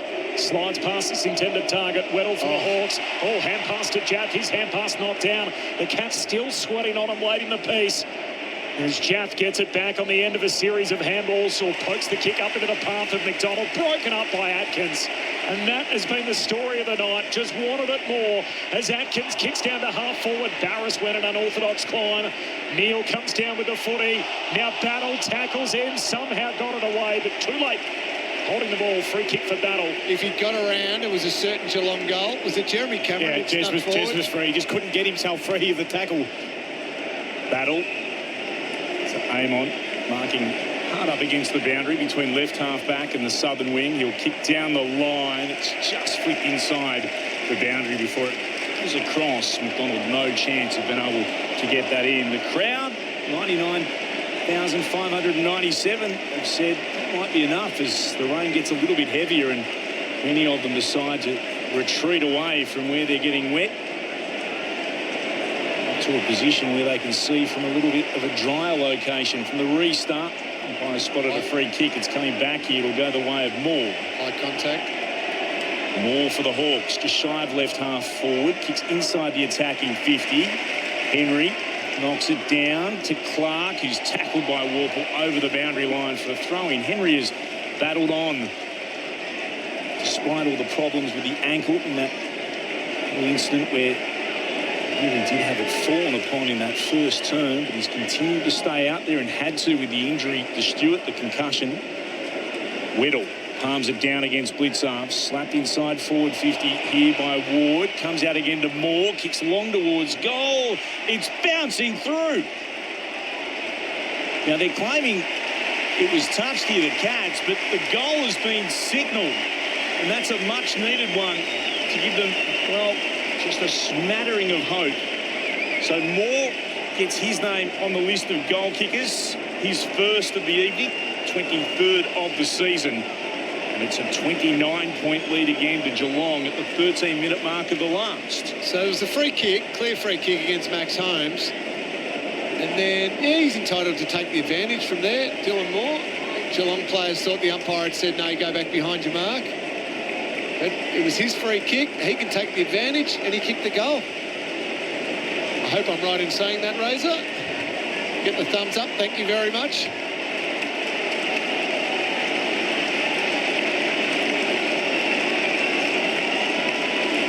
Rain continues to fall. There's a big band of it coming through.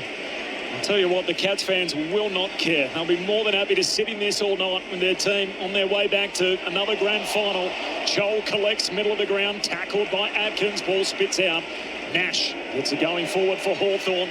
Weddle underneath it, punched away by O'Connor. There's a free kick, an arm shot. Josh Weddle will get it. Hawthorn chasing the game here, down 29 points, 11 and a bit minutes to go. Kick looks for Gunston. What a year he's had. Sicily also thrown forward. Ball spills down towards Guthrie. He's tackled. Holding the ball, the call. Free kick.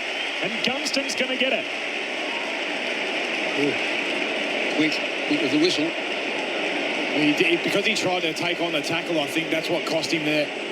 He had his hands up, as Ray's given us in the box. Jack Gunston adds another one to his season tally. The ageless one's got 3 tonight. He's got 73 for the season. Huge. And the Hawks have it all to do still. 11 to play. Geelong by 23. 15-12, 102. Hawthorn, close enough if good enough. 12-7, 79 in the prelim. Well, they're starting to win a couple of those crucial 50-50 balls. There's been a little bit of clumsy work from the Geelong players, just with some free kicks away. And, yep, that's a free kick against Zach Guthrie. He wanted to be tackled, but he went to lift his arms up, could have given the handball off. This becomes an important centre clearance, really important centre clearance. Geelong just need to be able to lock the ball in their forward half of the ground for a minute or two. Hawthorn, if they can surge it forward and get another one, well, we're game on then. They kick the pass too. Dunstan has 2 for the quarter. Cholbo for the Hawks tries to get a hand pass out. Gets caught. That's holding the ball. Just kick this one as far as you can if you're Tom Atkins, don't you? Atkins shows some candy and steps inside. Chol kicks towards centre half forward. Manor couldn't take the mark. Dangerfield tried to dive on top of it. Manor picks it up again. Worked his way through 3 Hawks. Kicks inside forward 50. Cameron marks. Leading out strongly. Arms high up above his head. He brings it to ground in his hands. 40 out from goal. He'll start in line with the right-hand goalpost. How good were those jukes? In the wet. In the wet. I tell you, I was a bit nervous there with the over-kicking little short one from Tom Atkins. Made into a contest. This goes the other way. Geez, they scrapped well. Manor really, really good in there. Jeremy Cameron, that is a strong mark under immense pressure. This is a big kick. Green comes to the top, though, in the wet. Doesn't it? Looking for what would be his 89th goal of the season. Cameron on the left. And misses to the right.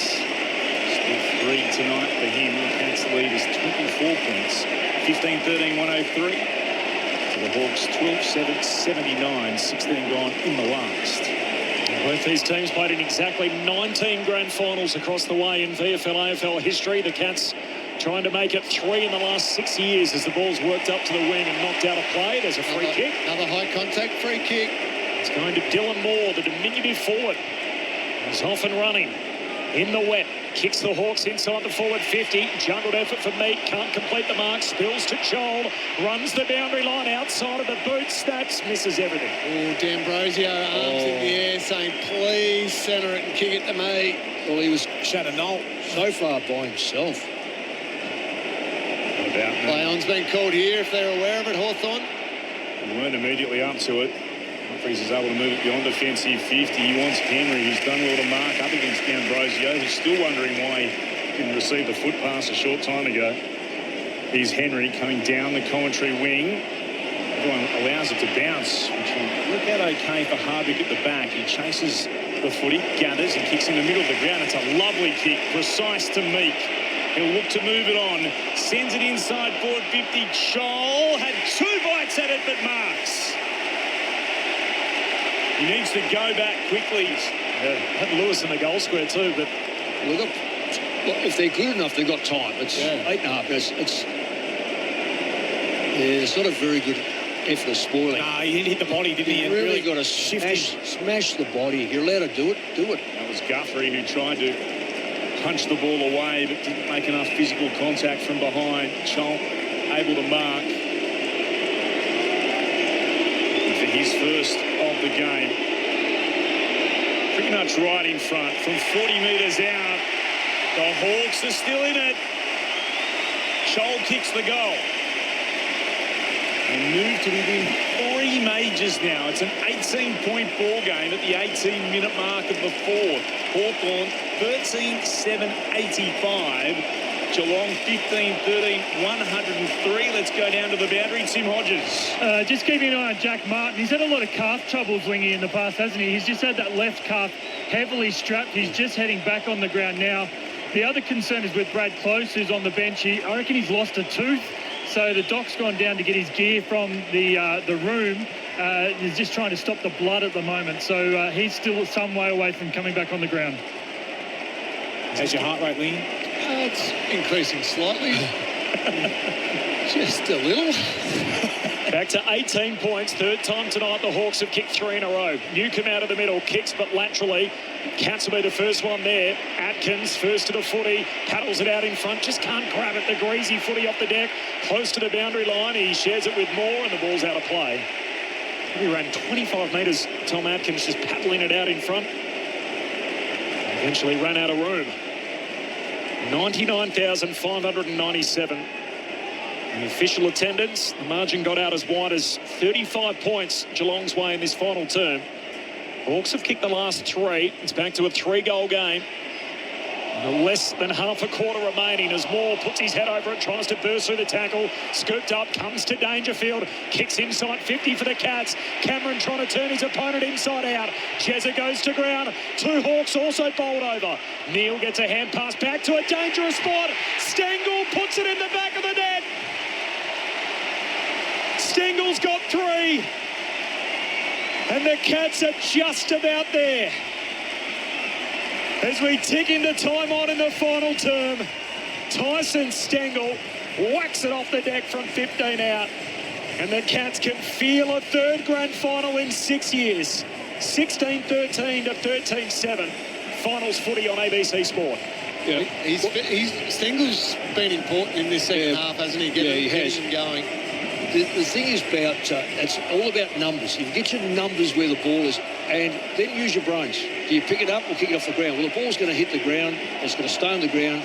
Players are going to be all over it. 2 Hawthorn players went to ground and just run straight through.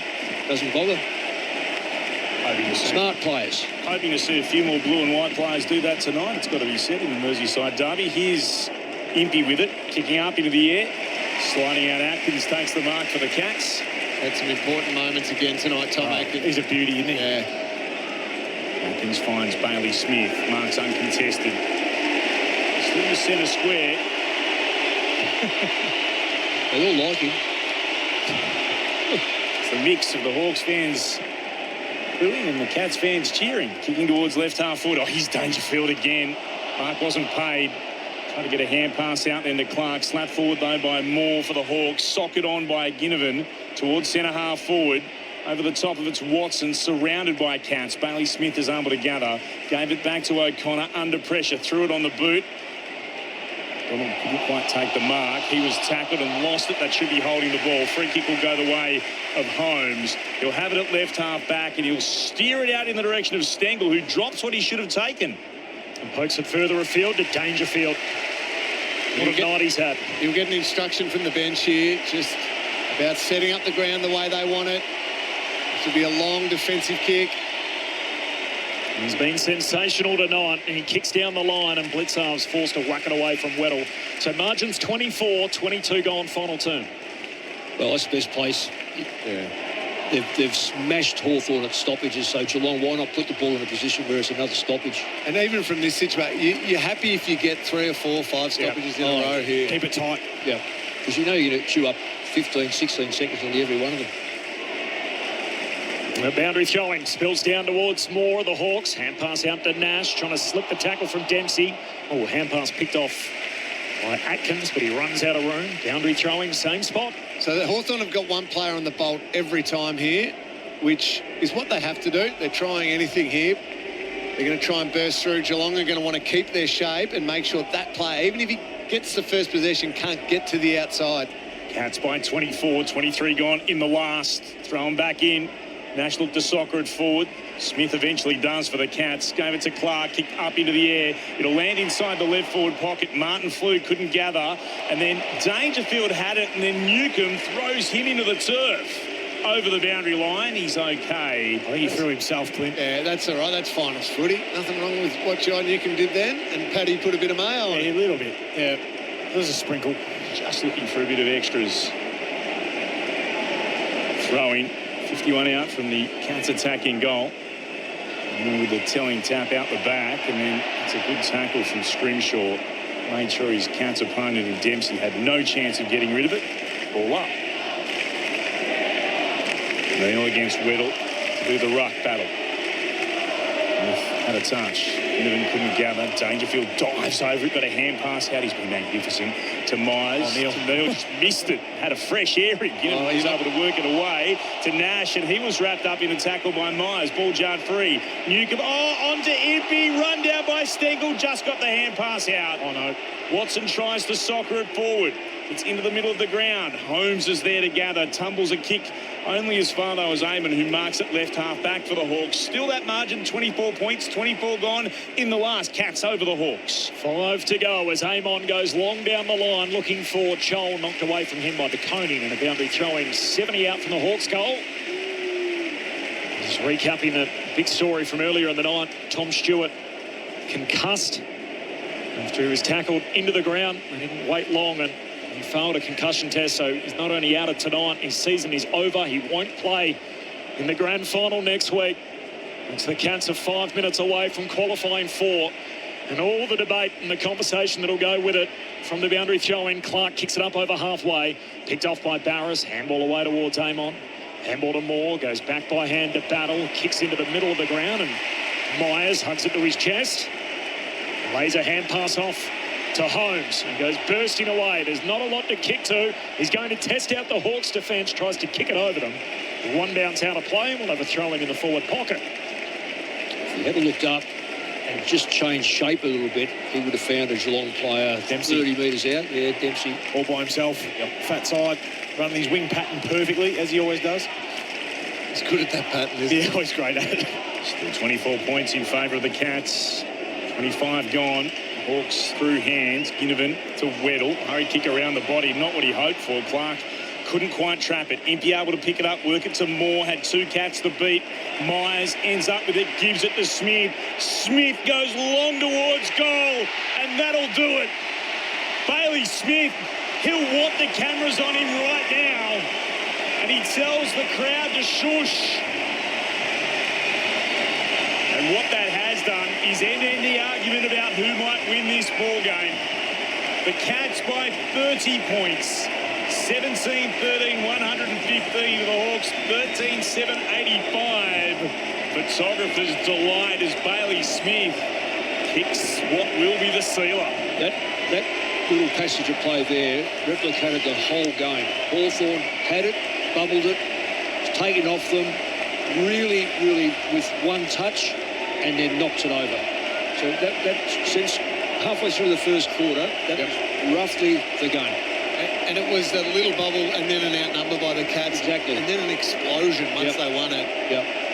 Little exclamation point, wasn't it? Yeah. 30 points the margin. Chol leaps up, wins the hit out, but Blitzar's first possession. Hand pass away to Holmes. Kicks the Cats out wide. Stengel runs underneath it, takes the mark. I imagine these moments are pretty sweet, Lingy. 30 up in a prelim against your arch rival. 27 gone final term. Absolutely. It'll be a third grand final in 6 seasons for Chris Galt's men. Of course, the COVID year in 2020, the flag they won in 2022, and now in 2025 as the kick heads inside 50 and it's punched out of bounds by Battle. So another throw in half forward for the Cats. 27 and a half gone final term. 30 shots at goal for the Cats. It's got 115 points, given the slow start. It's a lot of, it's a domination. 21 down early when they lost Tom Stewart for the night and for the season. From the boundary throw-in, Ginnivan. Hand pass back into dispute, and Smith, almost like a rugby try, takes it out of bounds, and a slippery surface sees it out. And the Cats fans are singing in the rain here. The Geelong chant has well and truly started. 28 gone final term, Cats by 5 goals. Good effort from Chris Scott. His 10th prelim into another grand final. the commentary wing, and it's turned over from the Hawks kick. It's been marked there by DeConey. Just soak it up. Shocking kick. Deliberate. Now, that can't be insufficient intent because there's no way you'd be meaning to do that. That's just a stinker, and I think even he can find the funny side of it. Riley O'Brien's just like, not the worst one of the final series. Those are the worst of the year. Oh, goodness gracious. He really missed his boot there. Oh, that's hit the inside of his right shoe. It's like hit his ankle on the inside, the bony bit, to believe it or not. The Hawks try to take it away. Slap forward here by the Cats again through Clark. It comes out to Bailey Smith, runs towards left half forward, kicks into the left forward pocket. He wanted Dangerfield. Barris got in front, punches it over the line for a boundary throw-in. Again, fumble, clean. Hawthorn give it back. Geelong get inside their front 50. It's unbelievable how many times they've had it in there. Cats fans know what's coming. They're celebrating. So too the Cats on the bench. Grand final beckons. And the restart. Weddle's able to work it away, but only as far as right half back. Blitzars tries to knock it forward. Hacked out of there by McDonald. Bailey Smith goes back. Got a hand pass again in the direction of DeConey. Hand passed over the top of the pack. Only as far as a Hawking Ginnivan. Hurried kick down the line. It's just bounced inside the field of play, but it's insufficient intent. Tricky in the wet conditions. Free kick to the Cats between left half back and the commentary wing. Geelong's lead is 30 points. We've just gone past the half an hour mark in the last. So we go long to Blitzarves v Weddle. Will be the contest O'Sullivan will target. There it goes. Blitzarves in the pack. Off hands it spills down to Impey. Retreats back by hand to Amon. Well, there's not a heap back there, so he has to give a hand pass back to Impey. Handball to Ginnivan. Now it's centre half back. Just a hurried kick into the middle of the ground for the Hawks. Sicily thrown forward, but throwing himself at it. A good intercept mark, O'Connor. He's had no impact, Sicily, since quarter time. Really went right out of the game.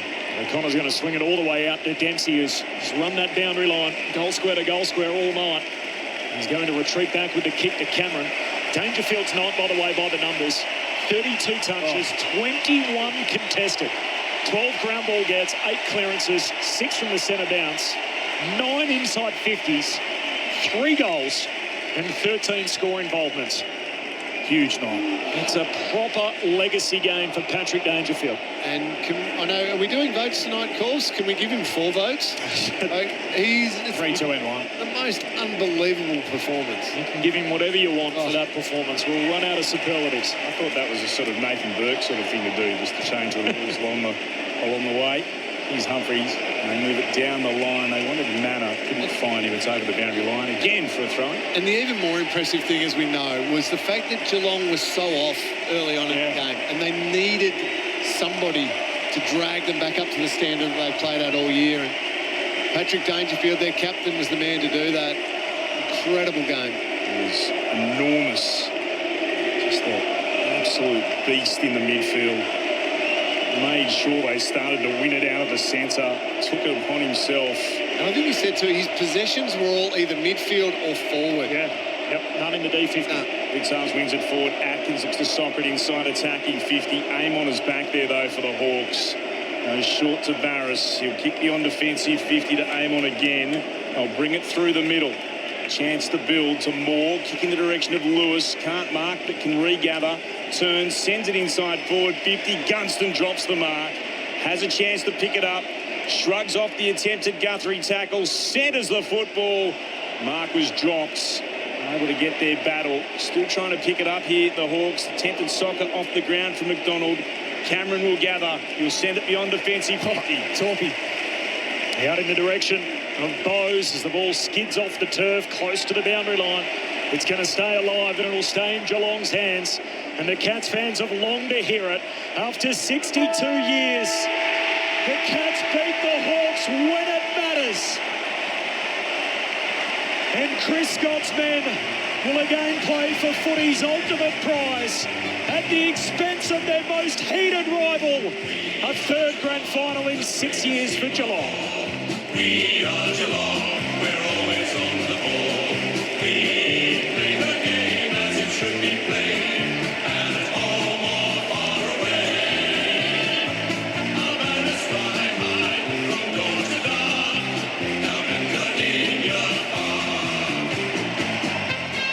A unit under Chris Scott, and the never say die attitude on display today with Jack Henry banged up in that opening quarter. Tom Stewart counted out, concussed, and yet from 21 points down, Geelong with a 50-point swing in the game pulled off a remarkable comeback to book their place in a third decider in 6 seasons. Remember our tradition, stand up and fight. It's always our ambition. Throughout the game to fight with all our might, because we're the mighty blue and white. And when the ball is bounced to the final bell, stand up and fight like hell. 13 points, Hawthorn's lead at quarter time. It was Geelong by a point at the half. And then the third quarter was where the game was won. They kicked 7 goals to 3. The Cats by 28 at three-quarter time and by 5 goals in the finish.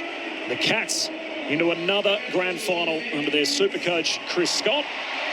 And what a way to do it on the back of a legacy game from Patrick Dangerfield. They lost Tom Stewart on the run. We'll talk about that, I'm sure, a whole lot in the post-game and throughout the week. He will miss next Saturday's grand final. But with or without him, this team is going to be a real show to add another premiership, which would be an 11th in the club's history. The first sort, who else would you want to hear from? The legendary Cat, Cameron Ling. I might need a moment, Corbs. What a performance. The fact that they came out of the blocks probably pretty poorly, and Hawthorn took it right to them, were playing much better football. To swing that around, and we spoke about Patrick Dangerfield leading the way, but others who'd started the game badly got themselves going. Grime Myers, I reckon he'd hardly had a touch in the first quarter. Max Holmes hardly had a touch. They got rolling. 27 disposals for Myers, 25 for Holmes. They kick a goal each. Just really quiet starts from those two. They got into the game. And that's what you need to be able to do in finals, is the fact it's not going to be perfect. It's never going to go your way every single time. You've still got to stick at it and play good footy. And I'll tell you what, you reckon I've moved on from my years of playing and let things go? Maybe not so much. That was a roller coaster tonight, Corbs. I'll be honest. Brilliant. So happy for them. Amazing. 1963, last time they beat the Hawks in a knockout final, which, of course, was the trigger for the comments from Jeff Kennett, and for all the wins that the Cats have had against Hawthorn in between, they have not eliminated them from the finals race until tonight. So that's something that this team can tick off. I'm so happy for the team. I'm so happy for the club. I can't help but feel that tiny bit of just devastation for Tom Stewart. What a great player he's been, and the fact that he can't play next week with the concussion protocol. I know we can discuss that in greater detail, should or shouldn't happen with the bye, all of that. I just know that bloke puts in a lot, puts his body through a lot. He'll be devastated, but I imagine he'll straight away be one of the leaders in getting around the group and making sure it's not about him this week. It's about the 23 who front up next week. What is it about this team, Mick? How do they keep doing it? Well, outside of the fact that they get good players in and under a system that has obviously been very, very well established by former players to create an environment that is highly competitive, that is, and not accepting of anything less than their best. And I think when you've got high standards and you stick to those high standards, you might lose a couple of games on the way, but inevitably you'll get back on track pretty quickly. And then not only through the year, but clearly we've seen it today. I guess the thing about Hawthorn today was, and this will be the same with Brisbane tomorrow, what has to play the extra game in the middle, what does it take out of you, particularly when you're playing the two oldest teams that are able to recoup, get their bodies back in order. But I think the writing was on the walls through the second quarter when Hawthorn couldn't get the football. Geelong were getting it, but then the cream started to take over. So, right, if you look through history, and I'm talking about the recent history, they've had good sides that have had good, solid citizens. And I'm going to embarrass him, but good captains, people that lead by example, people that are very good in the community, very good, not only solid citizens, but people look up to. And I think when you've got that sort of structure, I'm not saying other clubs haven't got that, but it's the first and foremost thing you've got to have at a football club is a solid base to build anything on. And you never hear from the committee. And you hardly hear from the administration. The football stuff is left to the coach or the players or the captain. And that's what the public want to hear. And they want to be able to go about a football club that is all about football and not about worries about, off the ground or that sort of stuff. And they've had a couple of little issues, but they're minor issues compared to some of the stuff that you see. Yeah. What do you say, Lids, in this Geelong team? I mean, as much as they've had this sustained run, part of the success has been the ability to turn it over on that run. I mean, there's only 12 guys there that played in the Premiership from 2022. That wasn't that long ago, which means there's 11 new faces. There's a couple of fresh faces in Jai Clark and your man Connor O'Sullivan. But what is it about this Geelong team? Well, I think it's their attention to detail. That in big moments they stand up and are able to just do what's required at the right moment. I talked in that call about standing the mark and making sure they have to kick over your fingertips, little knock-ons to each other. They just make great decisions, but it's also when you talk about that turnover, their development, I think, led by Nigel Lappin, is as good as anyone across the competition. And you see the guys that have come in and they're able to perform their role. You spoke about young Connor and Jai Clark. Jai Clark had some big moments out there where he was just clean, his ability to, maybe lay a big tackle. But then Tommy Atkins, the way he's been able to elevate himself, sneaky chance for the BNF, mind you, I would have thought. Yep. And then Brian Myers, Brad Close, they have to bide their time to Conning as well before they come in and they're expected to play big roles. But they're filled with that much confidence. But it's off the back of, that attention to detail that I spoke of. And some of that you're talking about, Lids, extends all the way to the way that they've constructed it. So the Bailey Smith gets all the highlights, and certainly deservedly so, and he's the headline act and everything like that, the big recruit. But the fact they got Sean Manor and Oisin Mullen and Jack Martin, all different ways they've put this list together to give themselves a shot at another grand final is really impressive. A third grand final in 6 years. Tim Hodges is down there with the winners. The Cats by 30 points. Hodgie. Oh.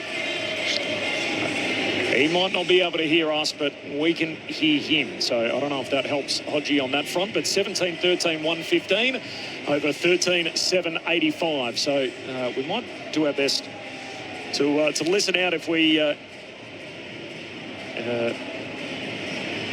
can. So we'll get that song for you in just a moment. Just continue on, I guess, in the interim on the Cats for us, Lingy. Well, I can keep going with, throw another name, Lawson Humphreys, Waffle Reserves. Obviously, Shawnee Manor out of the VFL playing at Werribee, just finding different ways to improve the list. And yes, you still want to add your marquee signing and your Bailey Smith, and prior to that it was Jeremy Cameron, and prior to that it was Patrick Dangerfield.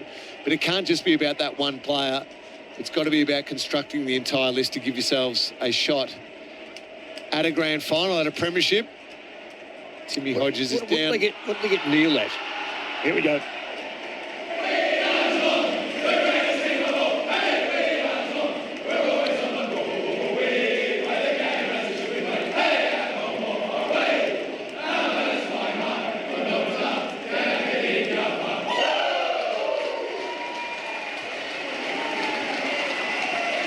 There it is, 17-13, 115. Geelong over Hawthorn, 13-7, 85. So the Cats by 30 points.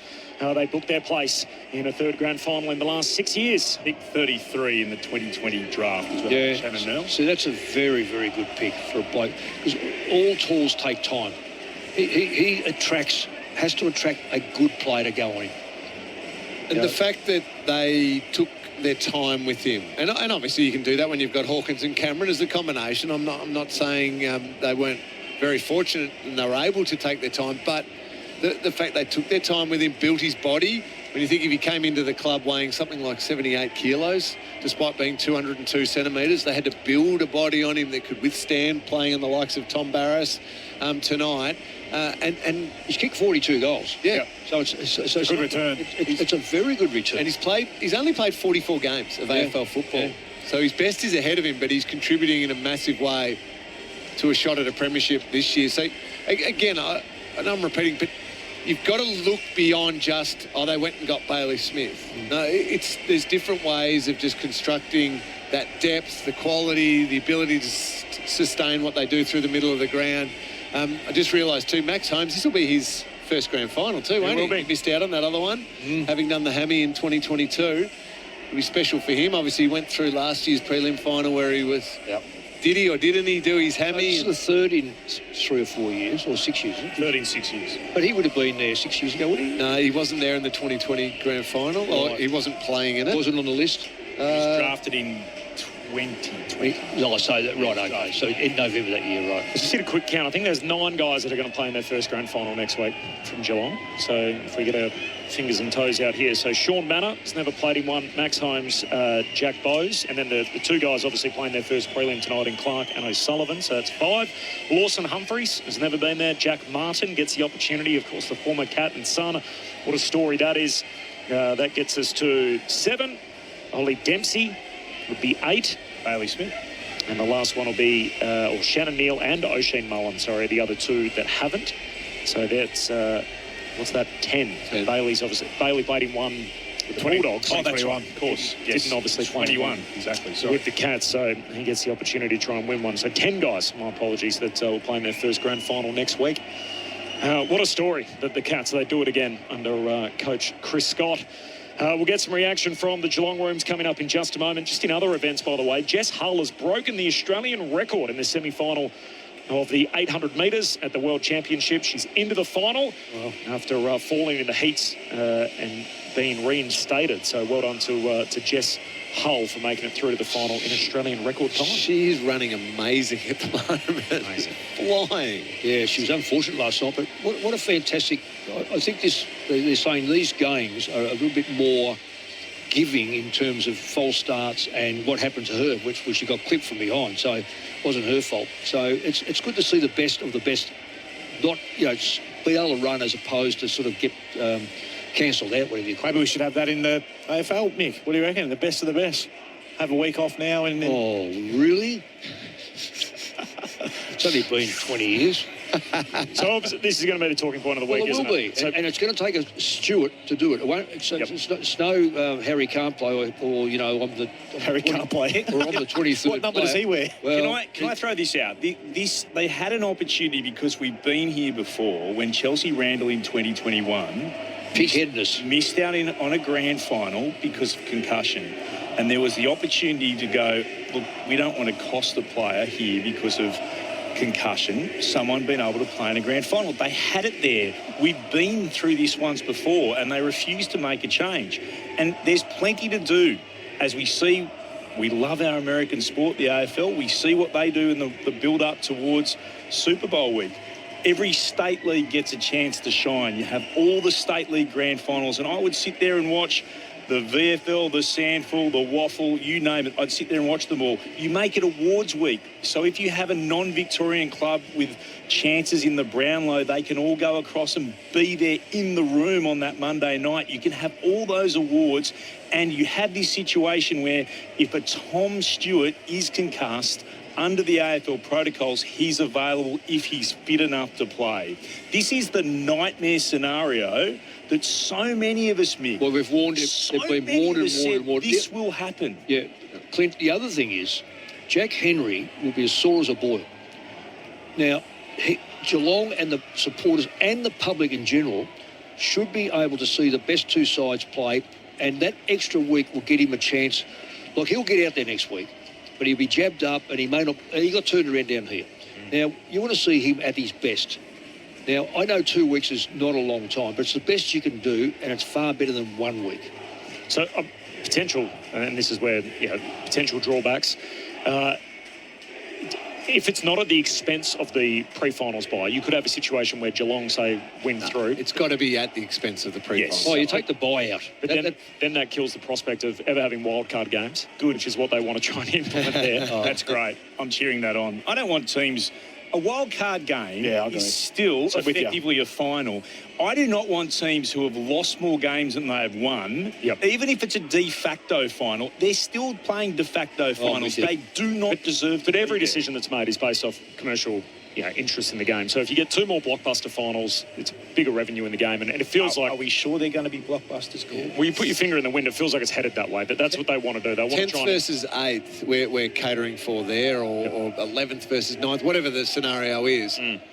The scenario, example that we're talking about here is allowing the two best teams, 1v2 at the end of the season, to have a shot at their best possible team on the field, and we get the best showcase we can out of the season. Just sack one of the rounds then. Let's just sack one of the rounds. We don't need to have that many. But I know I'm cynical here, but the people who are calling for this are all in commercial land, and it's all about how many bucks can we make. This is the most compromised competition in the world. No doubt. Let's not have it any more compromised than it already is. And it's those same people, though, that will, like the week one finals, since we've gone to the pre-finals bye, have never been better. The attendances, the idea that you get 2 weeks to try and build up a game, gin up a little more interest, sell a few more tickets. The quality of footy is outstanding in a way that it wasn't in the past when we went from the end of the regular season to the start of the final series. So if, for argument's sake, they keep the pre-finals bye and they add the pre-grand final bye, you could have a situation where, the Cats finish second, they get a week off, they play a qualifying final, they get a week off, they play their prelim, they get a week off, they play their grand final. You could potentially be playing 3 games in 5 weeks or whatever. Okay, I agree that's not an ideal scenario. 6 weeks. So I think it is only if you get rid of the pre-finals bye. I disagree with you. I'll push back on you on the quality of the qualifying finals being better than ever, because I think qualifying finals are huge anyway and terrific quality.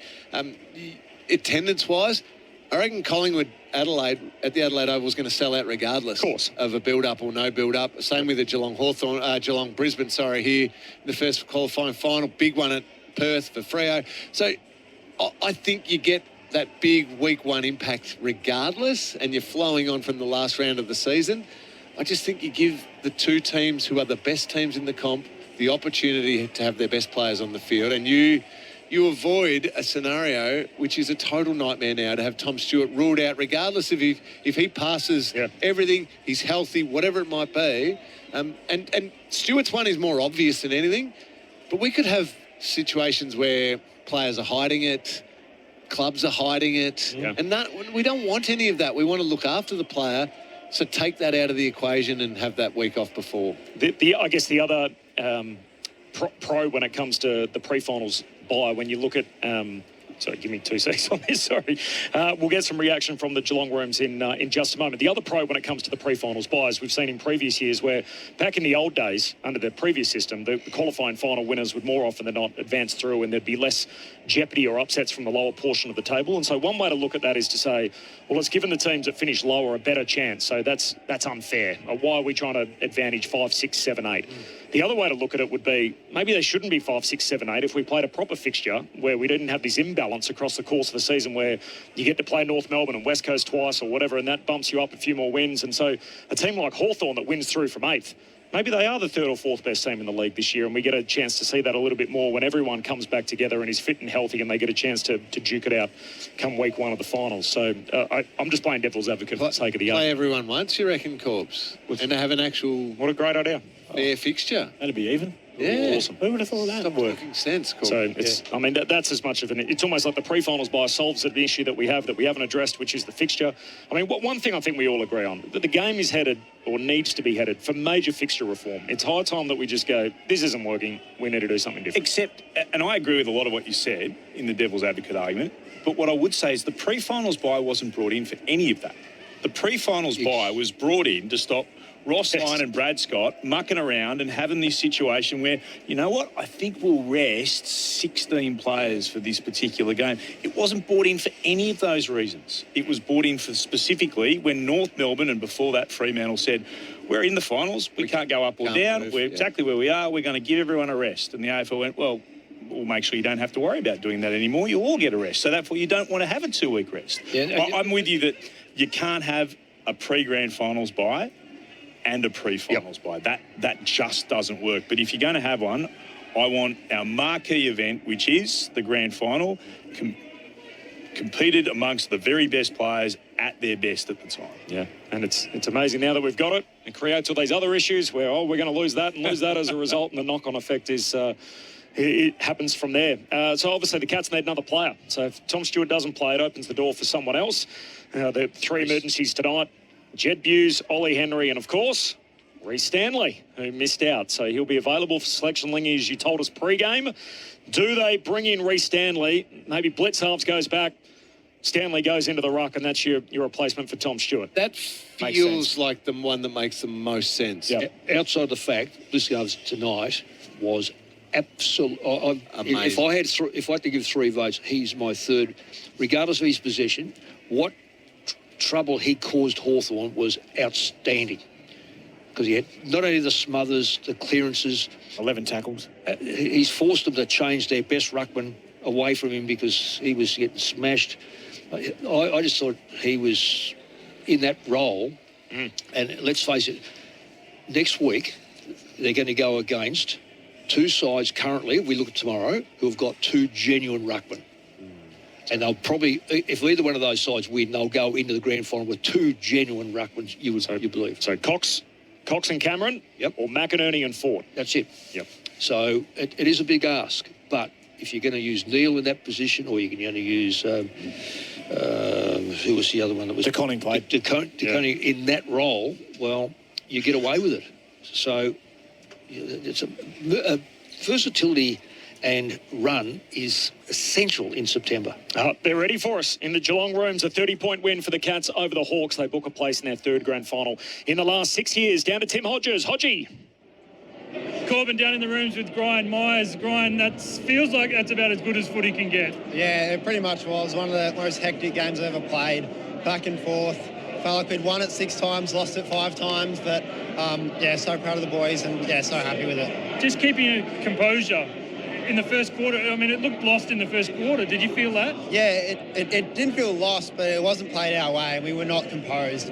So it was fantastic that we can respond with that, not let the game get away from us, and I think we did a fantastic job from then on, and it was very, very awesome to play with and play in. What was it like at quarter time? Like, you would have got the news that we all got that Tom Stewart was out of the game, and you were down. How do you keep your composure at a time like that? Yeah, it is tough, and it's very sad for Stu that concussion protocols, it just instantly rules him out. That, it wasn't just one game, it's 2 if we go through. So, but I think we're so well prepared for these moments that over the last 7 years I've been here, we've been dealt with so many different things and heartache and heartbreak, but we've responded. So I think we just can lean on that, and I think we did really well. So you got back in the lead at half-time, and then the second half, that third quarter in particular, was just ferocious.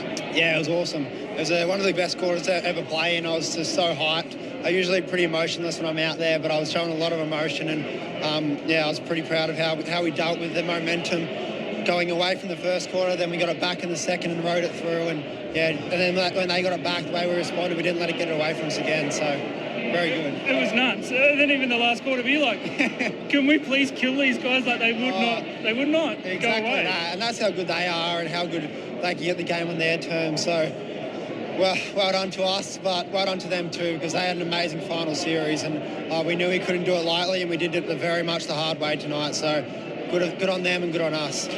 What is the feeling like right now? Like, you're in the grand final. What does that mean to you? It means we've got one job to do. So enjoy it, as we'll say. But honestly, if we don't win next week, this means nothing to me. So on to the next one. And just a tick under 100,000. I'm not sure if you saw that on the scoreboard. Like, flattening. What is the noise? What was it like out there? It was awesome. When both teams would kick goals, I think that the spirit of football was at a high tonight, that it wasn't like malicious, it wasn't booing anyone, it was just supporting your team, and it was pretty epic that when teams would kick goals, it would just be 1v1, and I think they did it really well, the fans, and we did it really well out there.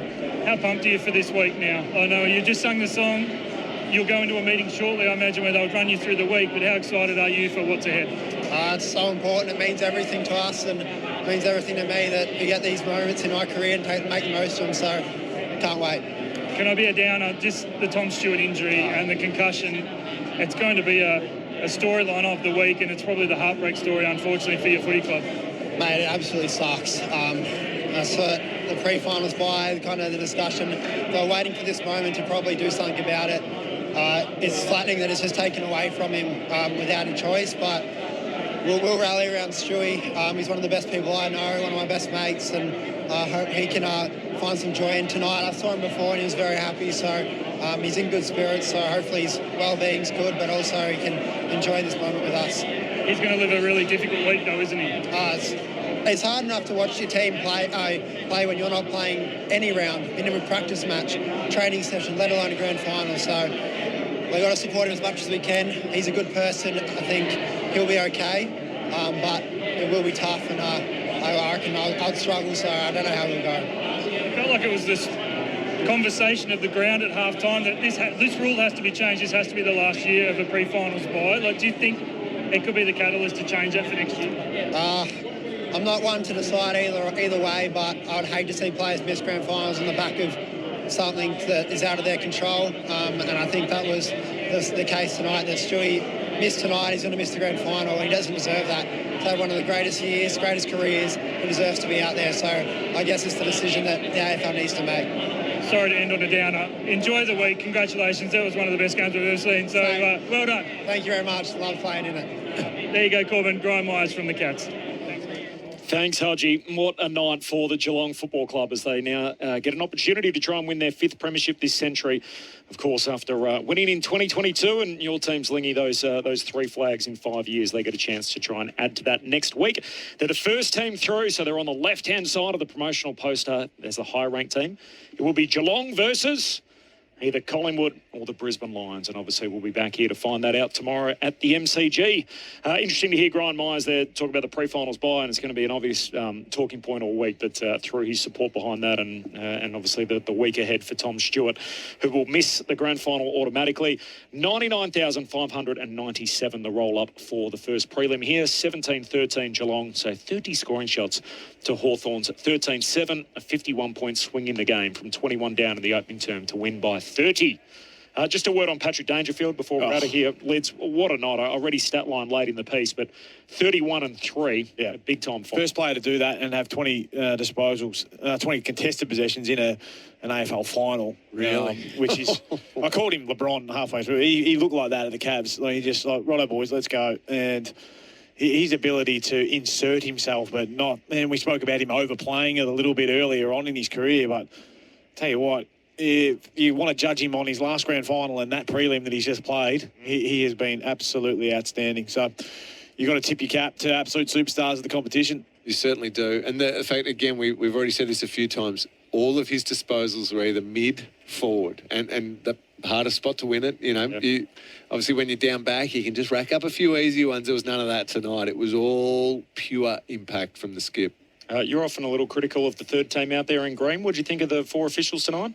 I thought it was well done. Yeah. I thought it was well officiated. Yeah, well officiated. I thought I agreed with Ray about the fact Jack Gunston should have been given that one, and the mark, the free kick shouldn't have been there. But in a huge game like that, mistakes can happen. I'm never critical of little mistakes in huge games. It's where it is just blatantly poor decisions. I'm obviously, but everyone's trying to work on their craft as well. Our rules expert, 300-game umpire Ray Chamberlain has been with us in the box all night. What did you make of the performance of these 4, Ray? Yeah, Corb, you know, Lingy's nailed it. Big night, 99,000 people, and, you know, a lot of contests. There's a couple there for them to review in tackling and marking. But I think they're sitting downstairs right now going, you know what, we did our job. We came here, we served the game in the manner in which we're meant to. We bounced the ball straight. We didn't tip him when we weren't needed. And we let the players be the story. So they'll be feeling really good about themselves, I think. These 4 that umpired together, is it likely they'll pick 2 from one game and 2 from another, or is there a chance the whole unit goes together? How do they decide? No, well, there'll be some rankings from the year gone by. So, you know, it's 6, like we've got here with the clubs, you know, they'll be ranked, and then you've got a body of work in the finals. We've got a game to go tomorrow night, and I suspect it's going to be another banger, and they'll dust all settle, and that's when they'll figure it out. But it'd be very unusual to have all 4 from one final go through to next week. Thanks for your insights all night, Ray. I'll see you back here tomorrow. Been great fun. Thanks, guys. Ray Chamberlain with us, part of our crew throughout the pointy end of the season and all year long on ABC Sport. The Hawks then, so they're packed up and done for the year, but they become just the second team to make a run from 8th to make it this far. We'll talk more about it, I'm sure, across the weekend as their season comes to a close. But what would Sam Mitchell be saying, do you think, right now to his team? Well, I'd say he'd congratulate him on the year, but he'd be bitterly disappointed. And I reckon he'd look at his list. Yes, they've had to play an extra game, but that's, you know, that happens. The worrying sign for me was halfway through the second quarter. But let's take the year as it was. They've had a 35-year-old player kick 73 goals. Can he replicate that? Maybe not. But Lewis didn't start the season, and he's a serious forward. So Nordic Culture did. Yeah, that's right. So there's a couple of forwards, key forwards that they'll get. They would have been worried about the ruck tonight, but overall the ruck worked very, very well. In fact, he's kept Reeves out of the side. So they should be pretty happy with themselves. All top 9 sides won, minimum 15 games. Even the Bulldogs won, they won 14 games. That's a pretty good season. It's just that you've got to hold up in finals. That extra little piece, obviously they're going to try and recruit, but the extra piece of getting Will Day healthy. Imagine Will Day running around on that field tonight. Maybe they don't quite let Geelong back into the game. But you know as well as I do, Lingy, from Geelong's point of view, navicular bone is not necessarily you'll walk up next year with an ACL or a broken leg or whatever the case is. That's a nasty injury that sometimes can end your career. So they'll go out and try to recruit someone. I mean, if they end up with Petrarca, that's going to be a help if he's fit. And willing to work hard. If he ends up with Merritt, which I just don't think they can, I don't think Essendon could possibly let Merritt go. I think they will. Well, you know probably better from that side. The managers do get very hungry and I'm not counting you. Why would you make it personal? Well, do you have him? Do you? No, I don't know. No, that's what I mean. So that's not personal. Rob McCartney told us pre-game that they're clearly going shopping. So he said, "Look, we're going to go. We lack another inside mid. We're going to go get one." Yeah, and if Day comes up as well, they're going to have enough players. Their forward line structure is quite good, but you look at Watson; he's hardly touched the football tonight. Ginnivan gets a lot of the foot. He's quite good, Ginnivan, but he gets a lot of football on or outside 50 at the moment. Are you tipping the Cats next week, regardless of who comes through in the other prelim? Yes, I am. Me too. Yep. I think I will as well, Corbs. Why am I looking at you, Lingy? Just not even worth looking over there and glancing in your direction.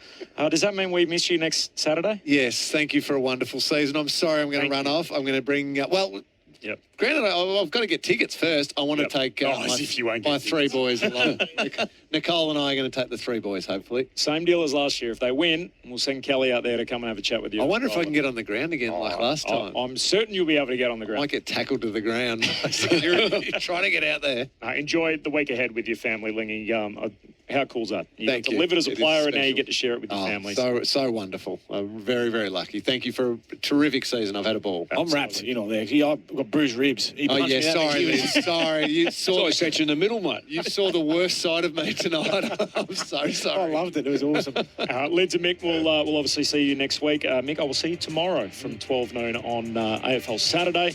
The award-winning AFL Saturday. More on that coming up tomorrow from 12 noon. Sports Talk from 10 in the West. 11 o'clock SA Grandstand. Lingy, you'll be on Sunday. 12 o'clock on Sunday with Matty Clinch. Of course, so stick around for all of that. Thanks to Andrew Williamson back in the studio. Thanks to Stuart Hollywood-Baker for all his work. To our crew downstairs, Tim Hodges and Ben Cameron. Ray Chamberlain, our rules official.